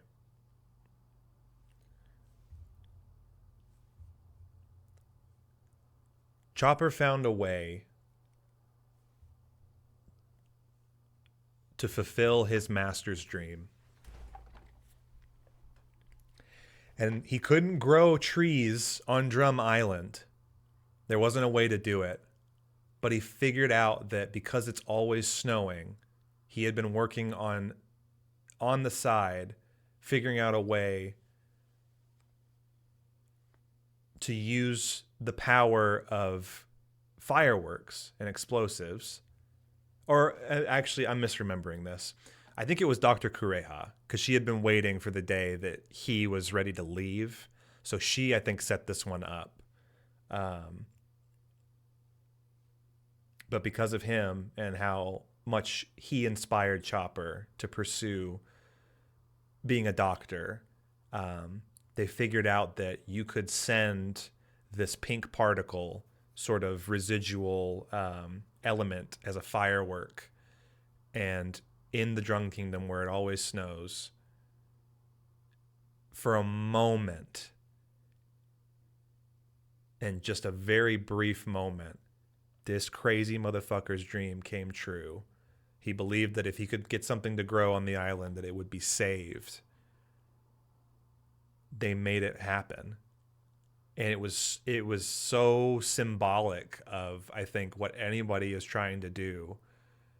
It's the dirt that it sticks to the ground, that instead of it being always white, it turns it pink, just like sakura petals. And just for that one moment, he realized that, chasing this dream, he would have spent his whole life trying to make it happen, and it would have failed. But there was a way to do it, to show him that your dreams are actually worth chasing. And he made the Sakura blossom from the top of the mountain. It stuck to all of the snow in the area, and he used what he was given. He found this dirt, this pigment, and made it stick in a way that just like, even after death, he could have shown him, you know, like, even this was worth chasing. Even you, who is a reindeer who ate the fucking human fruit and found his humanity through the powers of a devil fruit, your dreams are worthy too. I just like, how did we get here? How did we get here? I'm crying again, dude. Just even talking about it, just even like trying to set the scene for you guys. This is one of those just like quintessential moments that's like, this show has something else to it. The power of dreams, people's wills, persisting even beyond death. We carry the torch. We pick up the slack. You know, it's like he got to live his dream, and at least Chopper was there to see it through. Chopper knew that like sticking around and trying to pursue somebody else's dream only goes so far. It being realized here and now he's free to go and live his own dream, to help Luffy to be the best fucking doctor he can be. He puts Nami back together. He helps Sanji recover. They get back down the mountain, and we are on our way. Boom. Moving forward, we arrive at the Arabasta Kingdom. It's time to help Vivi now, a princess and heir to the throne. We have 6 people now in our crew. Luffy, Zoro, Sanji, Usopp, Nami, and Chopper. Our fucking pick 6. And our honorary member, Vivi, I don't care who you are, I don't care what you say, she's a Straw Hat too, okay? They did the whole fucking thing for her. She's a Straw Hat. Circumstances being what they are, she had to stay and lead her country. But now begins the political uprising of this entire arc where we have been traveling, we made it into the Grand Line, and we're hitting 200 fucking episodes, chapters at this point. A fraction of the story. Like a fifth of the story we're into right now. But we pull up to the Arabasta Kingdom, and let me just say, this is where shit gets hot. And not just because we were in the Drum Kingdom and now it's a desert country. It gets hot. You're talking about how there is this whole level of Baroque works undermining all of these other cities and nations in the East Blue. They are trying to go around the world government and follow their own path of freedom and gather resources to overtake and usurp the seat of power in one of the biggest kingdoms in the world. Not just in the East Blue. No, not just in the one quadrant here. But of the entire world, the Arabasta Kingdom is a huge, sprawling fucking city. And Vivi's dad, who is the current seat, the king, you know, it's like they're trying to get him out, and they're trying to put another man into power. One of the other interesting parts about this world is due to the nature of Marines, who are supposed to represent good and justice and equality, and pirates, who say, fuck the world government, and fuck regime, and fuck order, and fuck all of everything you guys have to do. We're going to live lives that are free and merry and full of joy and find our own answers. We don't want the answers just, stay in your place and do what you're told. No, we're going to go out and we're going to make our own way through. Marines and pirates and Marines fighting and duking it out. You have other figures of power, admirals, right? People in the highest seats of military power, and warlords who are government appointed pirates who essentially are figureheads, people of note who intimidate other pirates from getting too strong, because when you get too strong, the government's going to sick the warlords on you. They have an accord where they have basically government, Navy and government immunity, and can operate as independent actors and shut down other pirates, other mercenaries, other defectors of the military or the government. Doesn't matter. They're agents all the same. And one of them, Crocodile. The man with the sand fruit power, based in the city in the desert, is coming to power. Luffy isn't standing for it. No way. Gonna try and fuck up my friend Vivi's family? Gonna try and take over her town, her kingdom? No way. Fights all of the Baroque Works members, all the Straw Hats get paired up one by one, dukes it out with every single person, and basically slingshots Luffy forward to go and take him out. This arc is crazy because it's one of the first times that Luffy actually loses. Spoiler. Trying my best to kind of give you cliff notes and bullet points. Because we got to go after this. We got to fucking soar after this. There's a lot that happens here, and I just want to kind of break it down as such. They go and fight, and he's way too strong for Luffy. He's a warlord. Like, there are 7 of these guys stationed in and around the entire world, and this is one of the more powerful ones. The human fruit, man. OP is the king of Shonen crying. I'm telling you, man. I'm telling you. Ain't no one like Luffy. He's unique. Chopper, you're my little freak monster. Luffy, yeah, you're my new best friend. The world says he's a little freak monster, but Luffy says he's my best friend. I'm used to the manga spellings. I had no idea it was Arabasta. Yeah, right? Like, that was the English translation, Pander, but Alabasta, Arabasta, however you want to, you know what we're talking about. Can't believe we're already this far. I can't wait for the fluff, dude. Yeah. Spicy. What a smooth transition. Man, it's been cooking, this script. I've been trying. Fucking fascist, dude. That's what I'm saying. Ethan Viz, you're with me on this. How many of those warlords are there? 7 of them. Happened like 15 years ago, IRL. Spoil away. I know, and that's the other part of this. It's like, hey, spoiler warnings, but this happened like back in 2005, so, or like 2010. So, get with it. Here's the thing. I'm going to just be giving you broad strokes from here on out because we got to get to the end. There's one thing I definitely want to do for our giveaway, and stick around for that because I think you guys are really going to enjoy it. I think... Ooh, nice.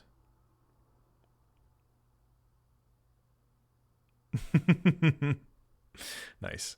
I think what's best is here to just give you kind of very quick broad strokes to get you through some of the structure of the story so that you will feel more inclined to go and read and see how all of these events sync up.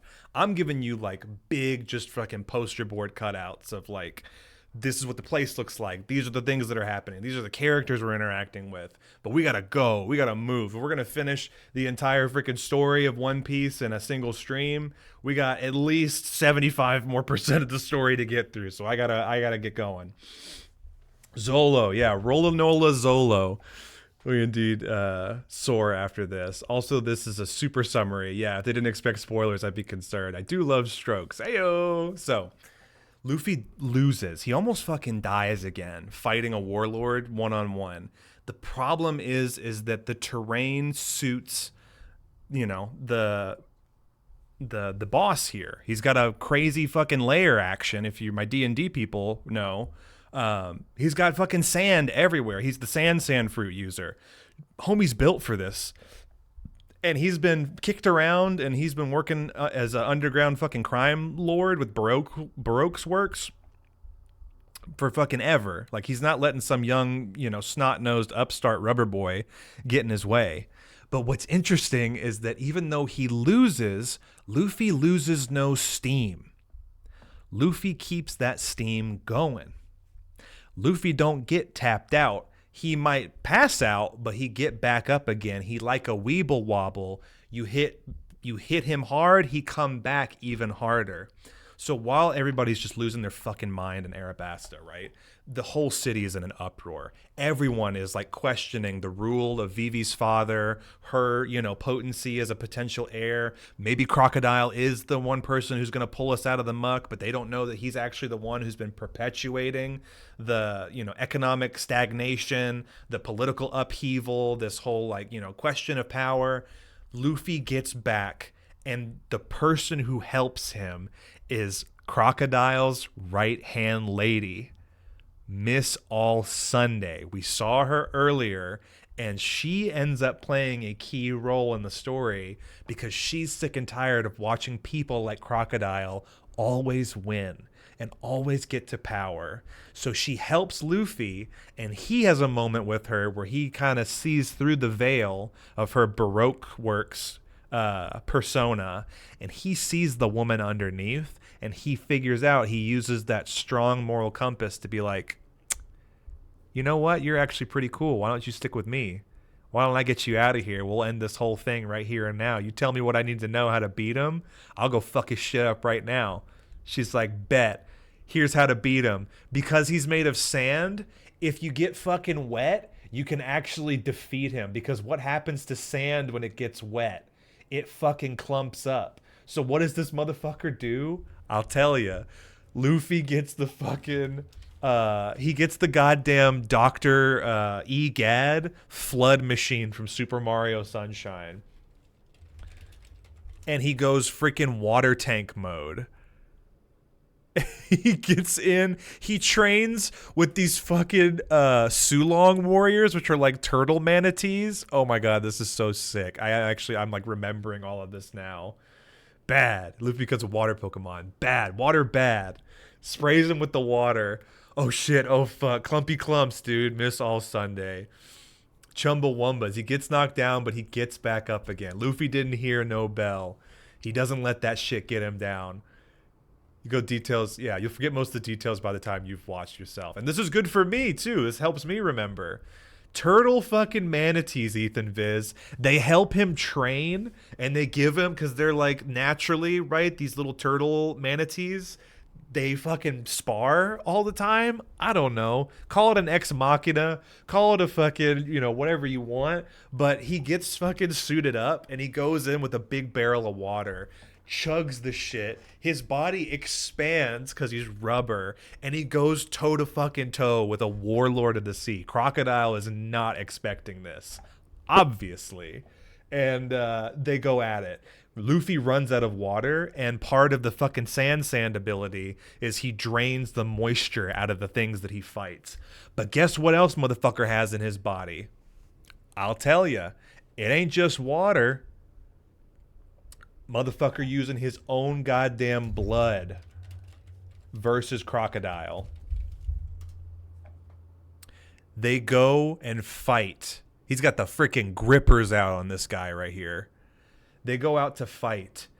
Homie is bleeding profusely, but the blood acts as the coagulant that he needs to lock up his sand. He is using his own fucking blood to beat this guy into the literal sand and dirt. I tell you, I'm fucking howling in my fucking seat, screaming in my room at my dad's house, like, put this motherfucker down, Luffy. He's just fucking letting him have it. Blood just coming out of every orifice. It's awesome. Just fucking metal as all hell. Got him just putting the foot down and just clocking him. Blood-soaked fists, just bare knuckle brawling this guy. Look at it from fucking Crocodile's perspective, right? This random fucking kid from the East Blue shows up and undermines your whole thing. It's pretty much the same fucking story with Ash and Giovanni, right? This 10-year-old comes in and ruins this whole criminal syndicate, this whole criminal organization, beats Giovanni 3 fucking times, and he's like, well, I don't want to be a criminal anymore. Basically, they beat Crocodile, right? He just fucking sends him up through into the air like giant freaking Superman punch. Arabasta is freed, okay? Vivi comes back in, and overnight they leave. Luffy and everybody get all their shit, and they go, and they set sail first thing the next morning. They don't tell Vivi. And it's a fucking gut punch because she wanted so badly to thank them properly and be with them. But they knew the circumstances before they even fucking stepped foot in the kingdom. This is the motherfucker who fights for all of his friends, stands on business, doesn't let anything fucking bad happen to nobody, climbs a fucking mountain barefoot and fucking nothing, no gear, to save his friends.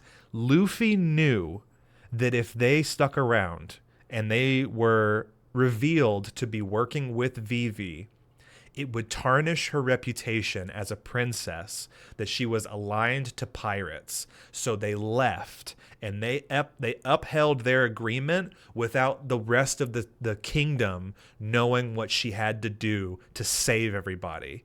And there's, I'm telling you, like 15 other things I'm leaving out about it. But all you need to know, this motherfucker...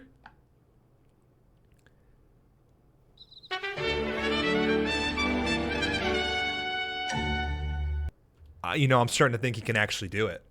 So anyway, I started blasted. Just like, how do you even go that far? It's like you are so reckless. You will throw yourself into battles with warlords. You will go toe-to-toe with giants. You will climb up mountains. You will do all of these, fight any other fucking known pirate captain in the Great Blue Sea. Jurassic Jesus is what I'm saying. I'm telling you. This guy can actually do it. I'm starting to believe. I'm starting to become a believer. When they leave, dude, and it sucks. It's like, it's so sweet and it's heartbreaking all at the same time. Dude, Vivi JPEG. I meant to add this in earlier, but when they left, they had this Yu-Gi-Oh moment where they all marked their arms with this X.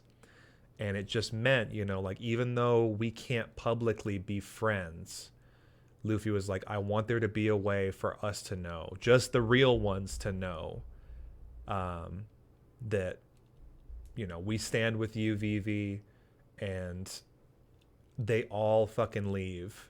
They leave Arabasta, and every single one of them, with the X on their fucking arm, stands tall, doesn't say a word to each other, but the gesture says it all. The mark says it all. We will always be friends. You will always be welcome on our ship. We will come back and we will get you when the time is right. But now it's your turn. Now it's your turn to fucking stand your ground, lead your people into the new world, and be ready, because we will call upon you later. How do you fucking think that far ahead? It's beautiful. It's just her, Vivi, and Karu was like her trusted steed. He was like a roadrunner duck. It's awesome. So much personality and a character who says no dialogue. You know what I mean? Lots of inspirations there for him. And all the while, dude, it's just like, you didn't want to leave. You didn't want to go.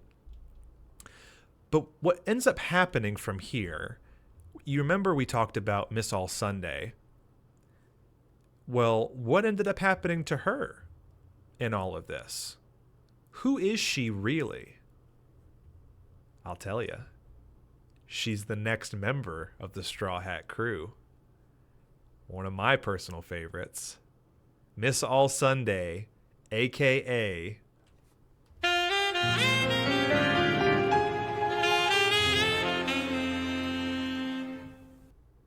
Robin Chuan! Oh, dude, when I tell you, when I saw her, she's on the ship. She just, like, everybody gets back to the boat and they're saying their goodbyes. Sorrow streams his favorite. Boy, howdy, Canvas Monsters. Dude, when she's on the boat already with them and she's like, I'll stick around. She didn't swear nothing yet. It's like, I'll stick around. You guys seem pretty cool. You know what? You guys are different. You guys are unique. I'll stick around. I'll hang out. Bruh. She shows up and, like, it just feels like, they're making waves, dude. They are really showing up now. Notorious in the East Blue. Keep in mind, like, all of these events, bounties are starting to be racked up. People are hearing about this Straw Hat kid. He's got Pirate Hunter Zoro, and now Nico Robin, the Demon Child, formerly Miss Wednesday or Miss All Sunday from Baroque Works, one of the criminal fucking masterminds up underneath one of the warlords of the sea just hitched her fucking boat to this guy's crew. Something's going on, and people want answers. We leave Arabasta, and now we are on the other side of the world. Yes. Yes. Oh, mama. Oh, mama. Oh, mama. Mwah. Oh, mama. That's all I have to say about that. Yes. We leave Arabasta, and now we take a short little journey to a wonderful little place called Jaya Island. Now, this is a really important part of the recap of the Super Shogundi summary stream. Jaya Island into this next arc is where I fell off.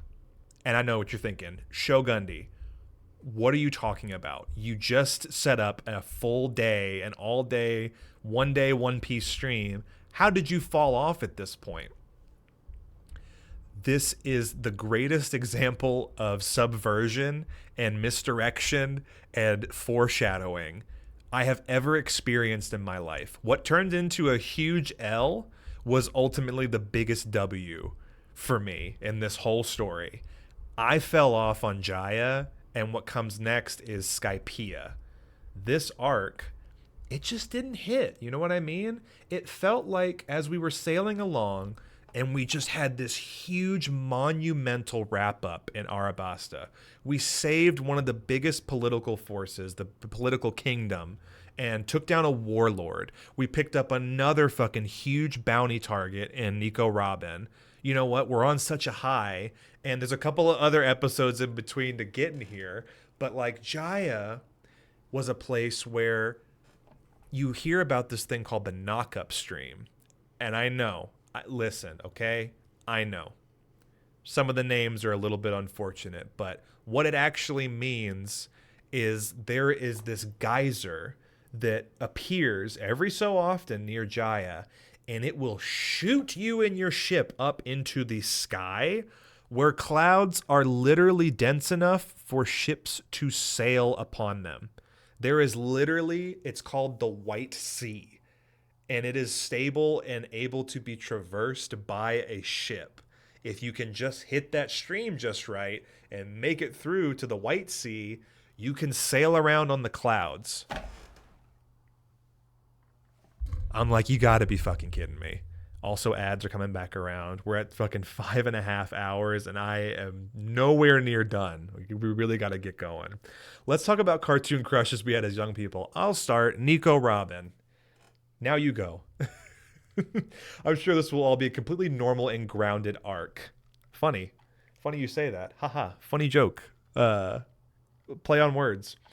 It was just kind of meh. Right? Canvas Monsters, I kind of just felt like until you get to the end, yeah, Boa Hancock. Now, okay, we're getting a little bit ahead of ourselves, but I'm with you there. I'm with you there, brother. This felt like a departure in a literal sense and like a narrative sense. It was like, why are we fucking around, flying up into the air, going around, sailing around on clouds? The finish line is just over the horizon. We're about to go and enter the other side of the red line. Like, we have this whole journey, right? It's like, so where we are on the world map here, we just finished up Arabasta. There's Long Ring Longland after, which, like, good luck saying that one 3 times fast. We end up at Jaya, and we get launched into the air, into the White Sea for Skypiea arc. Then it's like, okay, we're up in the sky. There's all these people. They're a weird race of like cloud, something to deal with like Lunarians and the Shakas and all that. It didn't make any sense. It just felt like, why would we come off of what I thought was like the most compelling visually, just like we just see Luffy fighting one of the toughest people to date. And we get up here into the clouds, and we're dealing with this guy. You know, we're looking at this guy for 40, 50 episodes. Man, What's going on here? What does this mean? He's the angel guy. He's got the horns. We're looking at this girl with the antennas. Are they aliens? Are they angel people? What are they doing up here? I felt so lost. I felt like, I was totally, I was all aboard and I brought along all my hopes and dreams. Together, I thought we were going to find everything that we were looking for. It just felt like Jaya into Skypiea, I fell off. And I really was at this point. I was fatigued because I went, how many episodes now? Skypiea is 237 to 302. You're talking about almost 60 chapters up in the sky.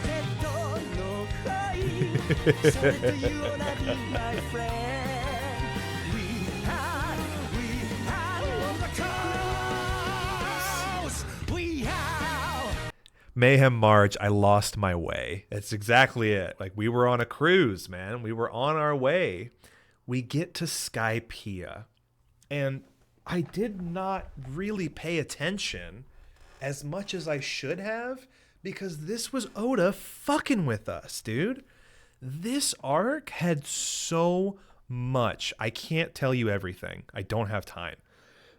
But what I can tell you is that the historical significance of this part of the story, we were this close to just skipping it.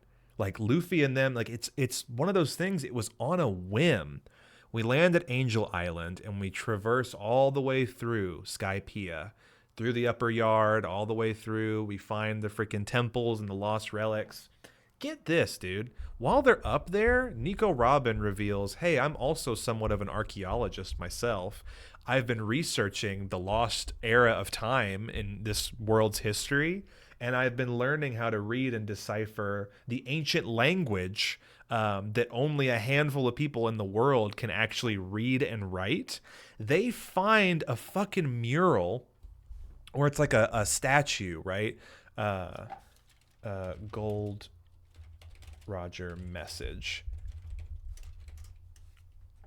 They find this like city of gold up here, and Nico Robin fucking finds a marking left by the former king of the pirates, Gold Roger, dude.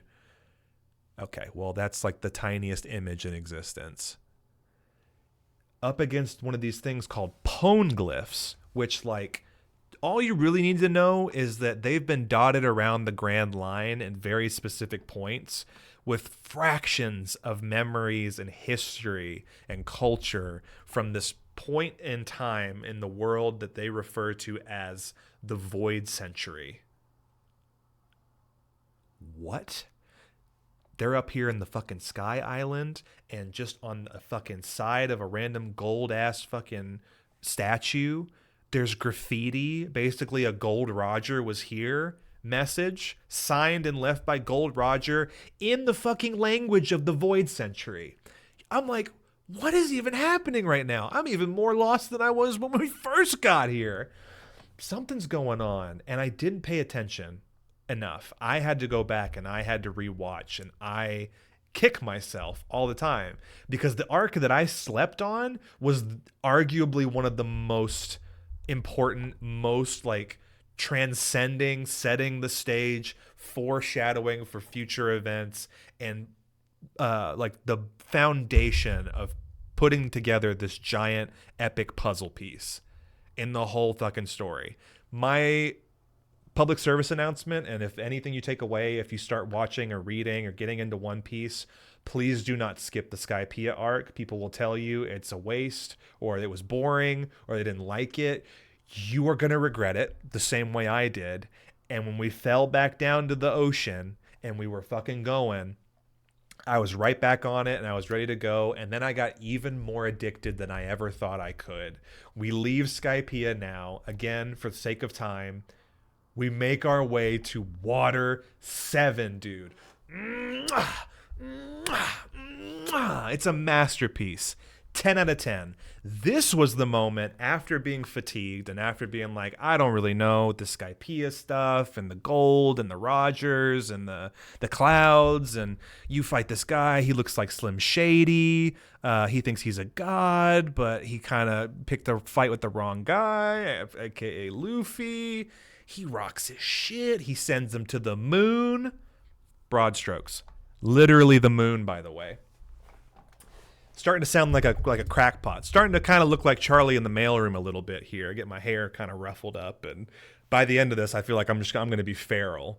We get to Water 7, right? We go through all of that, 60 episodes up in the sky. I'm like, finally, we're back on the Grand Line. We can continue the journey. This was like months, you know? I imagine, like, because I got caught up to about this point in the anime, and then it was Dressrosa when we were on weekly episodes. Then I had to go to the manga, and I got caught up, and then I've just been weekly ever since. I cannot imagine how people felt when they made it to Skypiea, and they were on there for 60 weeks.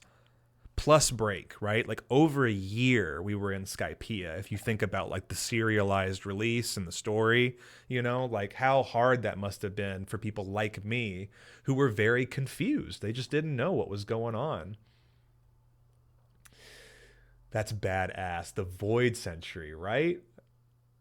Physical map before. This is wild. Yeah, dude, the physical map is crazy. I stopped my first watch through halfway through Skypiea. Yeah, and for a lot of people, I feel like that's the case, right? It's inspiring me to watch them all, not just One Piece episodes. Good, I hope so, Marge. So it's like when people are reading the Vampire Chronicles at Anne Rice, and they get to mention, they get to Memnoch the Devil. It's arguably one of my favorites, but it's dry. Yeah, it's tough, right? It's like leading up to that. You got to you got to trudge along through some of the drier spells of the story, but it sets up for what I think is one of the best arcs in the story. One of my favorites. Water 7 was like, I came off of the gas in Skypiea, and then I fucking pushed that pedal so far to the ground, and I put a goddamn cinder block on top of it to make sure we were all fucking gas, no brakes. I cut the brakes. I couldn't have broke even if I wanted to. This car was going 180 miles down on the fucking Autobahn, just like no chance I was stopping. Water 7, I was glued, man. This arc was wild. Because I think it was like Skypiea fatigued me. I really wanted to get back. Peak, fucking peak, dude. You're talking about Long Ring Long Land? Yeah, I actually never made it through the 6th book, so I was tired after it. Carol. Goku said some bad guys to the moon once too. He really did, yeah. A lot of moon themes between the Akira Toriyama, Eiichiro Oda, and Kishimoto for Naruto, dude. Water 7 and its lobby changed my until real life. Changed Sorrow's until real life, and mine too. That shit slapped. The show was great up until Water 7, but it wasn't until after this arc I knew there was nothing else like One Piece. My brother chiming in here. Macho. Thank you. Yeah. Water 7 is where I started watching 10 episodes minimum a day. This is where I think the story just really fucking ramps up. Because now it's like you have all of these themes in place. You have ancient histories being unlocked. You have warlords. You have so much of this world expanding before you. You're seeing islands completely perpetually covered in snow. Weather systems all fucked up. To get from one island to the other, you need a special device called a log pose, which points to the magnetic north of each island. There's no easy way to get around through the Grand Line. It is pure chaos. And in this journey, this one little decision to go up the knock-up stream from Jaya to Skypiea and all the shit that happens up there and coming crashing back down to the water. I'm sorry to say it, but our little Going Mary, she's worn out, man. She's beat to hell, and I'm really going to have to put the gas on for this next part because we got like we got Water 7 and 7 other arcs to get through. Water 7 is the city of shipwrights. It is the place where people in the entire Grand Line will go to find someone to make them a ship worthy of sailing all the way to the end. You will not make it in the Grand Line, and certainly not from Paradise to the New World, without a good ship.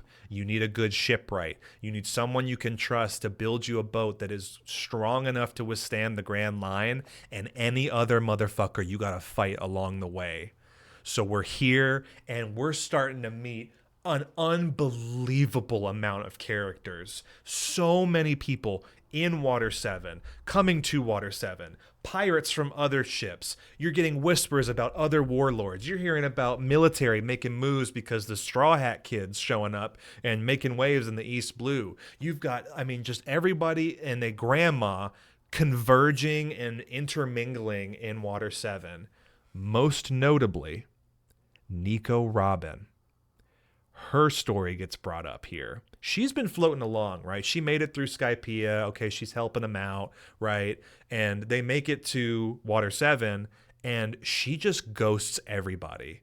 Just fucking leaves, doesn't leave a note, doesn't say goodbye. She pulled a Luffy and crew when they left Arabasta. She's like, I need to go and sort my shit out. Sanji goes after her and realizes that she's trying to leave without, you know, squaring up and confirming with their captain. But she's like, well, technically, I didn't agree to sign up with the pirate crew. I just used you guys as a ride. And he's like, no, mademoiselle, you're coming with me, and I'm not going to take another word about it. Fucking claps Sanji.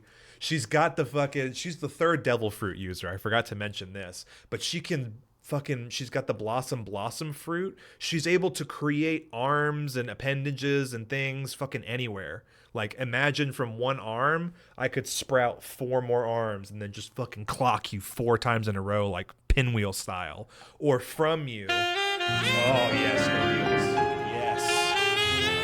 yes. She could sprout arms out of your body and like choke hold you, or like get you in a full Nelson and just walk away. Like, terrifying. She's an assassin, keep in mind. Trained fucking assassin, wanted by the world government, worked with a criminal organization for several years. Don't get it twisted. She's a bad bitch. She snakes off, and she's like, you know, this whole time you're like, well, what the hell? Where's Robin going? Like, what are we going to do? You meet people working for the secret fucking SEAL Team 6 of the world government. Fuck the world government and fuck Cypher Pol, aka CP. CP also has a very unfortunate acronym definition, which we don't need to go into. But what I will say, Cypher Pol agents are like the bottom of the fucking barrel when it comes to what the world government is doing. I know, I'm with you. Marge, I'm with you. Fuck the world government. Jesus Christ. It's Jason Bourne. They are secret agents assigned by the world government to go after persons of interest, even like more seeded and more corrupt than the 7 warlords. And then you're like, Water 7 warlords. There's 7 more arcs ahead. How many? What's going on with the numbers? Oda's been like carefully drip feeding us all of this information, and in a way that I think intentionally, right? Being somebody who's been through the whole story, intentionally is confusing us, because it's like, well, wait a second. What's going on with Robin? Are we going to get a shipwright or not? What's this dude in the Speedo doing here? Why does he keep screaming at me? Why does he have blue hair? Why is he barely clothed? What's going on with Cypher Pol, the world government, Water 7? What's their relation? Do they get a ship? Who's this guy in the Speedo? All of this shit is going on. And you're wondering, like, you know, are they going to leave without Robin? CP's pretty awful. Yeah, it's is the P punch? The P is Pol. Cypher Pol. CP. Fuck the world government, man. That's what I've been saying. I gotta say, Shoggy Boy, this format has inspired me to stream in the future with lore stuff that I'm obsessed with. Jay Stinch, tell me when. Jay Stinch says I'm gonna stream. I say when, and when can we show up with our fucking bells on? Please. If you're not following Jay Stinch now, do it now. Do it now. Shout out Jay Stinch now. Get in there now, and you won't miss the first one. We're going to get you on the list of the friendos. I'll do the friends command as well, so you know all of our other friends who are going to be supporting Jay Stinch. Oh, sorry, you're beating me to it. And I'm glad, dude. I'm really I wanted this to be a very inspiring, uplifting thing today. On a very great Friday, the day of the turtle, man. Oh, couldn't have fucking asked for more. Okay, so Might need a channel for Discord for One Piece because I'm gonna start watching tomorrow. I'll do it right now. I'll make it right now. Or Jay Stinch, if you don't have a lot going on, you didn't have to do that, my buddy boy. I love you, dude. Right back at you, dude. The feeling's mutual. You guys have done so much for me. It only makes sense to just do the same and give it right back to you tenfold. Jay Stinch, the guru and the mod of our Discord community and our Twitch community as well. Fellow Cartoonia mod. He's going to make a One Piece channel just for us. So please use that space to share your journey, and we can talk about all of the great things in One Piece that I did not have time to get through today. I am dedicated to getting this done. I promise you guys we're going to do it in the next couple hours. So we're going to fucking crank it up. We're going to get the gas going. Water 7, we move through. We find our shipwright, okay? It is the least likely person you would ever fucking expect, and it unlocks our next redeem for the day. I was like, there's no way it's him. There's no way this guy gets on the boat. We haven't even picked up Robin yet.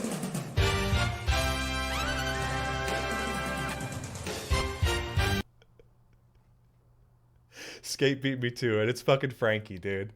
It's this guy. This guy gets on board. You're like, how? Why? Okay, everybody else, Chopper's a little weird. This is absurd. Dude, sir, put some pants on, please. I'm begging you. Please get that out of my face. It's unreal. I'm like, there's no way this guy comes on. But yeah, turns out he's the fucking understudy of the guy who made Gold Roger's ship. Okay. All right. Okay. All right. What is it? Come on. Cough it up. What's your dream? What do you got going on for us? What is it? 7 members, Water 7. Fucking everybody's here. Let's go. Let's go, dude. 7 members, or I guess 8 at this point. Well, no, because Robin didn't really get it. So now we're at, boom, Water 7, 7 members, 7 warlords, 7 arcs remaining. Something's going on with the number 7. I don't know, but I don't feel lucky. And that's the problem. Frankie joins the crew. There's this whole thing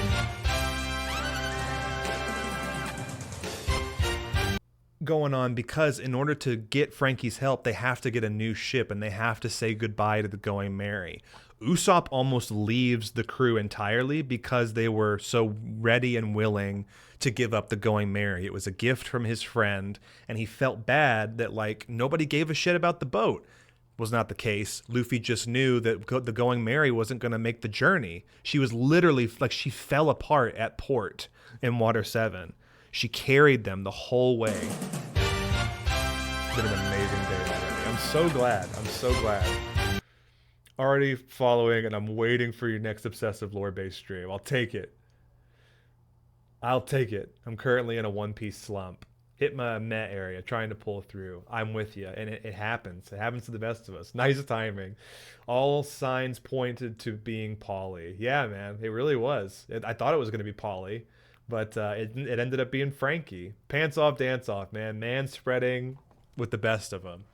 I'll start streaming right now just for you. Thanks for taking care of Corny that way.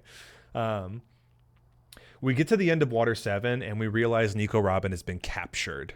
Frankie is along for the ride now. We have a shipwright, but it's going to take time to get the ship ready. So Frankie's a quick worker, but what they're going to have to do is the rest of the crew finds out Robin's been kidnapped.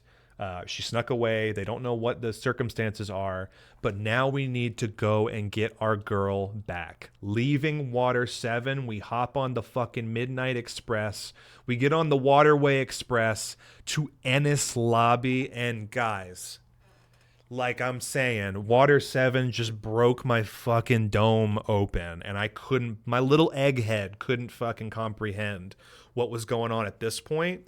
Then you pull up here to Enies Lobby. It's a giant fucking prison town over a huge sinkhole in the middle of the fucking ocean. Imagine sailing up to this thing, right? And you come in from the wrong side, you're going down in the drink. We don't know how far that goes down. It could just go to the center of the fucking earth. But you better make sure you course correct and get it right. That's why they take the train to get there. They ride on this train. There's a whole fucking 10 episodes about riding the train just to get to Enies Lobby.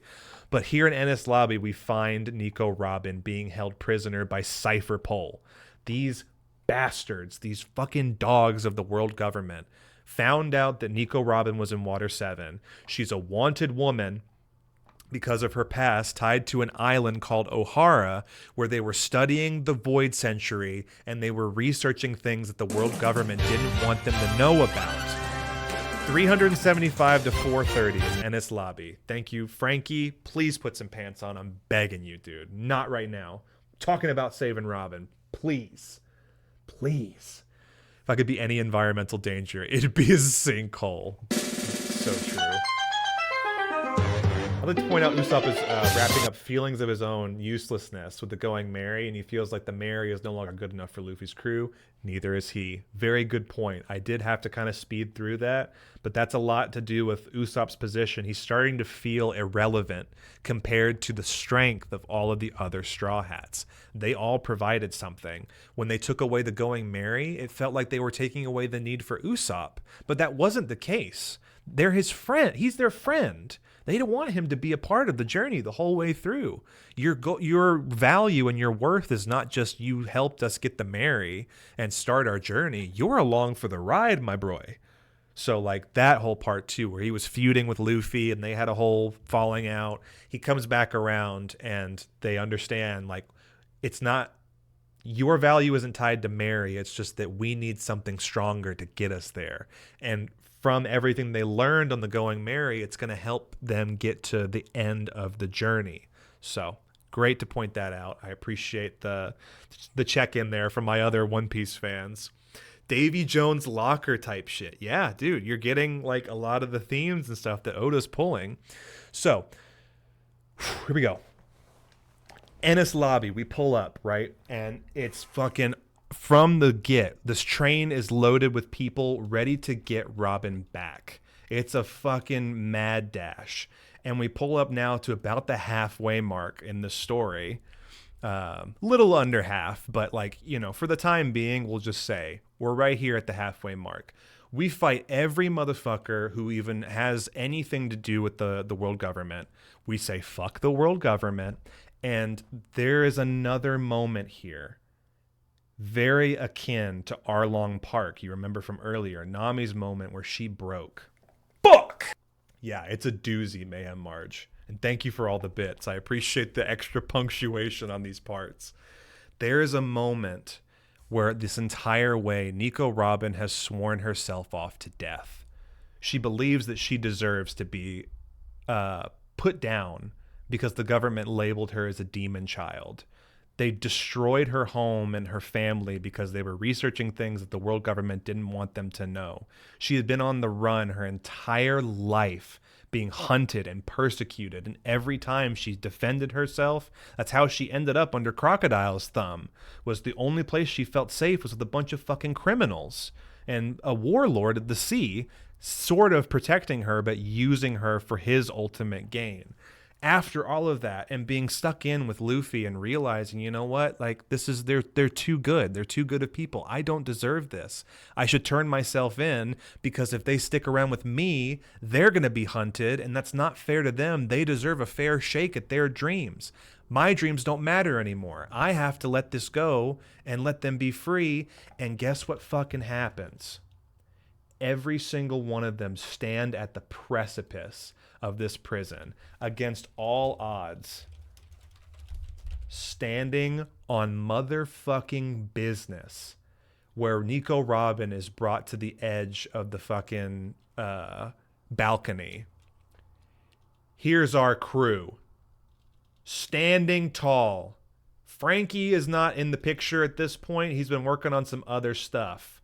But I want you to look at these motherfuckers. Chopper has expanded his medical knowledge. He found a way to alter the course of his own devil fruit through medicine. And he's got like multiple shape-shifting forms. Sanji's legs are burning hot. They're literally turning on with fire, okay?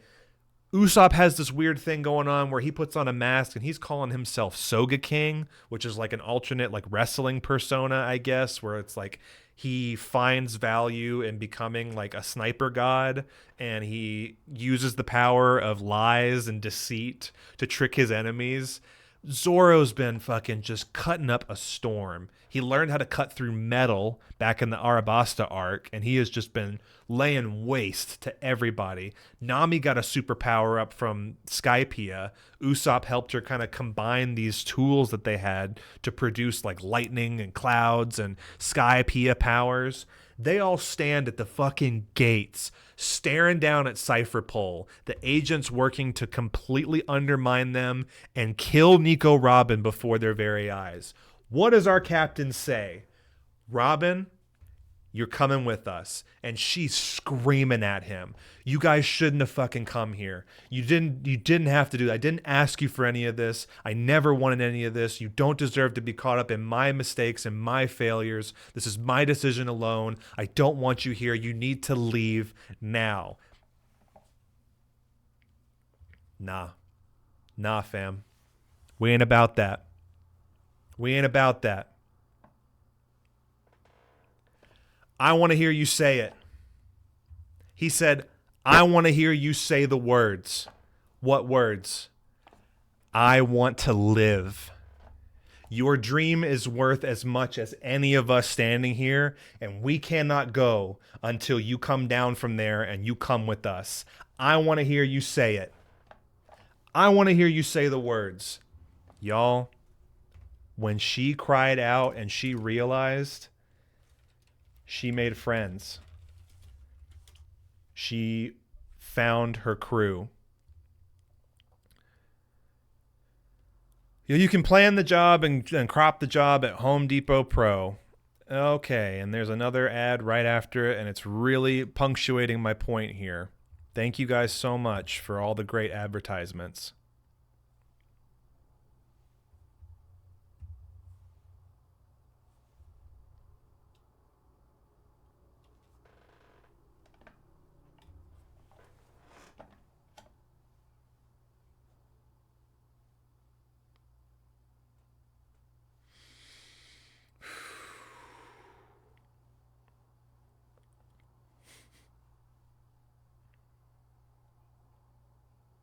Believe in Luffy.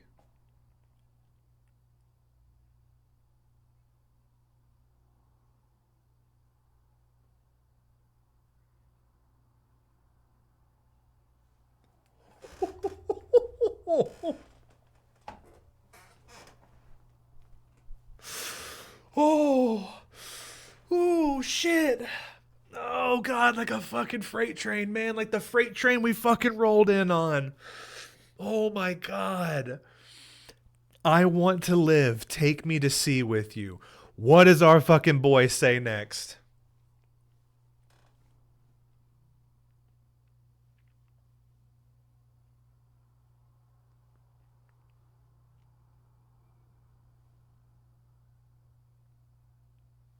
Everyone's ready. Yes, sir. On business. We get our friend back.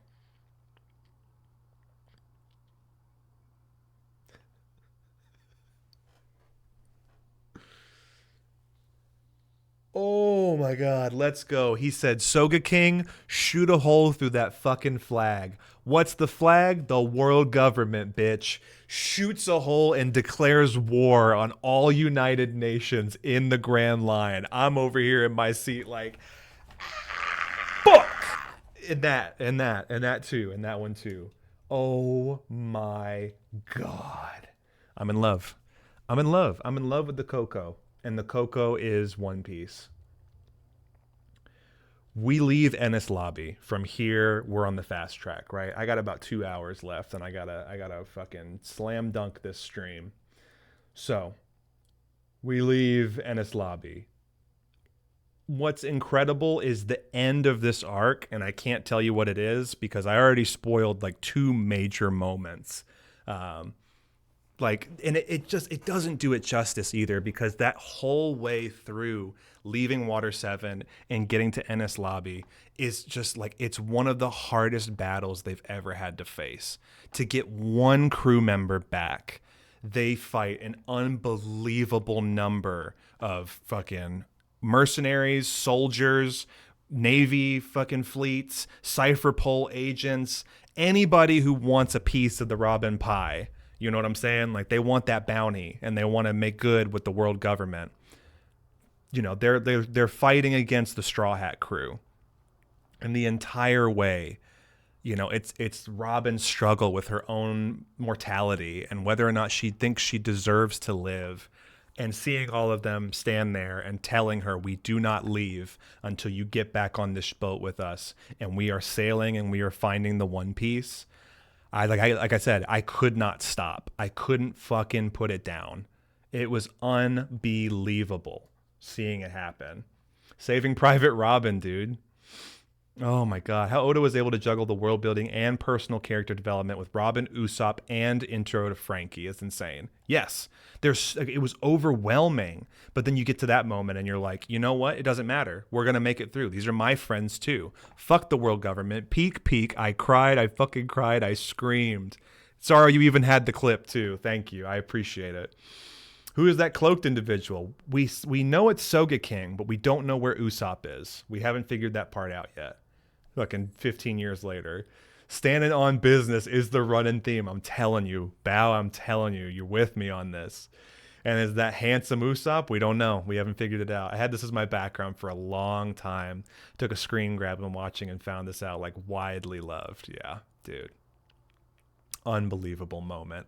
Sogeking is the alt persona Usopp, who used to be left the crew, but we still wanted to help Robin. I literally jumped out of my chair in my office and cheered at that moment. That moment was amazing. I want to live, but I have ads. Damn it. I want to live, but I have ads.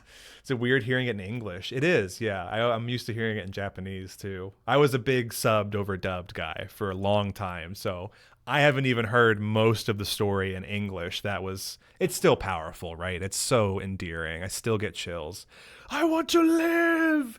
Take me to sea. Oh God, it's just so good, man. Between English and Japanese episodes, all the time, Scapegoat Goat. Mostly it depends on if I have the ability to focus. Exactly, and like I was locked in. I wasn't watching or doing anything else. I was just reading the subtitles frantically from episode to episode, trying to get caught up from Water 7 and Enies Lobby. And this is where the story takes a sharp turn. There's a lot of shit to cover here in the next 2 hours, but what I want to say is the chills from that gave me every time. Don't believe in yourself. Believe in the man that believes in you. Kamina, man. This fucking crew, dude. Let's go. Hell yeah. Fuck the world government. Fuck the world government. I fucking love the Sniper Keem thing song. It's so good. It's so good. We doing a part 2 stream for New World? No, we're doing it right now, Sarah. We're going in. I can do it. I can make it happen. I remember the days when the dub was god-awful, but they have come a long way. They really have. Sure would like a slice of that pie. Somebody give me a slice of that pizza. We leave Enies Lobby. I feel like Luffy and Kamina carry a lot of the same energy. Definitely the case. We leave Enies Lobby, and there's something that happens at the end of Enies Lobby that will make you probably cry even harder than Nico Robin screaming, "I want to live, take me to sea with you." It's unreal how, like, even after, again, one of the biggest, most, like, monumental moments in the show, he just lays it on so fucking heavy, so fucking thick, like, with the emotional draws and just things that are happening, like, oh, it's incredible. Also, checking in. Okay. Just going to drop a couple of hearts in there. Make sure he knows. Make sure he knows, even though I'm streaming, I'm thinking about him. That's my buddy. That's my buddy in there. So there's something that happens. It's fucking unreal. I can't tell you what it is. You just have to go back and watch it for yourself. And there's going to be a lot more of that from here on out.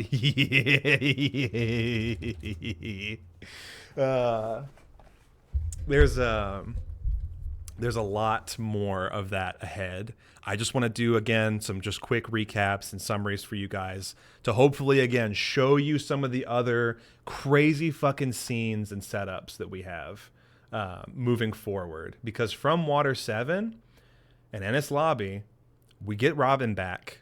We're going with Frankie.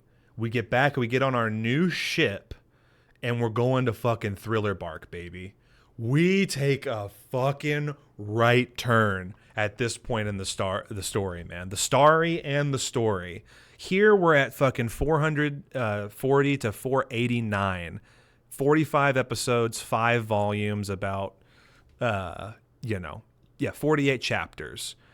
This is where shit really just starts getting wild. I'm like, show Bubby going strong. I'm trying, man. Ari, are you doing a One Piece summary stream? I am. We're at Thriller Bark. We're so close. We're working our way through. We're over the hump. We're like right at the halfway point. We're using the map here. I've highlighted some key moments in the story. We're just giving you broad strokes, but I'm so glad you're here. Amazing. It's about where I left off in the anime. So yeah, we're caught up for you. And for a lot of people, everybody ends up at different points in the story. I think that's what I've appreciated the most, is everybody who stopped by has been like sharing their experience with One Piece as well. And it's so cool. It's like, oh, this is what I wanted to do. I want to just spend a day just talking about one of my all-time favorites. So yeah, big day for streaming. We're doing the abridged version with all the powerful moments. Yes, Shogundi's super summary stream is a go. We got like 2 hours left. I gotta power through the end. So, Thriller Bark. Imagine a giant flotilla island, a mobile island that is set up to traverse the sea and has this pull, has this like huge presence that it has like this shrouded mist that follows it, right? Very creepy, very like Transylvania mixed with like noir and lots of just like creepy, weird fucking body horror shit going on. It's incredible. And we meet someone just before sailing on a boat of his own, all by himself. I believe this is the 4th Devil Fruit user on our team. Guys, give it up for the musician on this boat. Brook, the fucking undead skeleton musician.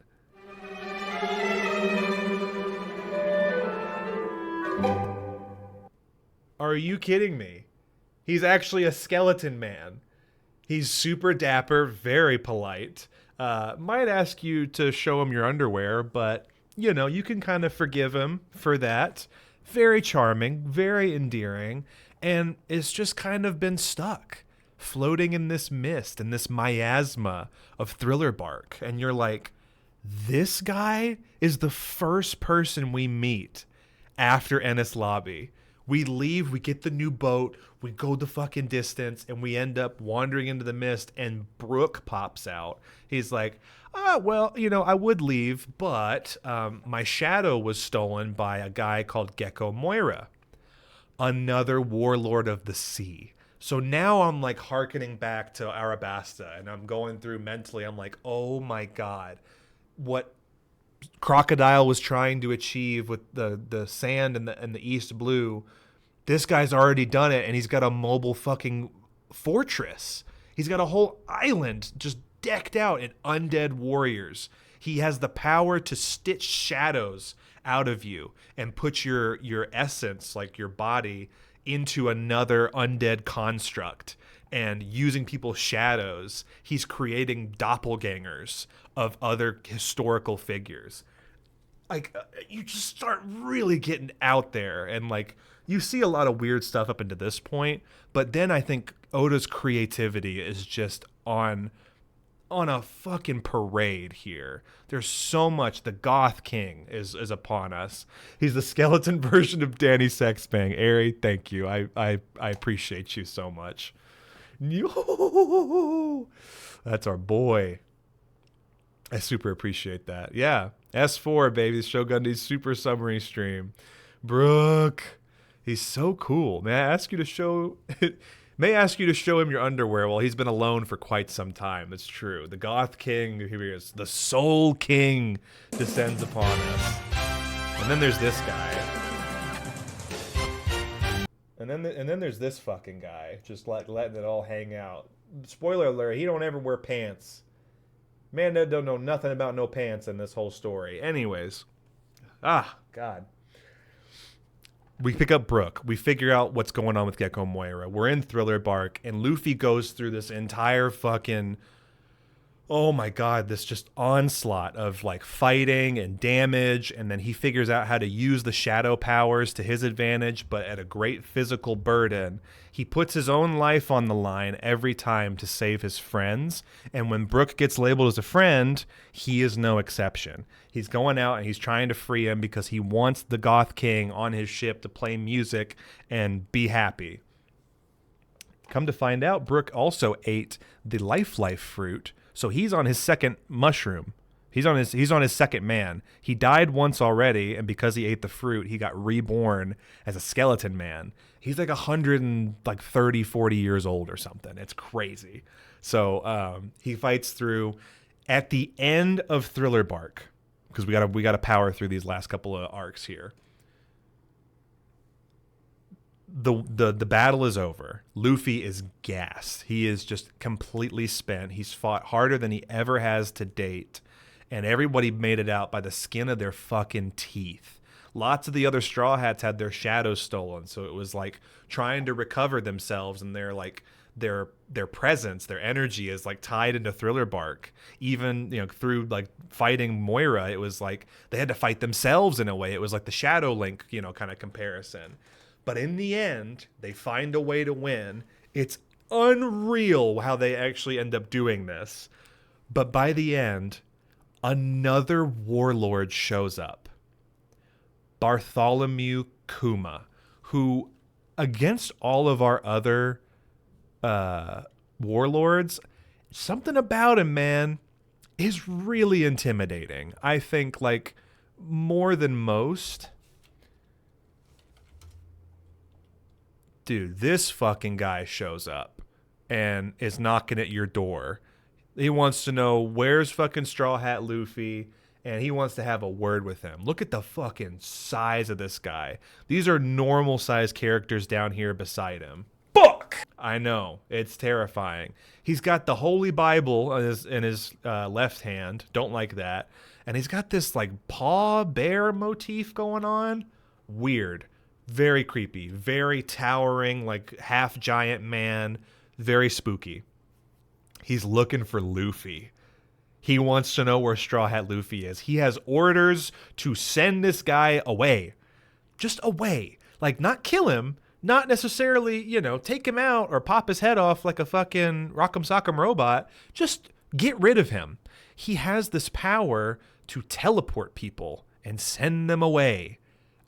It's bonkers. And Luffy's passed out. He's K the fuck O'd. And who is the next to take Luffy's spot when he is challenged? I'll tell you who.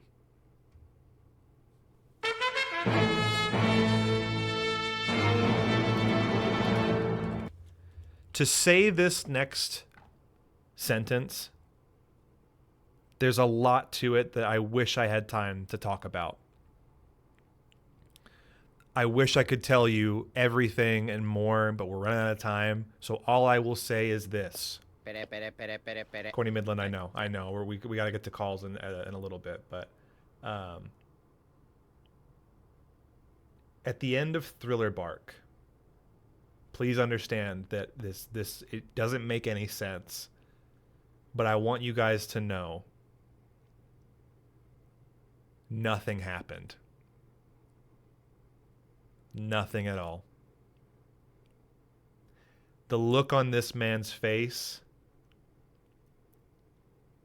contradicts those words entirely. But he did what he had to do to make sure his captain stayed alive. And when asked what happened, nothing at all. I can't even begin to tell you how hard I ride this man's dick. Like, what he had done to get through this part of the story speaks volumes to the trust that he has in Luffy to do what he said he was going to do from the beginning. He said he was going to be king of the pirates, but he cannot do it without his friends. And without Zoro, none of it would have been possible. I guarantee you this. Oh my God. Chills. scary fucking just like unreal moment, time to decide moment.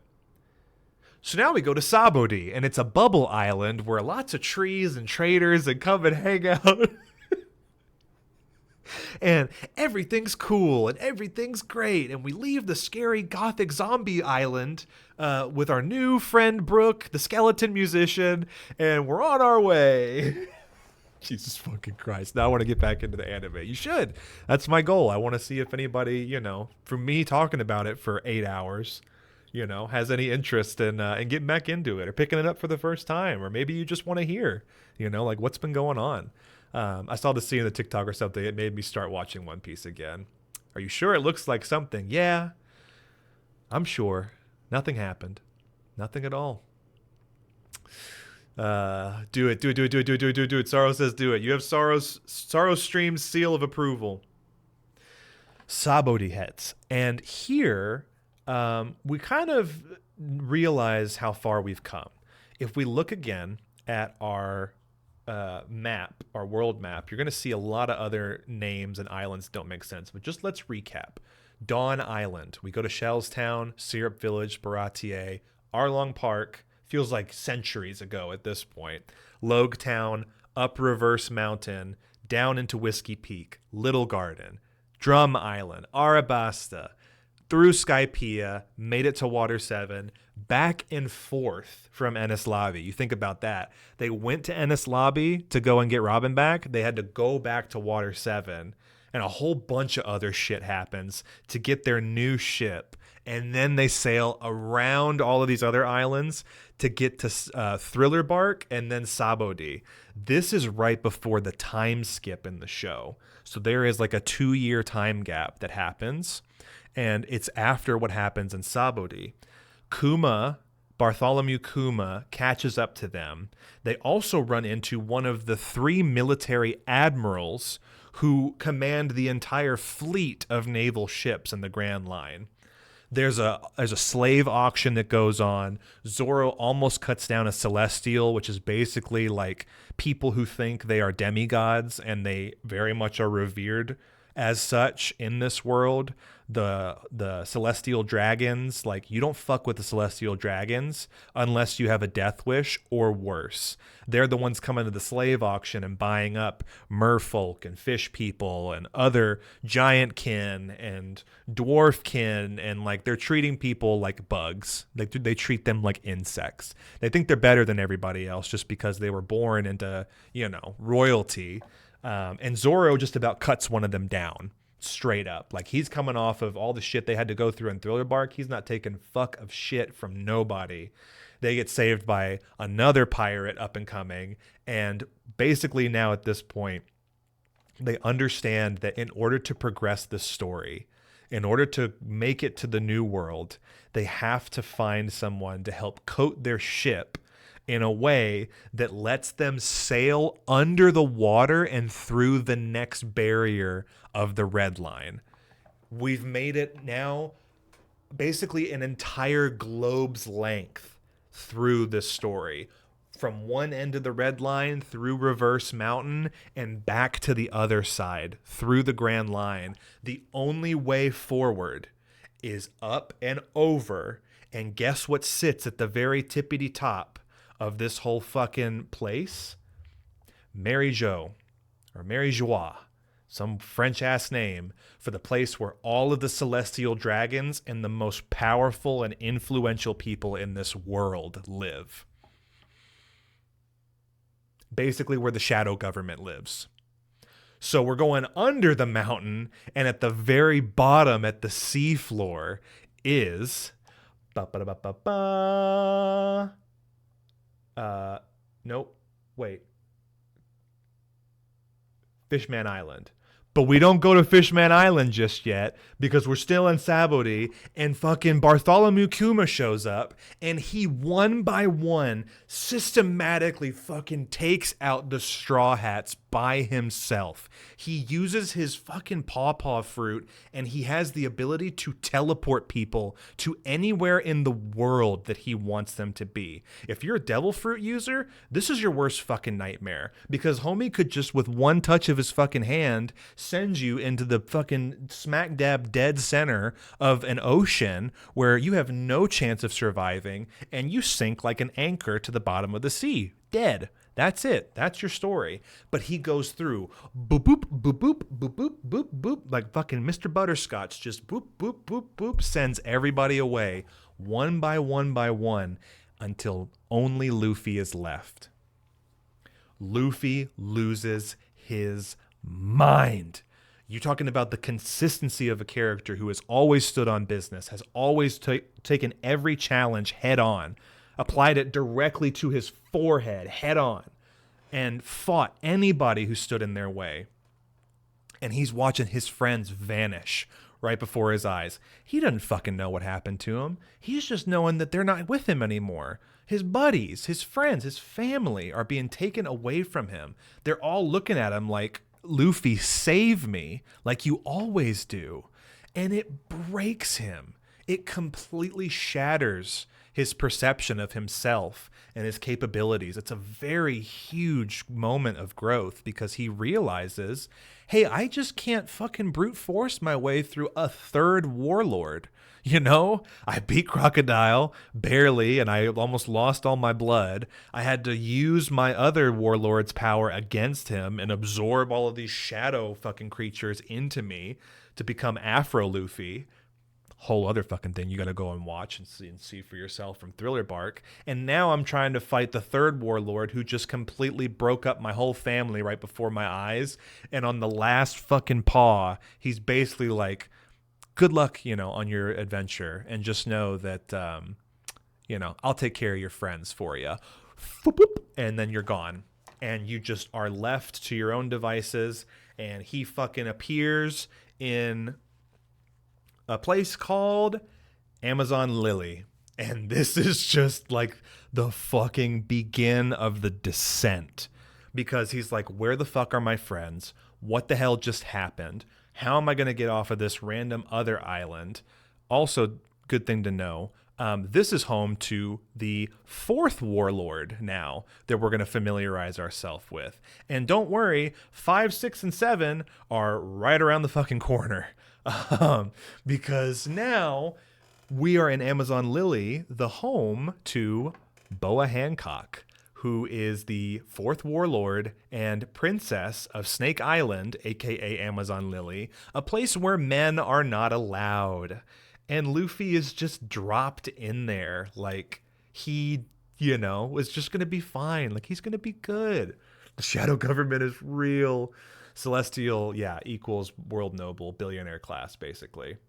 Not only if you watch the One Piece, yeah, it helps cut the filler episodes. Take me to retirement to catch up. You can do it. I believe. Nothing at all. Seen again. Yeah. Yep. Shows you can have real good time with Shogundi if you give him a few drinks and ask, I wonder what's so good about One Piece. This is a fantastic idea for TwitchCon. Yeah, that'll be my pitch. I did One Piece in a day, then I have to do it in a single panel in like 45 minutes. So, I can feel my voice slipping. I want to go there. Bay Hancock. You think she'd step on me if I went there? Yes. She definitely would. You got to pay extra for that. So, we go to Amazon Lily. From here, this is Luffy's journey into finding out that his brother's life is on the line. So I failed to mention this at the start, but Luffy actually has 2 brothers. One of them is Fire Fist Ace, who you've probably, if you know anything about One Piece, you've probably seen or heard of his brother. And what ends up happening from here is Luffy goes on a wild fucking goose chase to get his brother out from the clutches of the Marines, because he is now set to be executed. Come to find out, and spoiler, just gotta say it like it is here, he's the son of Gold D. Roger. It's been a well-kept secret, or so we thought, for all this time, but Ace is actually the son of the former pirate king, and the world cannot stand. His existence is an affront to the established order that the world government wants to uphold. And so his very life has been put into question, and the answer was death. Luffy does obviously not like hearing this. Fuck! Probably said something like that. Marge, fuck the world government. We're here already. I know, dude. I know. He ends up at Amazon Lily. He explains the situation. They're all freaking out because a man has stepped foot in Amazon Lily for the first time in like a decade. And Boa Hancock immediately, she falls in love with Luffy. She's like fucking like hammered drunk on infatuation and horny for this guy. Like she's picturing herself having a van full of his kids. Like she down bad for Luffy, and I don't blame her. You know, he's a pretty good guy. She's so thirsty for the rubber boy. Yeah, she's sick for Luffy, dude. Sick in the head with the rubber boy sickness. So she basically completely turns against all of her sisters in Amazon Lily and is like, hey, I'll help you get out of here. Let's go get your brother back. So gets him on a boat and sends him over to where they know that he's being held. And it is a place no one dared go, even more than Amazon Lily, where the Amazon warrior women wait for you to try and step foot on, and will kill men for less than breathing and looking in their direction. He convinces them that he's worthy of their company, and then doesn't give a fuck about Boa Hancock, by the way. Completely like oblivious and acting like asexual, like he just doesn't. I mean, he might actually be, I don't know, but he has no desire or interest in any way, shape, or form for the opposite sex. Like nothing Boa Hancock is putting out is landing on him. He's just like, I just need your help, but I appreciate you, and you know, like thanks for the food. You know, canonically the most beautiful woman in the world, yeah, and also canonically the most beautiful woman in the whole freaking world of One Piece, right? They go to the underwater prison called Impel Down. This part of the story is where Luffy is attempting to do a prison break in the world government's most secure, strongest, and well-kept prison to break his brother out. And the entire time he's chasing after him, he's like 2 days behind. The world government finds out that Luffy's on his way. They bump up his execution for his brother, and they transport Ace out of it while Luffy is already halfway down there trying to break him out. The warden of this prison finds out that Luffy is breaking and entering, and then through each level, there are 6 levels into Impel Down, he's busting people out, you know, haphazardly looking for Ace, his brother, and the warden's chasing after him. The warden has a poison fruit, and it's bad, y'all. Like, he gets a hold of Luffy, and then he tries to fight his way out. I mean, it's kind of implied that the warden is as strong, if not stronger than some of the other warlords of the sea. There's this like power scale, you know, that you're noticing. It's like we're just now kind of touching the surface of warlords, and now we've killed a couple, or not killed, but like beaten a couple of them, and now we're kind of on par with warlords. And then we're getting to the admirals and the navy level, and then we're going to get to Yonko and emperor level later on in about an hour and a half or so. So Luffy busts his way all the way down through Impel Down, right? Gets down to the bottom, finds out Fire Fist Ace, Portgas D Ace, gets fucking transported, and he's on a fucking express boat to where? Marine Ford, one of the biggest military navy outposts in the entire Grand Line, and it's just before where Sabaody is. We've arrived at absolute heartbreak. This part of the story now coincides with a lot of other events happening around the world. Keep in mind, you know, we're following the journey of Luffy and his friends, but what is happening outside of their ship and outside of their very small worldview are a lot of other pirates getting fed up with the world government and the Navy interfering with their plans. They're sick and tired of oppression. They're tired of, you know, morally ambiguous figures who claim to uphold justice are the ones with all the power and all of the influence and all of the resources, while people who are truly free and pirates are fighting for scraps in the land of paradise. And Fire Fist Ace is the right-hand man to one of the 4 emperors of the sea, fucking Edward Newgate Whitebeard. This motherfucker, dude. Oh my God. That's motherfucker endearing in parentheses. Whitebeard. This fucking behemoth of a man. Of a man's man. Look at him. He's like 14, 15 feet fucking tall, 600 pounds of clean cut muscle. He's in like his 60s, and he's seen it all, smiling as he stands before the entire fucking Navy, and he's like, y'all gonna give me my son back? Fucking coming up to take back Fire Fist Ace. Luffy is on his way now. He barely manages to escape Impel Down in the clutches of the Warden, who poisoned him so severely that it took years off of his life. There's another theme here where Luffy puts himself into such dire straits to save his friends, it ends up shaving time off of his life. Like, people tell him, is like, you keep going this way, you're going to work yourself into an early grave before you even get to the king of the fucking pirates, my guy. But through a lot of help and some close calls and clutch connections, we find ourselves now on the battlefield before all of the strongest Marines. That's all 3 of the Navy admirals. One of them was at Sabodi, fighting off the Straw Hats, and then the 2 other ones, the Fleet Admiral, who is like the head haunch of all of the Navy, like I'm talking like 1,000+ Navy soldiers, and the 7 warlords of the sea have been summoned.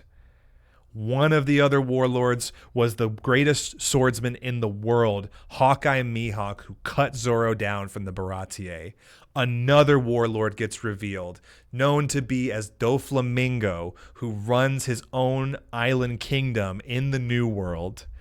If you know Sorrow Streams, you know a little bit about Doflamingo. And the last of the 7 warlords, Jinbei, first son of the sea, sworn in as a fucking military asset to come and fight off Whitebeard's army, who shows up at Marineford War to take Ace back. And here comes fucking Luffy. I gotta give you this one. Okay, let me go back one more. Yeah, I gotta give you this one. One Piece, Luffy arrives.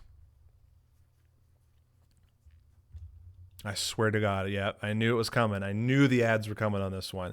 Let me just show you, like, against all of the odds, right? He's been teleported away from one island, lands in a place that is forbidden for men to go, fights his way down the biggest fucking security, most heavily secure prison facility that the world government is known to have at this part in the story, busts out of there after causing a whole bunch of chaos and ruckus, and then fights his way into Marineford.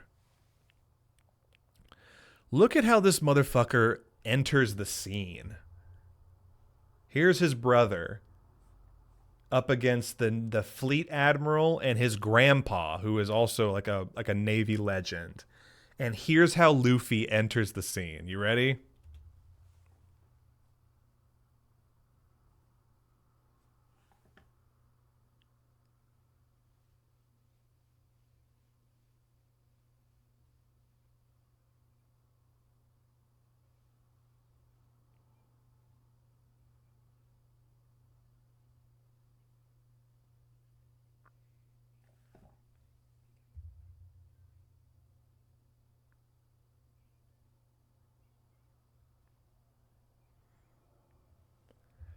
We're all here. Let me scroll back a second. We're all here to save you. I'm here to save you. We're all here to save you. Motherfucker broke out Crocodile, the guy that he just fought from the first arc. Another Revolutionary Army kingpin known as Ivankov, Buggy the Clown, who was imprisoned, and Jinbei, one of the warlords of the sea. brings a crew of convicted criminals in the strongest fucking facility in the world to free his fucking brother and to let him live his life. What happens here is completely up to you. Oh, this is the theme song for we've been watching White Lotus. This is one of the theme songs there. Hee-haw! Buggy is there. Fuck, there's so much going on in this arc. It's insane. It's like, it should sit here. I could do an entire 8-hour breakdown of this actual fight. I'm not even kidding. Canonically most beautiful woman in the world. Yep. Any sort of attraction other than food. Pretty sure he's more than likely Ace. Ha! Just like his brother. He's going to feel more like he did like Goku. We're getting married? Sure, okay. Wartime? Yeah, 4 emperors greater than 7 warlords. Wow, the stash. Poor Mr. Bon Clay. I know, dude. I wish I could put more respect on Bon Clay's name. We got to go fast. Hee-haw! So, Marineford War breaks out. Okay, it's Whitebeard and the one of the 4 emperors of the sea against all of the Navy's might. You have the warlords are all here. The admirals, the fleet admiral, Luffy is just fucking wrecking shit up left and right, front and center. He arrives and he fucking stands off against the 3 admirals like he's ready to go. He fucking breaks off the mast of a ship and is just fucking ready to throw hands.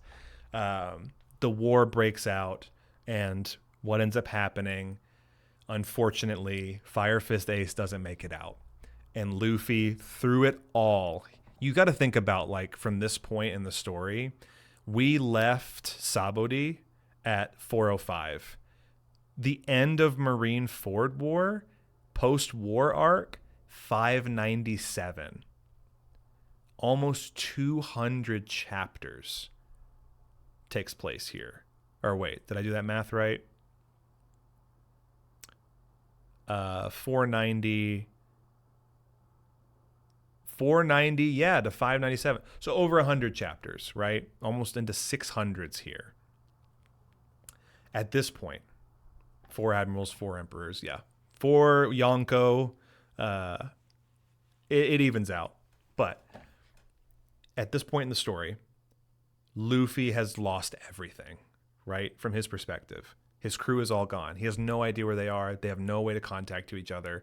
He's been island hopping, fucking breaking out any extra hands that he can get, you know, to align with him, to fight back against the Navy and free his brother. And right to the bitter end, he watches him die right in front of him. I mean, like 2 inches away from his fucking face. He dies. And to just even say that isn't enough because there's 100 fucking episodes leading up to it and everything that Luffy sacrificed, you know, like he could have gone after his friends first, but he wouldn't have made it in time to see his brother. He could have fucking tried to, you know, go without him, but he wouldn't have felt right if he did that. And to make it there and to see him die, Luffy snaps and they have to get him out of there. They end up working with another sort of neutrally aligned pirate crew led by a man named Trafalgar Law. Jinbei helps him get out, and he needs to recover. He needs to get away from this. They take him back to Sabaody, and they meet with Silvers Rayleigh, who was the right-hand man of Gold D. Roger, the former king of the pirates' right-hand man. He was also the one who is going to help them get their ship ready to go so they can sail under the red line and be able to enter the new world. But it's going to take time. So while Luffy was resting, he knew that in order to get his crew together, he was going to need more time. And so he makes an appearance after the war is done, and he comes to pay his respects. At Ace's grave. And they get a picture, they get like a snapshot of him, how they do all the bounties and like news articles and stuff that gets spread around the world. He has a mark on his arm that says 2D X'd out, 3Y, 2D 3Y, 2 days where they thought, hey, if we can all make it back to Sabaody in a couple of days, meet there. But it's not going to be 2 days. Or no, it's not going to be 3 days. It's going to be 2 years before they get back together again. And he leaves them a very subtle, not subtle, but like a hint at, we need to get stronger. We're not strong enough yet to face what happens next in the new world. Stay put, stay safe. We'll meet again when we're ready. And 2 years goes by and we enter the time skip. Now, guys, from here on, I got to really speed this up. I got to go extra, double, triple fucking fast. Because now, after Marineford War, we reunite at Sabaody. It's been 2 years later. Everyone's just fucking super strong and powered up. Everybody's here. I mean, everybody makes it, one by one by one. Zoro shows up first. You've got Nami, Usopp, Sanji, fucking Robin and Chopper, Frankie, Brooke. Everyone's showing up, but they're like, where is our captain? Luffy arrives. They show up.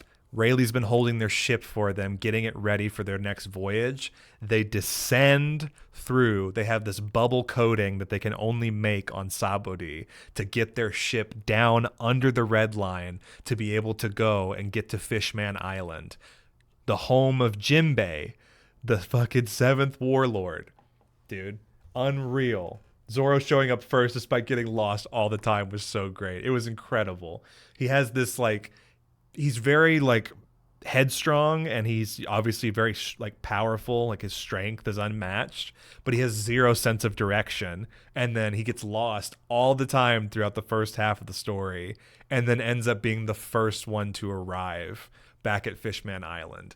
Now we're on the other side of the time gap. Now we're progressing, and we are officially making our way under the red line to Fishman Island, where Jinbei is from. I'm going to go ahead and unlock him because this should be the last Straw Hat for the day. And guys, please welcome our 10th member, the first son of the sea, baby.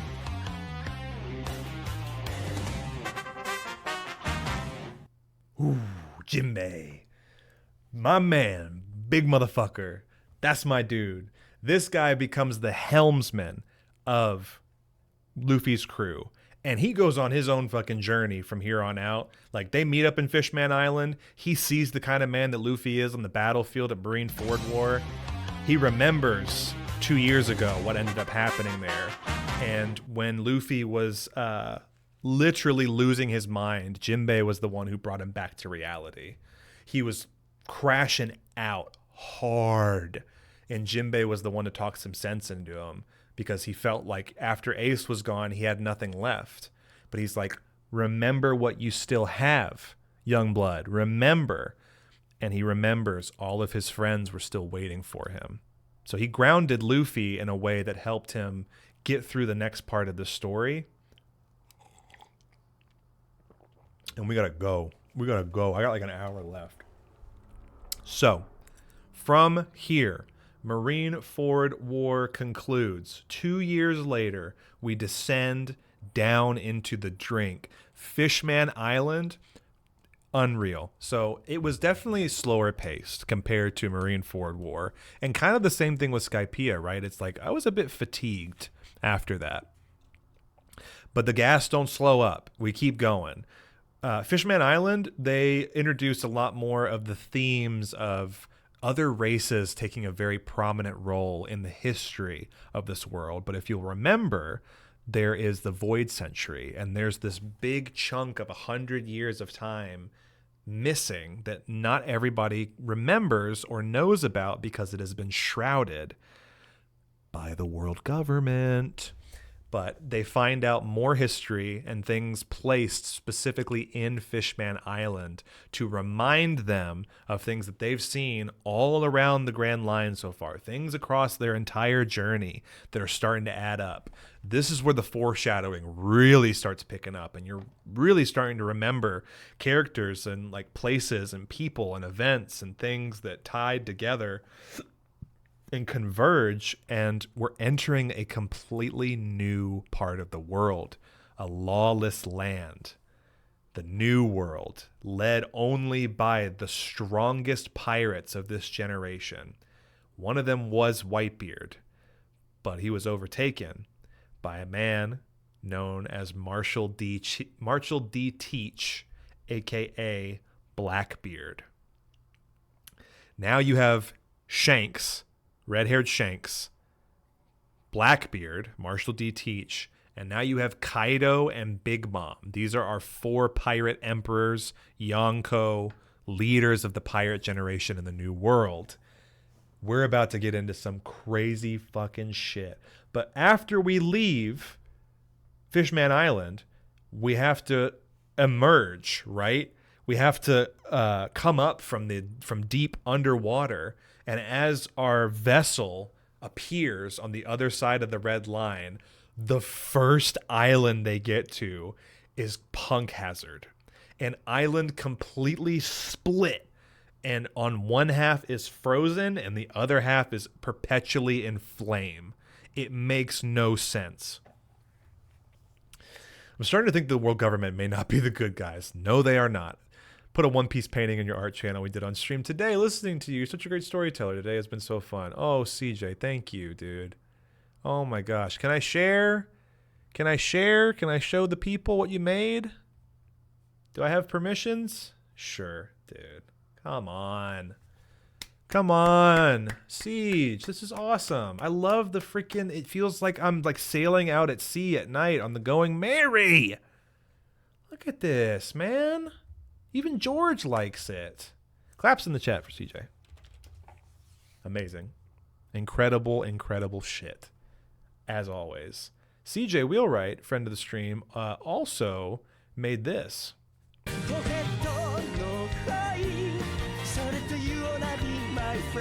Sparkle Sprout, welcome in. Good to see you.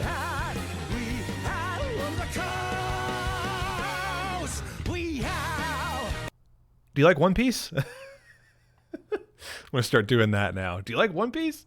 Pander sent me. Oh, so good. Friend of Pander's is a friend of ours. You're welcome here anytime. Dude, amazing. Thank you so much for sharing that with us, CJ. I appreciate it. I love One Piece so freaking much. Well, we're in a freaking mad dash to try and recap the entire story thus far, and I can't end the stream until we're caught up on One Piece. So here it is.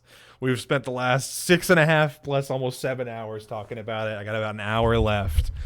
So I gotta get ready for D&D. Oh, here we go. Punk Hazard is an island that was designated as one of the secret research facilities by a mad scientist known as Vegapunk, but it was abandoned and taken over by one of his proteges, Caesar Clown. Caesar Clown, one of the... Oh, yes. Oh, my gosh. Okay, I got to read all this later. I got to read later.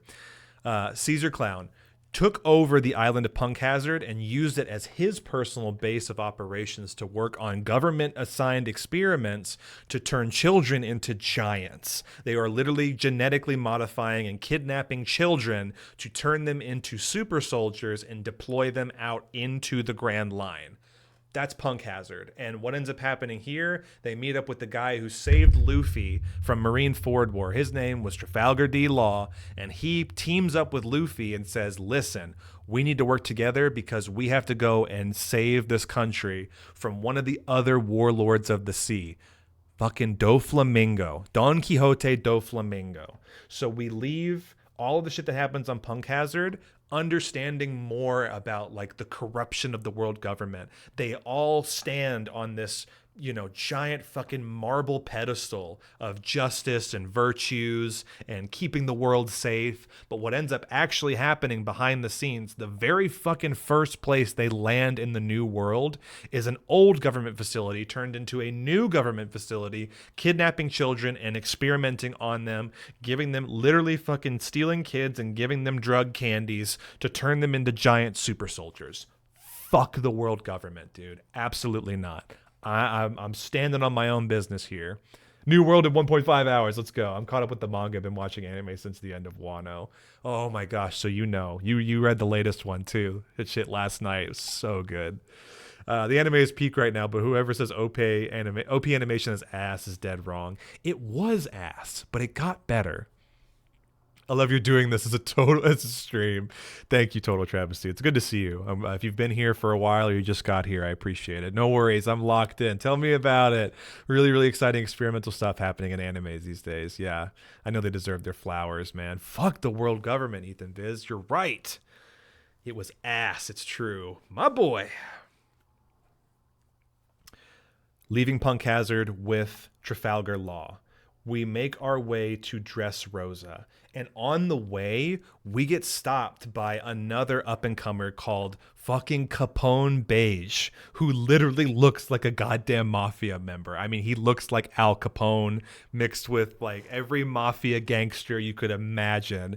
But he basically now has been charged with picking up Sanji because guess what? Sanji, his backstory wasn't fully revealed. Turns out he's a fucking prince of a military organization called Germa and a family of genetically modified super soldiers who are requiring him to come home. They employed Capone Beige to take him because he has been assigned a wedding to one of the daughters of the Emperor Big Mom in Whole Cake Island. I'm like, you can't do this to me. No. We just got the gang back together. We all saw what they did at through Fishman Island. They were busting people's chops up. They're so strong now. Why would you break them up? Why would you separate them? But it's like, fine.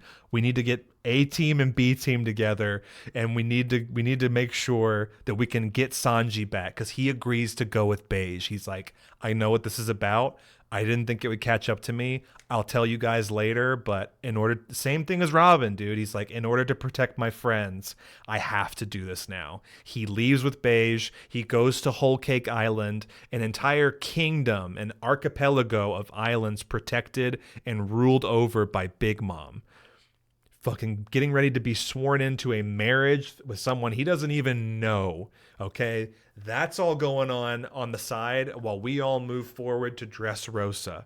Dressrosa hits. You find out there's this wonderful little paradise town where there's lots of toys that are all, got their little worker jobs and they're running around and they're doing stuff for people, but it's all a fucking sham. It's all a lie. They've been converted and turned into toys by one of the Don Quixote family members, Sugar, who is able to turn people into subservient toys who forget their own fucking memories, and everyone in this town so she has a power that turns you into a toy, but it's not just that. You keep all your memories. The people who knew you lose their memories of you so long as she is concentrating and keeping you as a toy. Fucking diabolical, dude. Unbelievable levels of just pure, undiluted, seeded evil in this world. Breaking families apart, turning them into slave workers, and nobody even remembers who they are. You're seeing iconography of like warriors and people. Fuck! That's what I'm saying, dude. Seriously, fuck them. Fuck the world government. And fuck the warlords and fuck Don Quixote, Doflamingo, and his whole family. Capone is so awesome. He's so cool. He's such a great character, too.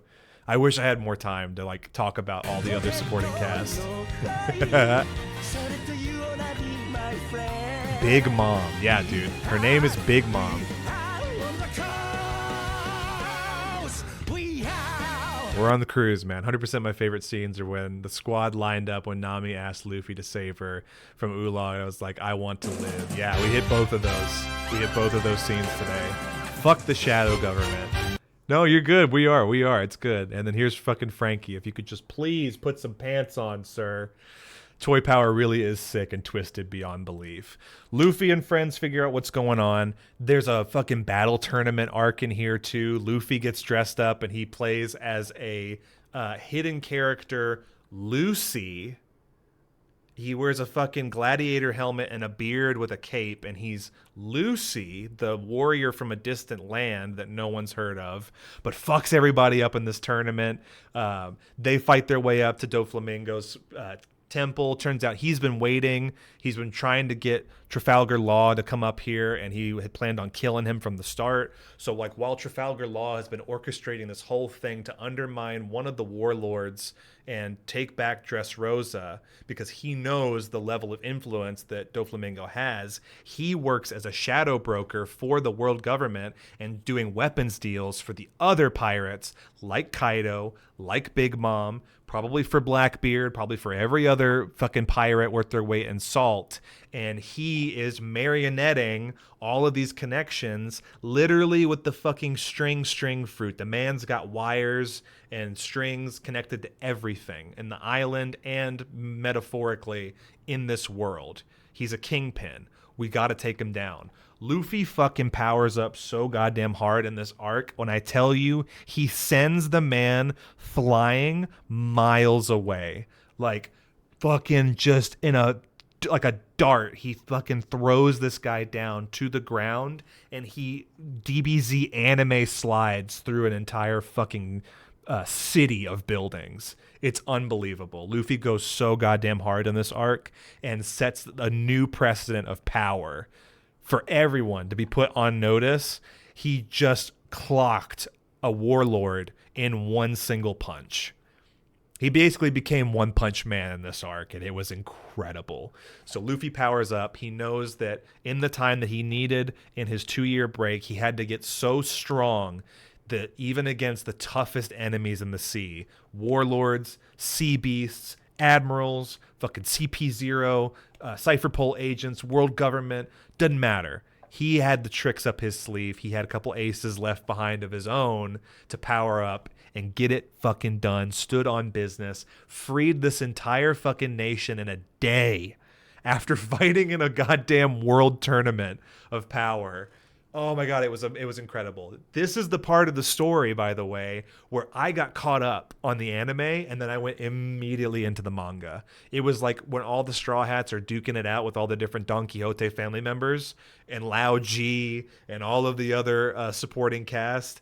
I ran out of episodes and I was like, fuck, I gotta keep going. And I've been weekly ever since. The toy power is really sick. It really is. Bro's just got the thing chilling. At least Frankie has legs for it. Lucy is goated. Big Mom over Kaido, and I will die on that hill. I love the tournament arc. That's with a capital G. That's a capital loud G. Dressrosa concludes, right? They free the people of Dressrosa, but now it's time to go back and get Sanji. Well, on the way to Whole Cake, they have to make a pit stop because they've also been traveling with someone, right? I think at this point they picked up from Punk Hazard. They picked up a guy called Kinemon, who wears these like very elaborate robes. He looks like a Japanese samurai, and he is one, come to find out. Him and his charge, Momonosuke, are trying to get back to their country because shit's going down. That's where Kaido is set up in his base of operations. They just took out Doflamingo, who is supplying these warlords and emperors and big dick dog fucking pirates with all their weapons, and they just shut that shit down for good.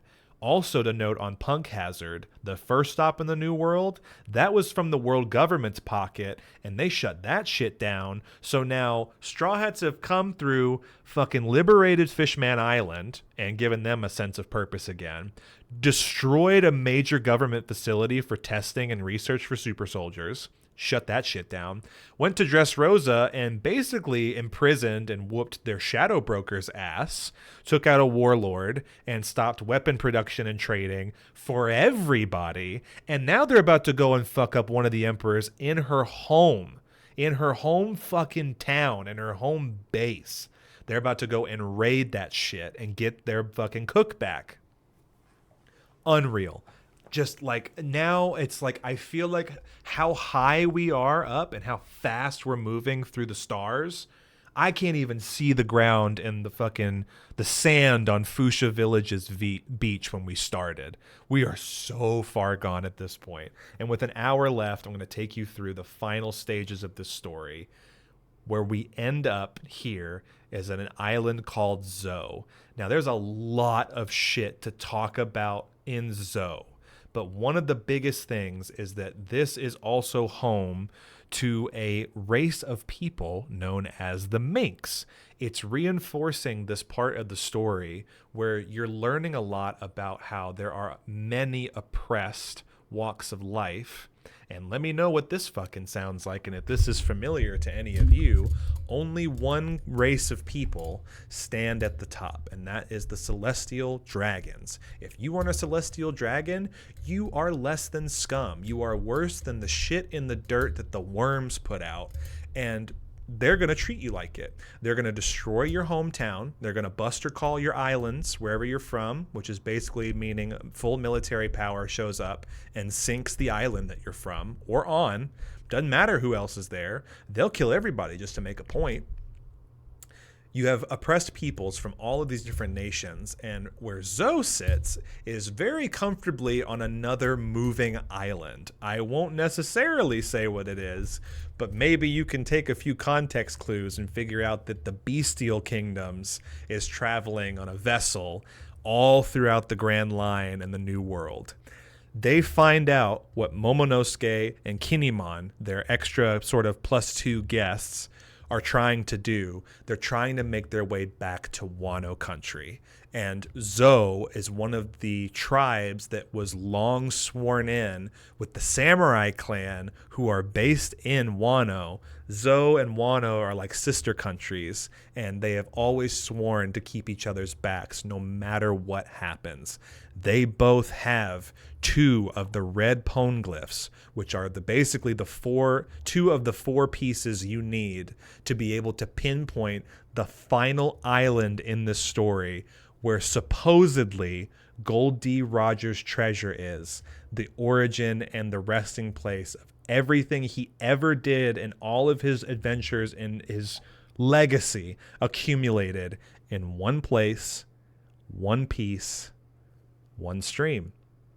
So we are fucking rifling through documents at this point, going through. We're finding out secrets about ancient Mink tribes, samurai alliances, what the world government has actually been doing this whole time, oppressing all of these races of people. Pirates are just overthrowing governments left and right. They're taking over the samurai. Kaido set up here. Big Mom set up over here. We now have a split front. We have to decide what to do. One half of the Straw Hats has to go back and get Sanji because we cannot proceed and we cannot go to Wano without him. The other needs to get ready and get to Wano to make sure there's a landing on the other side. It's going to be safe for them to get set up and figure out how the fuck they're going to free the people of Wano and the samurais from Kaido's rule. They're about to split their 10-person team up into 2 teams to take out 2 Yonko, 2 admirals, basically, 2 emperors of the sea at the exact same time.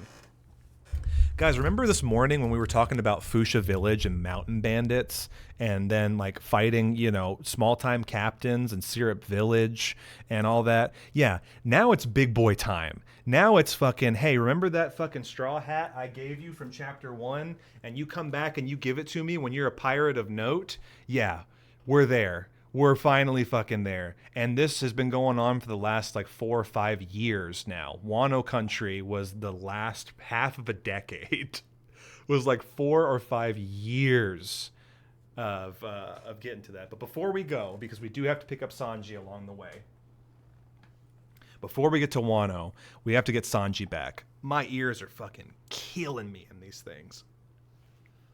Turns out the off time, the off time is about 7 hours. They stayed powered up, though. That's pretty good. I'm going to put them out through here.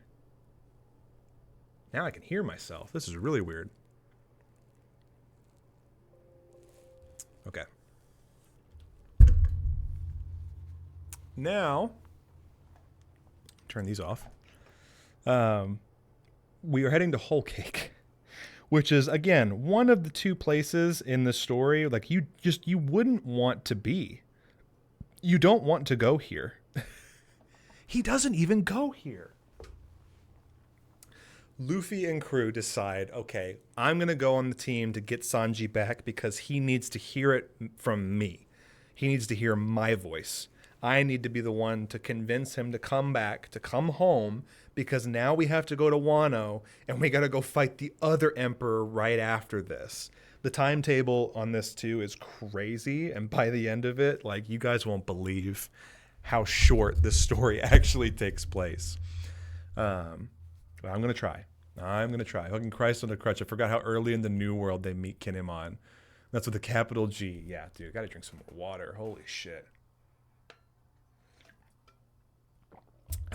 So, enter Whole Cake. This is an entire series of islands, an archipelago dominated by Big Mom. Her entire family lives out here. You're talking about, like, along the way, we've been stopping at single islands and nations, helping them, kind of overthrowing oppressive powers and ambiguous authority figures and stuff. But, like, this is the real deal, okay?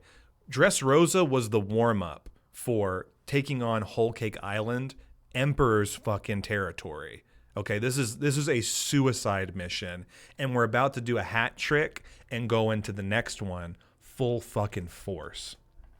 This is what I'm here for. Yeah. So I'm doing very quick bullet point style here because I want to get to the giveaways and I want to make sure I thank everybody and just kind of wrap this all up in a nice big bow and just talk about, you know, why, again, the show is so important to me. I also want to hear from you guys based on all of the ramblings today, what you think the end of the story is going to look like. And if you are curious about maybe trying it for yourself, where you want to start, or maybe you can use the One Piece Discord channel and we can kind of talk more about it there. Whole Cake Island, we land and we're looking for Sanji. Sanji has been picked up because he has been sworn in for a royal wedding for one of Big Mom's children. By the way, Big Mom has literally like 47 different children. She's like in her 50s or 60s, I think, at this point in the story. And she's got a lot of kids. We also just blasted through like 200 more chapters in the last 10 minutes. So forgive me, I'm missing a couple of things. But she has a lot of kids. And at this point now, Luffy's really been feeling life without Sanji. It's tough because he, you know, is such an integral part of their crew. He's been along since the very beginning, and without him, you know, our captain's not eating right. They tried cooking without him. It didn't go well. Without Sanji, you know, it's like suddenly you're back to fucking microwave meals at home and you're not getting 5-course, you know, 5-star meals every day and snacks and treats and little parfaits and custom made dishes. So it's like, he's really been feeling the fatigue of even missing one of his core members. She's like 80 or something. Yeah, so she's pretty old. And she's got like a complete fucking reverse harem, male fucking concubine, like whatever. She's got a ton of kids, okay? And so each of them have their own little spot and all of these islands.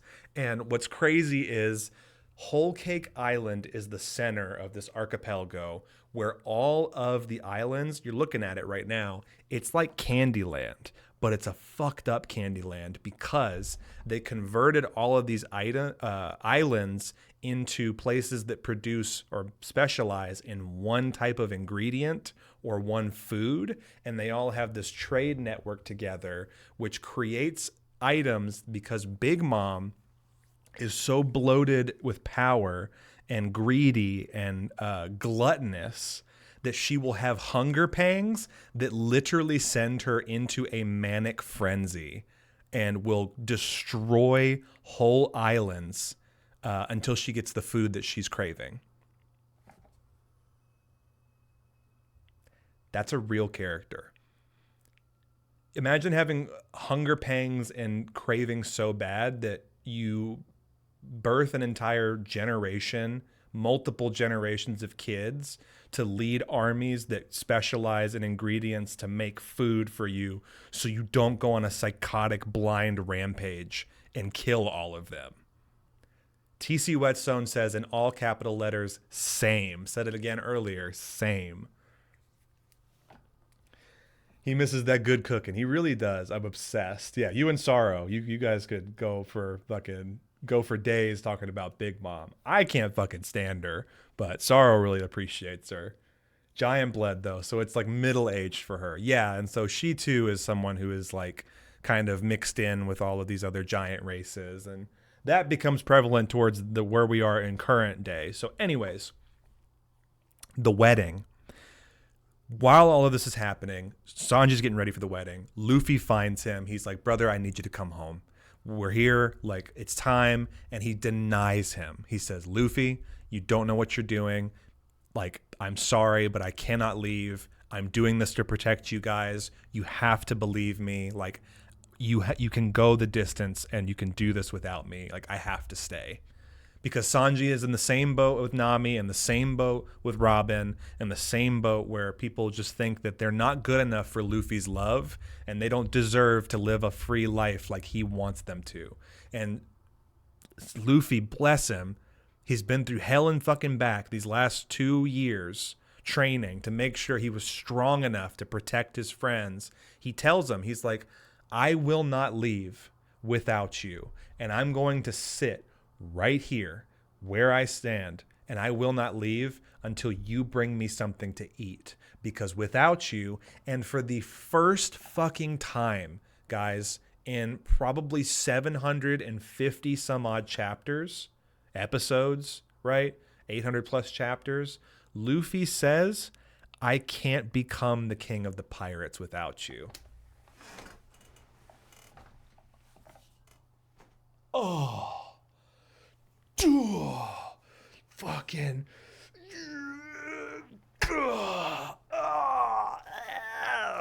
Are you kidding me?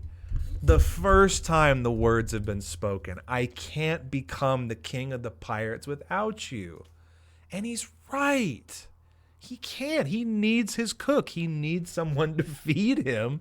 Poor boy, he stands on business all day, every day. He fights for his friends. He knows what he's about, and he's not a cook. He can't cook in the kitchen. He tried. He's no good at it. He needs his friends. So Sanji leaves, and the entire fucking army of Big Mom shows up and starts fucking dogpiling Luffy. He fights them all. He gets absolutely fucking just battered and bruised to no end.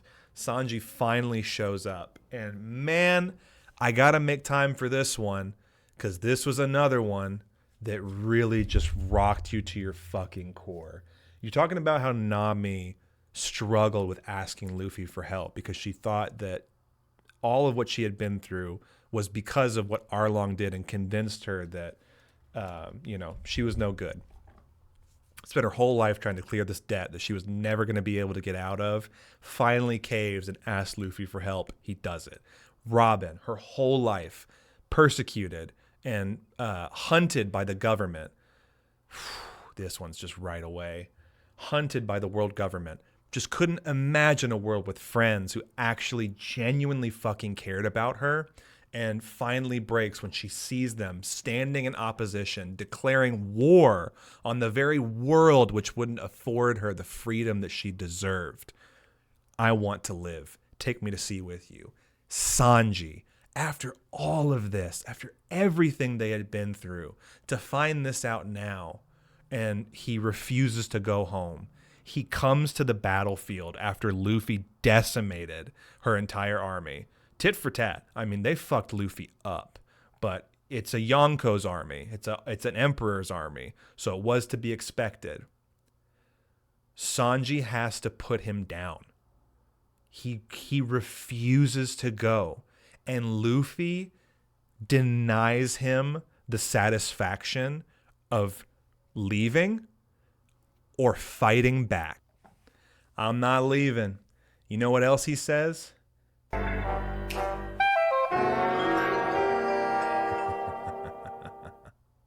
You know what else he says?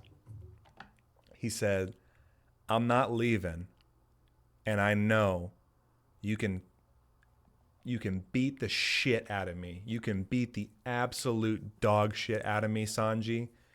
You're hurting more than I am right now.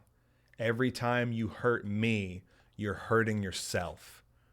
And he fucking took it. He took every single blow, shot for shot. Didn't block, didn't dodge, because he knew Sanji wants to leave. He wants to hear the words, "You want out of this. Let me fix it for you." This is the kind of man we fucking love, dude.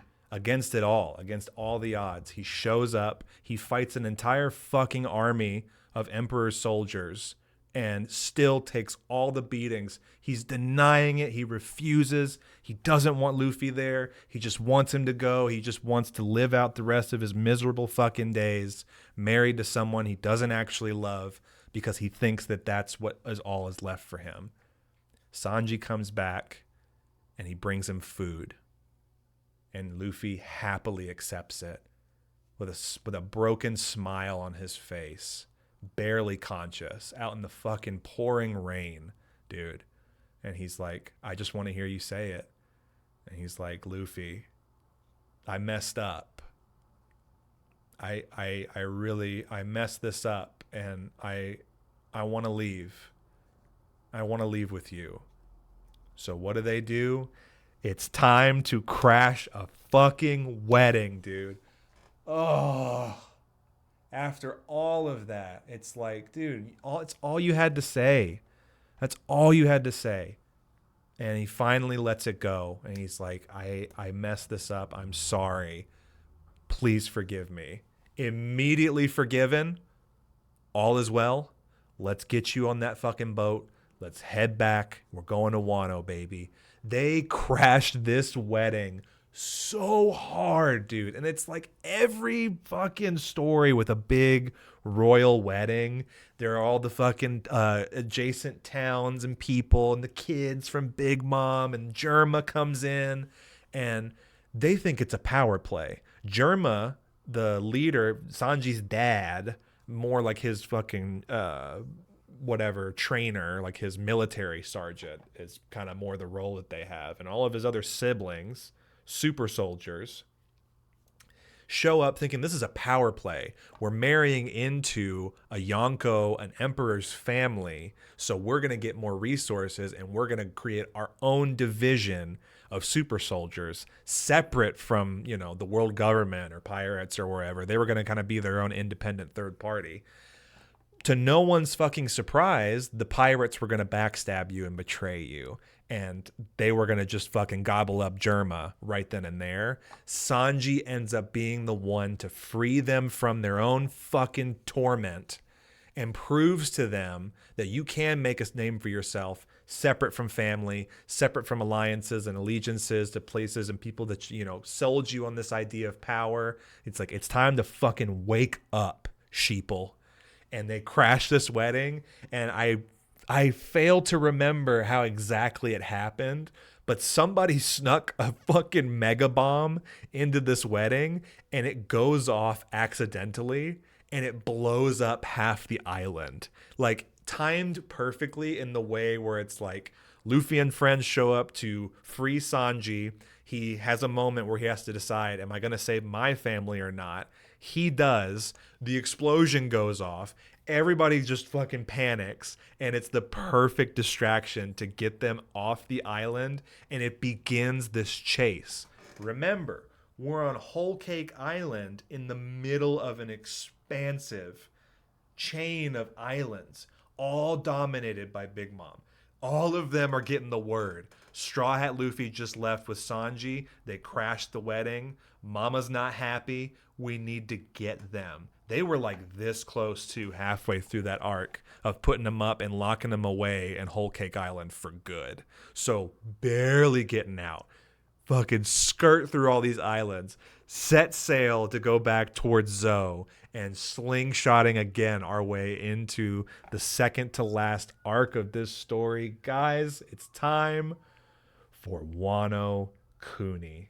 Oh my God, we're there. We're so close. Welcome to the end, the beginning of the end. Wano Kuni. Man, if I really ask myself, Shogundi, what's your favorite arc of this whole story? Right next to Water 7, man, it's gotta be Wano. because I again thought this was the end. I thought this was going to be the end of the story, and we're still going. We are far past Wano now. Not very far, but like it's to the end of this arc, we enter what is now being called the final saga. And chapters on this one, for this part of the story, 149. It's the longest arc to date. It took 4 years to get through it. And man, can I just play this absolute fucking banger of a sound of an opening, one of my all-time favorites.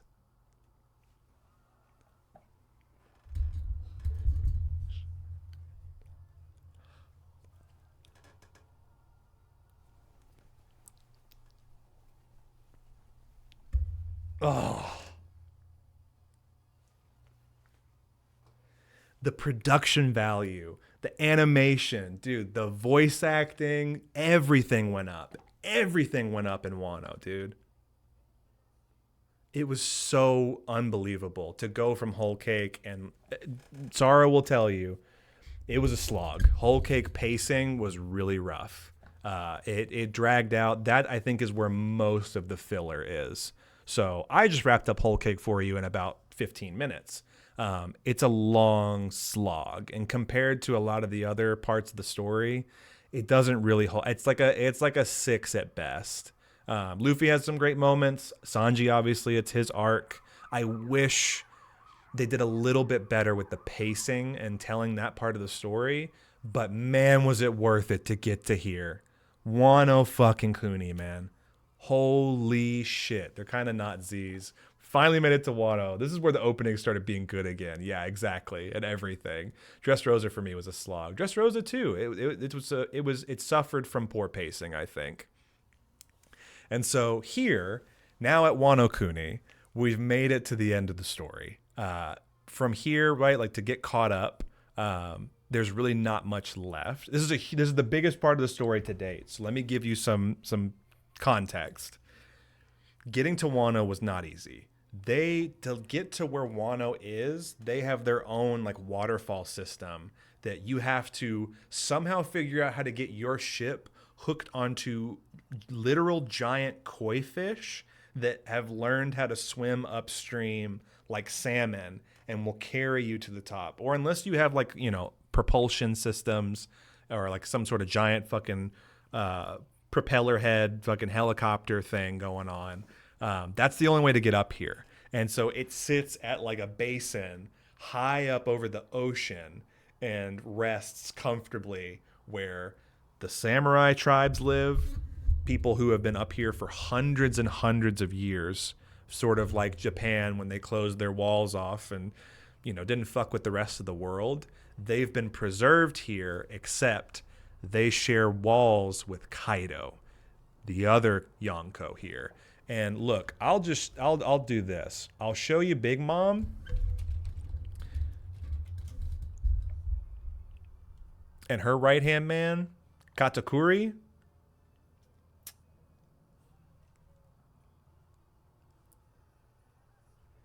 Yeah, okay. You got a good mental image of that chasing you around because she followed them into Wano.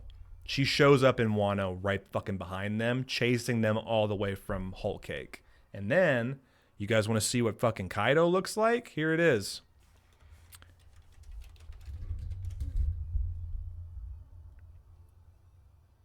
Here's this fucking guy. Open image and new tab.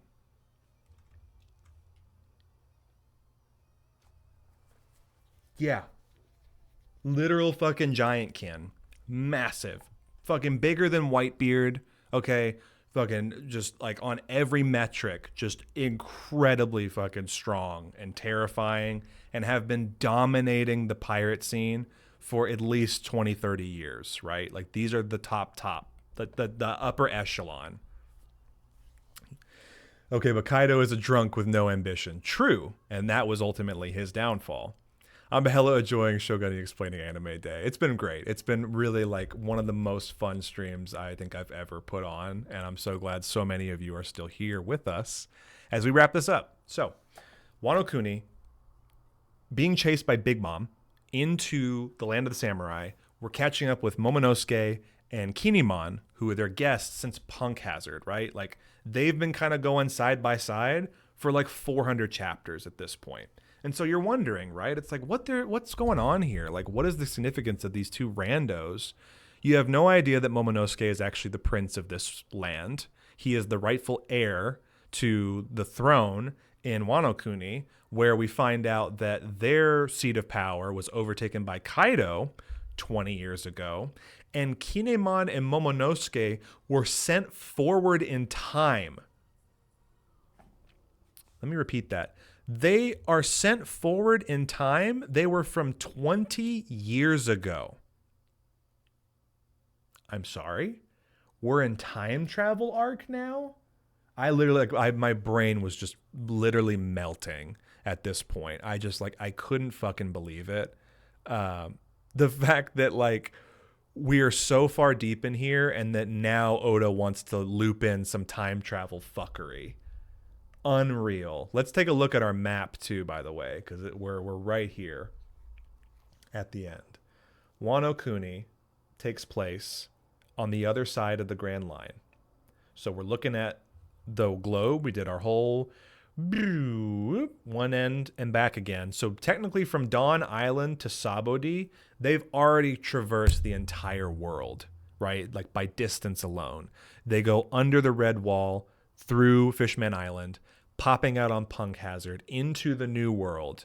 Dressrosa hits next, then it's Zou, then Whole Cake Island, straight into Wano. This is all that's left, guys.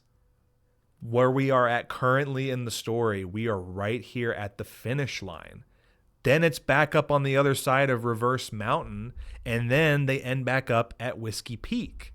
Then they got to sail all the way back to fucking Fuchsia Village, right? But this is where the end, this is the end. This is the entire journey thus far. So in Wano, you find out a lot more about like lost civilizations, right? The samurai, it turns out they're the ones who helped make the giant, I blanked on the name, the poneglyphs, the ones that we saw in Skypiea. There was one in Fishman Island, there's one at Zou, and there's one here in Wano Kuni. And 4 of these red poneglyphs are supposed to basically quadrangulate the exact point of where the One Piece is. We're at 3 out of 4 poneglyphs right now at this point. Woo, woo, woo, woo. We are approaching endgame now, Mr. Stark. And now all we have to do is take out 2 emperors at the same time. Because after Big Mom shows up, she fucking hits her head so goddamn hard and bangs herself. She has amnesia now. She doesn't remember who she is, but everybody else immediately recognizes her. And she got thrown into such a fucking hunger pang craving tizzy that her mind literally fucking shielded itself from reality. So she doesn't even know who she is until later she fucking wakes back up, and then it's 2 Yonko versus 1 motherfucking rubber boy.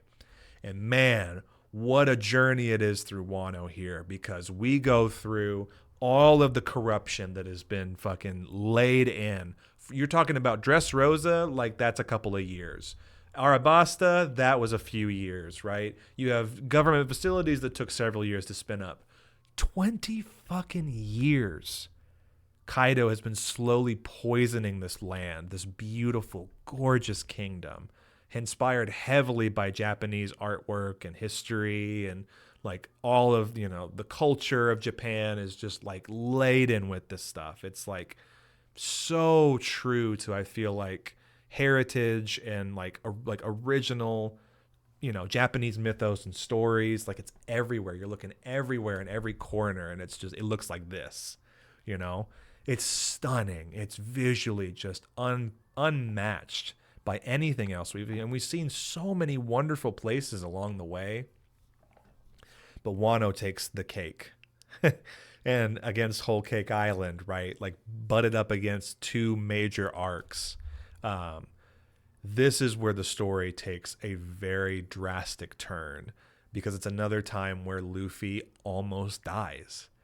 And he fights Kaido like 5 times throughout this whole arc. And every single time he gets clocked.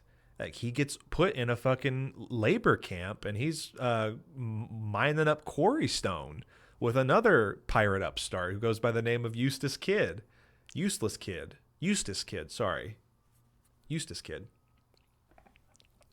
And he's still just like brute forcing his way through it. All the Straw Hats are back together again. Finally. This is years of being separated since post Punk Hazard, right? It's years before everybody got together again, and they're all on their own little separate reconnaissance missions, trying to figure out what exactly is going on and how are they going to undermine the powers that be in Wano. They figure out that the many swordsmen, and there is a specific group of 9 legendary swordsmen who have been waiting for the sign. 20 fucking years they've been waiting for Kinemon and Momonosuke to show up. Because to their memory, 20 years ago, they both just vanished. Come to find out, Momonosuke's mom has the fucking time fruit, and Toki sends them 20 years into the future, hoping that there's a shot that maybe by then they'll find a crew strong enough to help them take back their home. What a fucking long play that is. But all of these fucking all of the nobles, the 9 samurai, they call them the fucking Akazaya 9, the 9 red scabbards, sworn to protect Momonosuke and free the land of Wano Kuni from its tyranny, finally have their moment, and they start putting together sort of like signs and iconography and hidden messages, and are rallying the forces that remain in Wano to take back their country from the oppressors, the pirate fucking Yonko, the warlords of the sea, the emperors of the sea rather. And Luffy's got to once again stand on business. In the middle of this arc, we hit 1,000 episodes, and the 1,000 episode, man, like, to get through all of it, and even if you do one pace or even if you read it only, go and watch the 1,000th episode, because they did such a great job at capturing everyone's journey so far, and they have their fucking Avengers like superhero landing moment at the battlefield, and it's all 10 of the Straw Hats all lined up. It's so good. It's so good, dude. It's like, words don't do it justice. I highly, highly encourage anybody to get into it now at this point, because it's awesome. I can sit here and talk about it for 8 hours. Trust me, it's worth it. Oh, thank God you're here. Incredible. Time travel arc is wild. Were they the only 2 to be sent? I think so. If I remember correctly, it was Momo and Kinemon were sent ahead in time. And we don't know what happened to Toki, but I believe that was the case. All my data points and my files are starting to blend together because it's been 8 freaking hours. I was trying to research online who got sent before but was having trouble. Off the top, I'm thinking Kinemon, Momo, Raizo, and Kanjuro. Kanjuro wasn't with them, though. He met up with them in Zou. So I think he had been waiting, too, because he ends up being a fucking turncoat. Raizo as well. He was in prison. Useless mid. JK, I like Kid. I like Killer more, to be honest. Me too. I think Killer was way more compelling, personally. If you don't watch anything, watch the One Piece fan letter episode. Yeah, the fan letter is really good too. Kanjuro got captured in Dressrosa. Oh, that's right. He did. Yeah, he frees them in Dressrosa. So he goes with them to Zou and then kind of has his whole fucking turncoat moment. But yeah. So Luffy stands on business once again, and he has to learn from the other prisoners and people in Wano exactly how long they've been waiting for their liberator to come. And what a fucking liberation it is. The fight just is like top fucking notch. The level of animation that gets put on display. They pulled fucking Vincent Chansard and every legendary fucking animator in the industry to date to work on this. People from Toei, people from American animation studios, from all around the world, put together fights that just like blink and you'll miss it, man. They're layered with such gorgeous animation, frames, and I heard from one source that like the biggest complaint that people have right now is that animators and people in the industry feel like it's over animated, which, like, what even the fuck does that mean, over animated? Are you kidding me? Like, if I'm going to a fucking buffet of all my favorite food and like they just keep piling it on, and then they come out with like they unveil a new section of all of my other favorite foods, but like twice the size and even more fucking garnishments and things, and they're telling me it's free, I'm not going to sit there and be like, this is too much of my favorite food. I don't like having too much of my favorite thing. This is egregious. This is egregious. There's just too much good food here. I couldn't possibly eat all this food. I'm going to, but I'm not going to like it. It's like, what are we even fucking talking about, dude? Over animated. People are crazy. Just love to complain. Exactly. The same people will glaze JJK and Demon Slayer. Exactly. It's the same shit. It's like Demon Slayer is a bunch of fancy fucking graphics that nobody can actually see, but it's just implied. But if you were just watching people sword fight, it wouldn't be as visually interesting. Yeah, exactly. The pineapple wobbling too much. Listen. So we get to these fights, right? And what ends up breaking out from here, Luffy almost dies, but comes back in his greatest form yet. Guys, I wish I had more time to like really get into it, but I can't because I have to tell you about where we are now in the story. Luffy awakens his powers and is able to free Wano Kuni. That's basically the best version I can give you. Big spoilers, wee woo. Yeah, like this is like now we're getting into the latest and greatest, and without completely giving it away, I've glossed over so many great details, so many powerful, juicy little moments, but it pushes us into the current arc, which is called the Final Saga. I'm looking at it on the One Piece wiki right now. We're saying this is fucking it. 1,058 to 1,125 chapters. Episodes 47. We're at a fucking 1,100 at this point. We enter the Egghead arc. And guys, it just doesn't stop. It doesn't slow down. You would have thought like all the money and resources, right? Like they put into Wano, that like surely they need to slow down, right? Surely they need to take a break. Nope. Nope. It just keeps going. The fights don't stop. They are on the same fucking level as the end of an arc battle, fighting two Yonkos back to back. Two Yonkos get defeated, by the way. So that leaves two empty spots. Guess who fucking took their place? Straw Hat Luffy is now an Emperor of the Sea. Globally confirmed. And Buggy the Clown. Buggy D Clown gets up there. Blackbeard took Whitebeard's spot. And now you have red-haired Shanks as the oldest standing member of the four pirate emperors. It's Blackbeard, Luffy, and a literal fucking circus clown. The tides have turned, man. The world is changing. Doflamingo has a very auspicious, creepy moment where he practically called all of it, too. After he was imprisoned and put into Impel Down, when they were done with him in Dressrosa, he gets his little newspaper and he has his maniacal laugh moment, but he's anticipating that what ended up happening in Wano reshapes the course of history, and from here on out, it's a completely different fucking ball game. It's unreal. The level of fighting, animation, just the realizations coming out of Egghead, the island where Dr. fucking Punk Hazard lives, the guy who worked on Punk Hazard, rather I should say, Dr. fucking Vegapunk, is here. We have been hearing about this guy since the first 200 chapters, and we finally get to meet him almost 1,000 later. And he's talking about shit that we knew from Jaya and shit that was lost from Ohara, from Robin's hometown. Skypiea arc and what Roger had discovered on the beginning of his journey.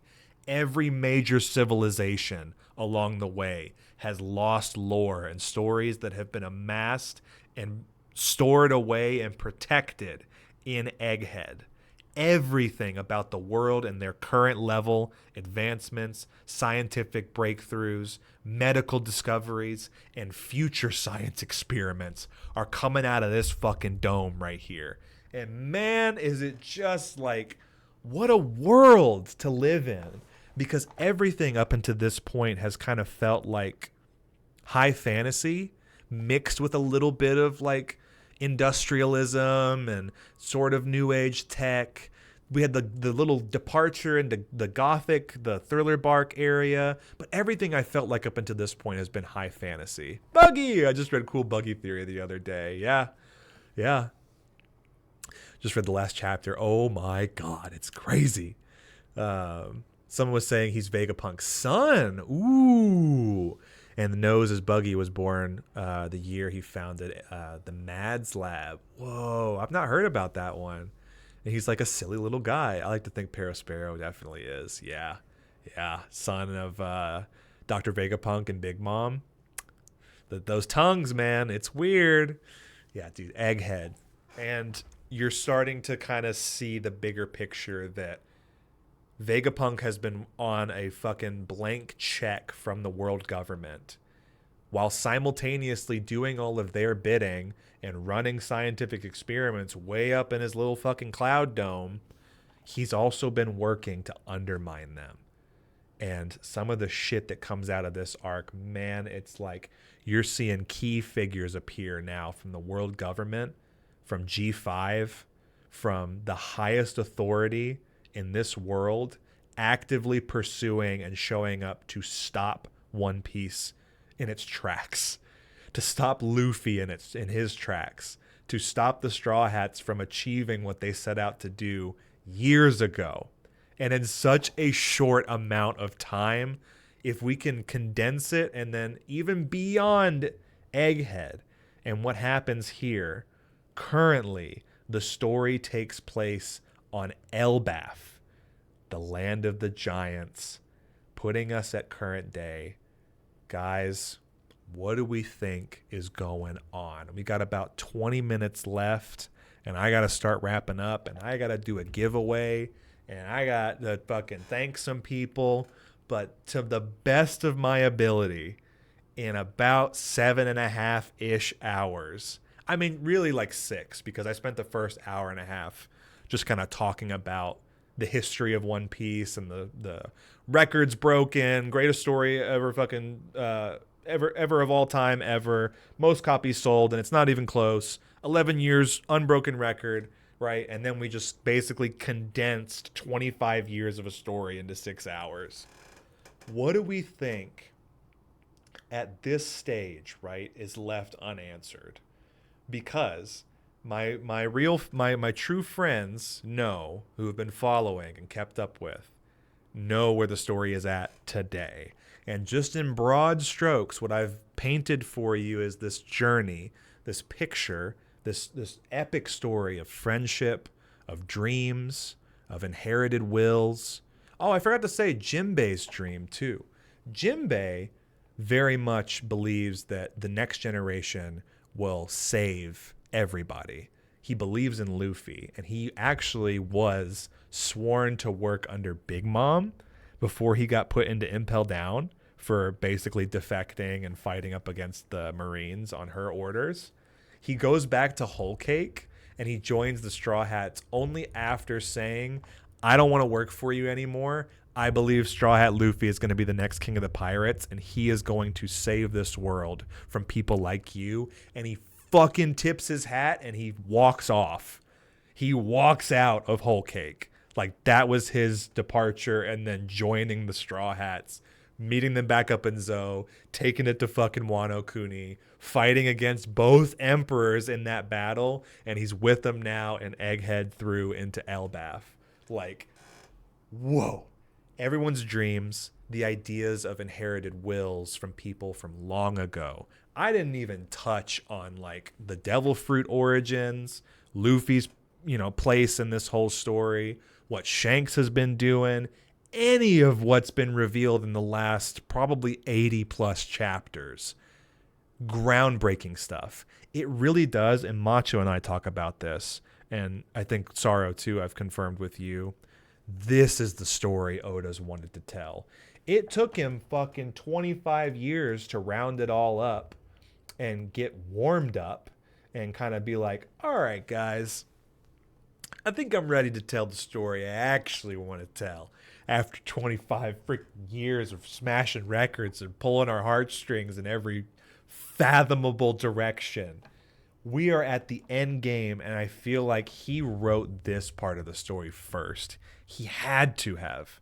He had to know how it was going to end to be able to bust it up and then frickin' tell it backwards, which I think Tease was saying next Friday we'll tell One Piece but in reverse, and a lot's going to make a lot more sense.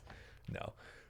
One and done. I don't think I could do this again, but I really did enjoy covering all of my favorite moments, the things that inspired me. If we look back at the beginning, right, our outline, plot summary and story setting, my personal inspirations, fact of the fiction. We met all the crew. We unlocked all of the crew alerts today.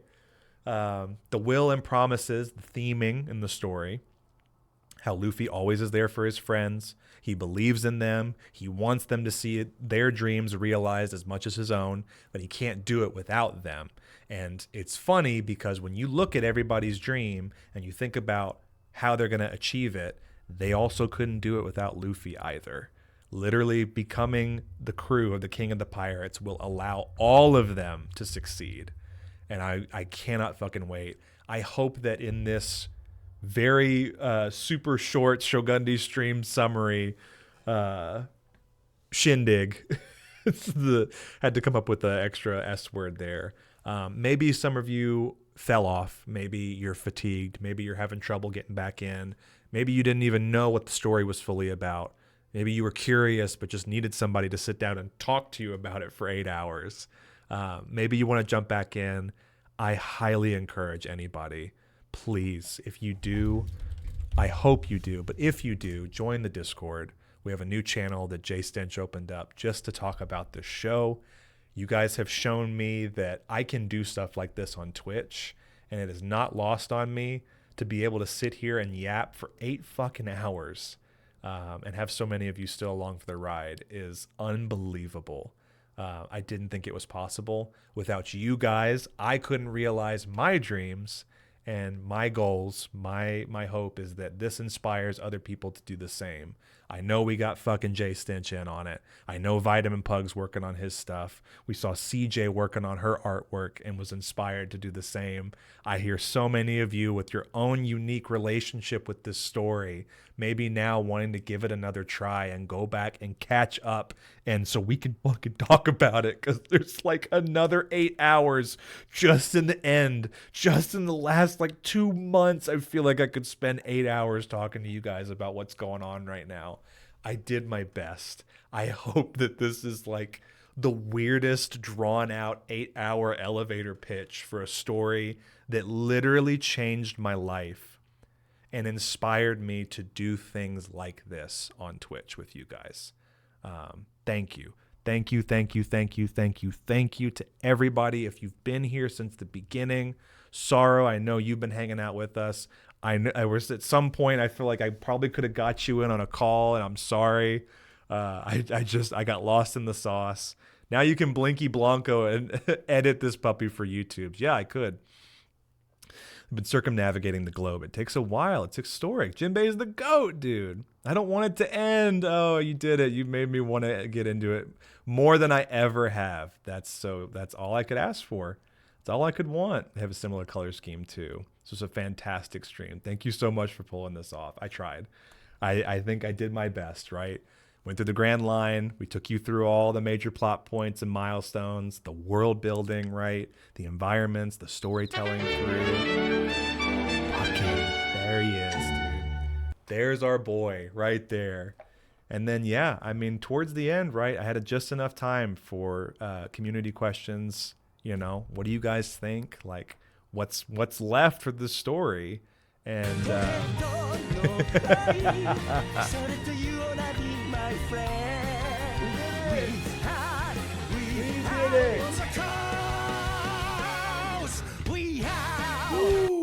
We did it, man. We made it.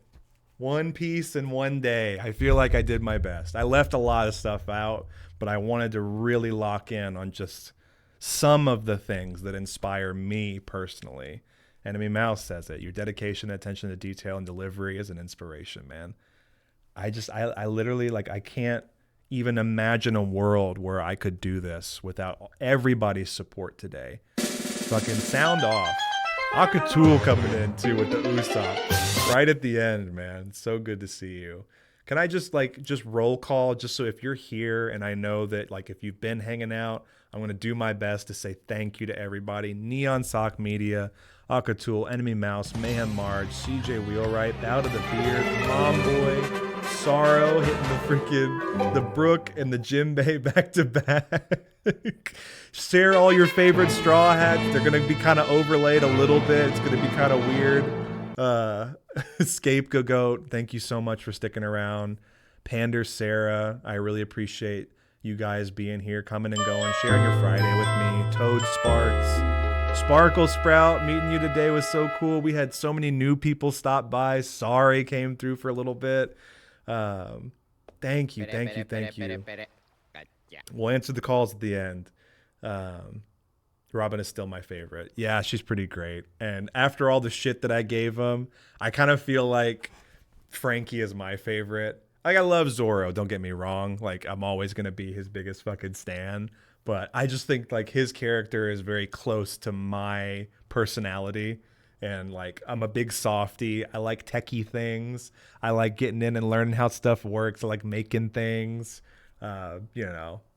Big Super Shogundi summary stream. It's been great, man. This is just, I'm so grateful. I'm so grateful to be able to do this. Share this with you guys. One Piece has been a huge passion of mine for so long. And I felt like I was late to the game too. It's crazy how that worked out. Here I am doing a whole stream about it. And maybe, it inspires somebody else to do something similar. I've seen so many great people on Twitch this last year do so many incredible things. Sorrow Streams is one of them. Fucking Neon Sock Media doing incredible community events. I know Toad Sparks is cooking up a whole bunch of cool shit. Now he's got that Dagger Heart box, man. We got a new era of D&D upon us. And speaking of D&D, I got that going tonight. I have like an hour before I got to get ready for that and cool off. Let me shout out all my friends. Let me shout out Casters Guild. You guys have just been so incredibly kind to me and let me just freaking yap and go off. And so many of you still being here means the world. Enemy Mouse is here as well. I'll be downloading this and re-uploading it to YouTube as well. So if anybody ever missed it, I think we should do an edited, condensed version. Get it, a nice tight like 6-hour VOD, and then we just kind of have that as like a One Piece one day. Shout out to freaking Metalcore Wolf too, who actually helped me with the title today. Chillin' Panda, thank you. So proud of you, my friend. So grateful for you, CJ. Next time when we do like a long form content like this, I actually do want to take call-ins. I had to get it all out of my system first. If I had more time, we would spend the next like 4 hours just having people call in. But thank you for just letting me talk my shit and be a nerd and be myself and be authentic and follow my dreams. And I promise you the rest of this year, man, we're going big. We've got so many great events planned too. Like, you guys don't even know. Lots of good stuff coming on freaking 20 Turtle 5 Turtle Day too. I could not believe that. So sick, dude. I want to do this, and I think I have it still set up. Let me check. I need to see about doing a giveaway. And what I'll do is, because we ran out of time, let me, reauthorize, because it's been a while. It's been a while. Standing on business. That's right. We stood on business today. Giveaways. Let's create a giveaway. Typing a keyword in chat. If you type in this phrase, it will enter you into a giveaway Oh my gosh. And what I'll say is, I won't be able to do it today, but I will honor my promise. And I wanted to do a custom Jolly Roger for the day, and we just ran out of time. I spent a lot of the first half just kind of setting it up and talking about the show, like, you know, facts and things about it, inspirations from Oda, before I actually got into the show, and I knew it was going to go over. Like, I didn't think I was going to be able to do it, to be honest with you. But we made it. We made it at the end, and I will say the next art stream that we do, I will properly set up some other artwork that we're overdue for, but I will open with creating our own One Piece Jolly Roger for the stream. And whoever wins this giveaway, I will make sure we will find a way. You will be the first person to receive that as an item from our merch store. And so let's do this. If you type in all lowercase, all one word, One Piece, you will now be entered into a giveaway. Let's just run it for like 5 minutes. And then I will draw entries. Yes, okay, there we go. Moobot is working. If you type in all one word, all lowercase, One Piece, you will be entered in to be drawn for the giveaway. On our next art stream, we'll make that piece of artwork live, and I will give you the esteemed honor of being the first person to hold that piece of merch before it goes live. You'll get the very first one of one before we launch it. 8 hours of magic. Fuck the world government. And hashtag FTWG. Hold my hat. Hold my hat moment. Standing on business. SOB. Put them all in there. I think I've done a wonderful job, good sir. All that passion just spewing out was so much fun to see. Do more cool stuff. Likewise, man. I didn't think any of this would be possible. I didn't think anybody would genuinely want to support and listen to me talk for 8 hours, but here I am, eating those words, proven wrong. It's because of people like you who are just boosting all of us up in these communities. I look forward to all the great stuff we're going to do later this year. Dude, fuck the world government. Hell yes. One Piece is going out. Sparkle Sprout's getting in. Pander Sarah, Toad Sparks, Enemy Mouse. You got a few more minutes left. I'll let it run out. Sorrow Streams, Neon Sock, CJ Wheelwright, Ethan Viz, Bow to the Beard, Mayhem Marge, Ethan Viz doing it again just to make sure. Tease is getting in there. Chillin' Panda. We got 14 total entries. Puggy's getting in. The stream was a fun piece. That's what I like to hear, Pander Sarah. One sexy Shogundi piece. Hey, look. I said I was going to do it. I got to be a man of my word. I got to make it happen. Fuck the world government. Get your last shiny checks in for the day. Hold my hat moment. Fuck the world government. Hold my hat moment. Standing on business. I was driving when you said hold my hat moment. I bust a gut laughing. Want is a strong word. Dude. Thank you guys. What an incredible day. Thank you guys too for all the donations and helping me get the mics. I can't wait. I'm going to get all that sorted and ordered, and then we're going to enter a whole new fucking era of Shogundi streams where I'm going to be moving over here and doing other bits, and trust me, like nothing will go to waste. It's because of y'all's direct support today. I get to unlock a whole nother type of stream that I think you guys are really going to dig. And hopefully do more cool stuff is with me for it, because it's gonna be really fun. It's gonna be really, really fun. 2 new events coming up, and then this summer we've got a special event that I'm hopefully able to talk about maybe next stream. You got about 2 minutes. Just type out the word One Piece, all lowercase, all together. You'll be entered to win. We'll draw our winner, and then we will pick someone to raid out today. Closing ceremonies, guys. I love this show. I love One Piece. It's one of the greatest stories I think that's ever been told and is still being told. You still have time to jump on. Grab yourself a boat, all right? Set sail. Come with us. Meet us there. Meet us at the end. I want to talk to you about it with you guys more in Discord. Clearly, I have so many more things I can talk about. You guys are going to have to tell me to shut up you know, before I stop going. And to everybody today, all the love and support. Onyx was hanging out with us too. I gotta say, was just such a pleasure to get to know you through this show a little bit better, and your support. I greatly appreciate it. Macho, my brother, who allowed me to do this today, literally could not be possible. That's my right-hand fucking man right there. That's my Roronoa Zoro. Okay? It's one Macho Manatee. It's a great stream, bro. He successfully one-pilled me. I'm already in. Dude, even for one person, like, that's it. Let's get one-pilled.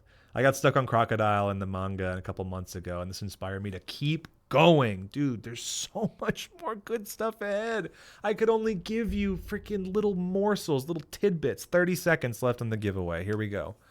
I'm going to go ahead and draw our entry for the day right at 8 hours. It's Neon Sock Media, baby. Congratulations. I accept. Waiting to be claimed. We'll talk soon. I'll get you your own Shogundi Jolly Roger. W's for Neon Sock and W's for everybody who stuck with it. Let's find somebody to raid. And let's send it out the only way I know how. We gotta go out on business. Where is it? Where's my music?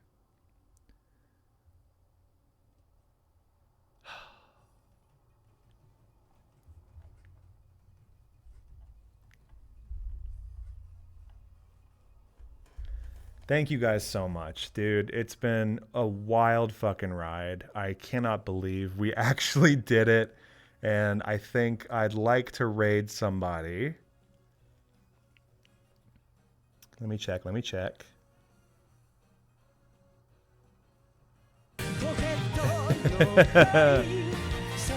You wanna be my friend?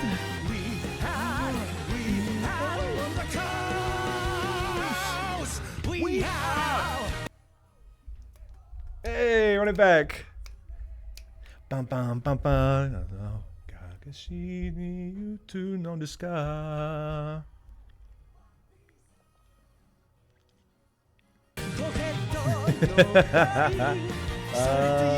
Dude, how far is Jimmy into his Super Mario Sunshine? Oh shit, he's there. Dude, let's send it to Floppy Jimmy.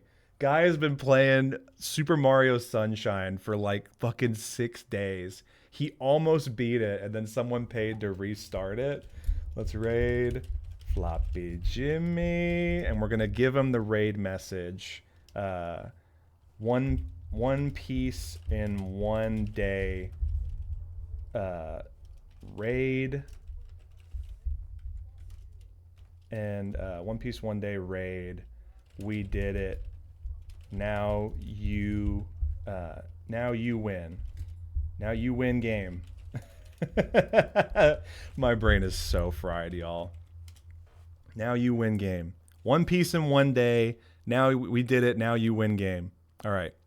Copy that message. Send it over to Jimmy. Dude's a fucking machine. He's been sitting here. Imagine me talking about One Piece for 6 days. He's been playing Super Mario Sunshine with people trying to freaking take him down.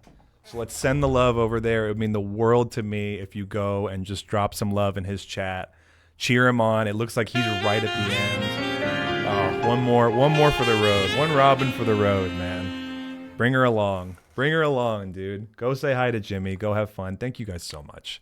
Be good, okay? Be safe. Be kind. Be somebody who stands on business. Follow your dreams. I couldn't have done it without you guys, so I'm going to encourage you to do the same. I'll see you next time. Probably a stream, maybe this weekend. Join the Discord. I'll see you over in Jimmy's. Okay, bye. Okay, bye.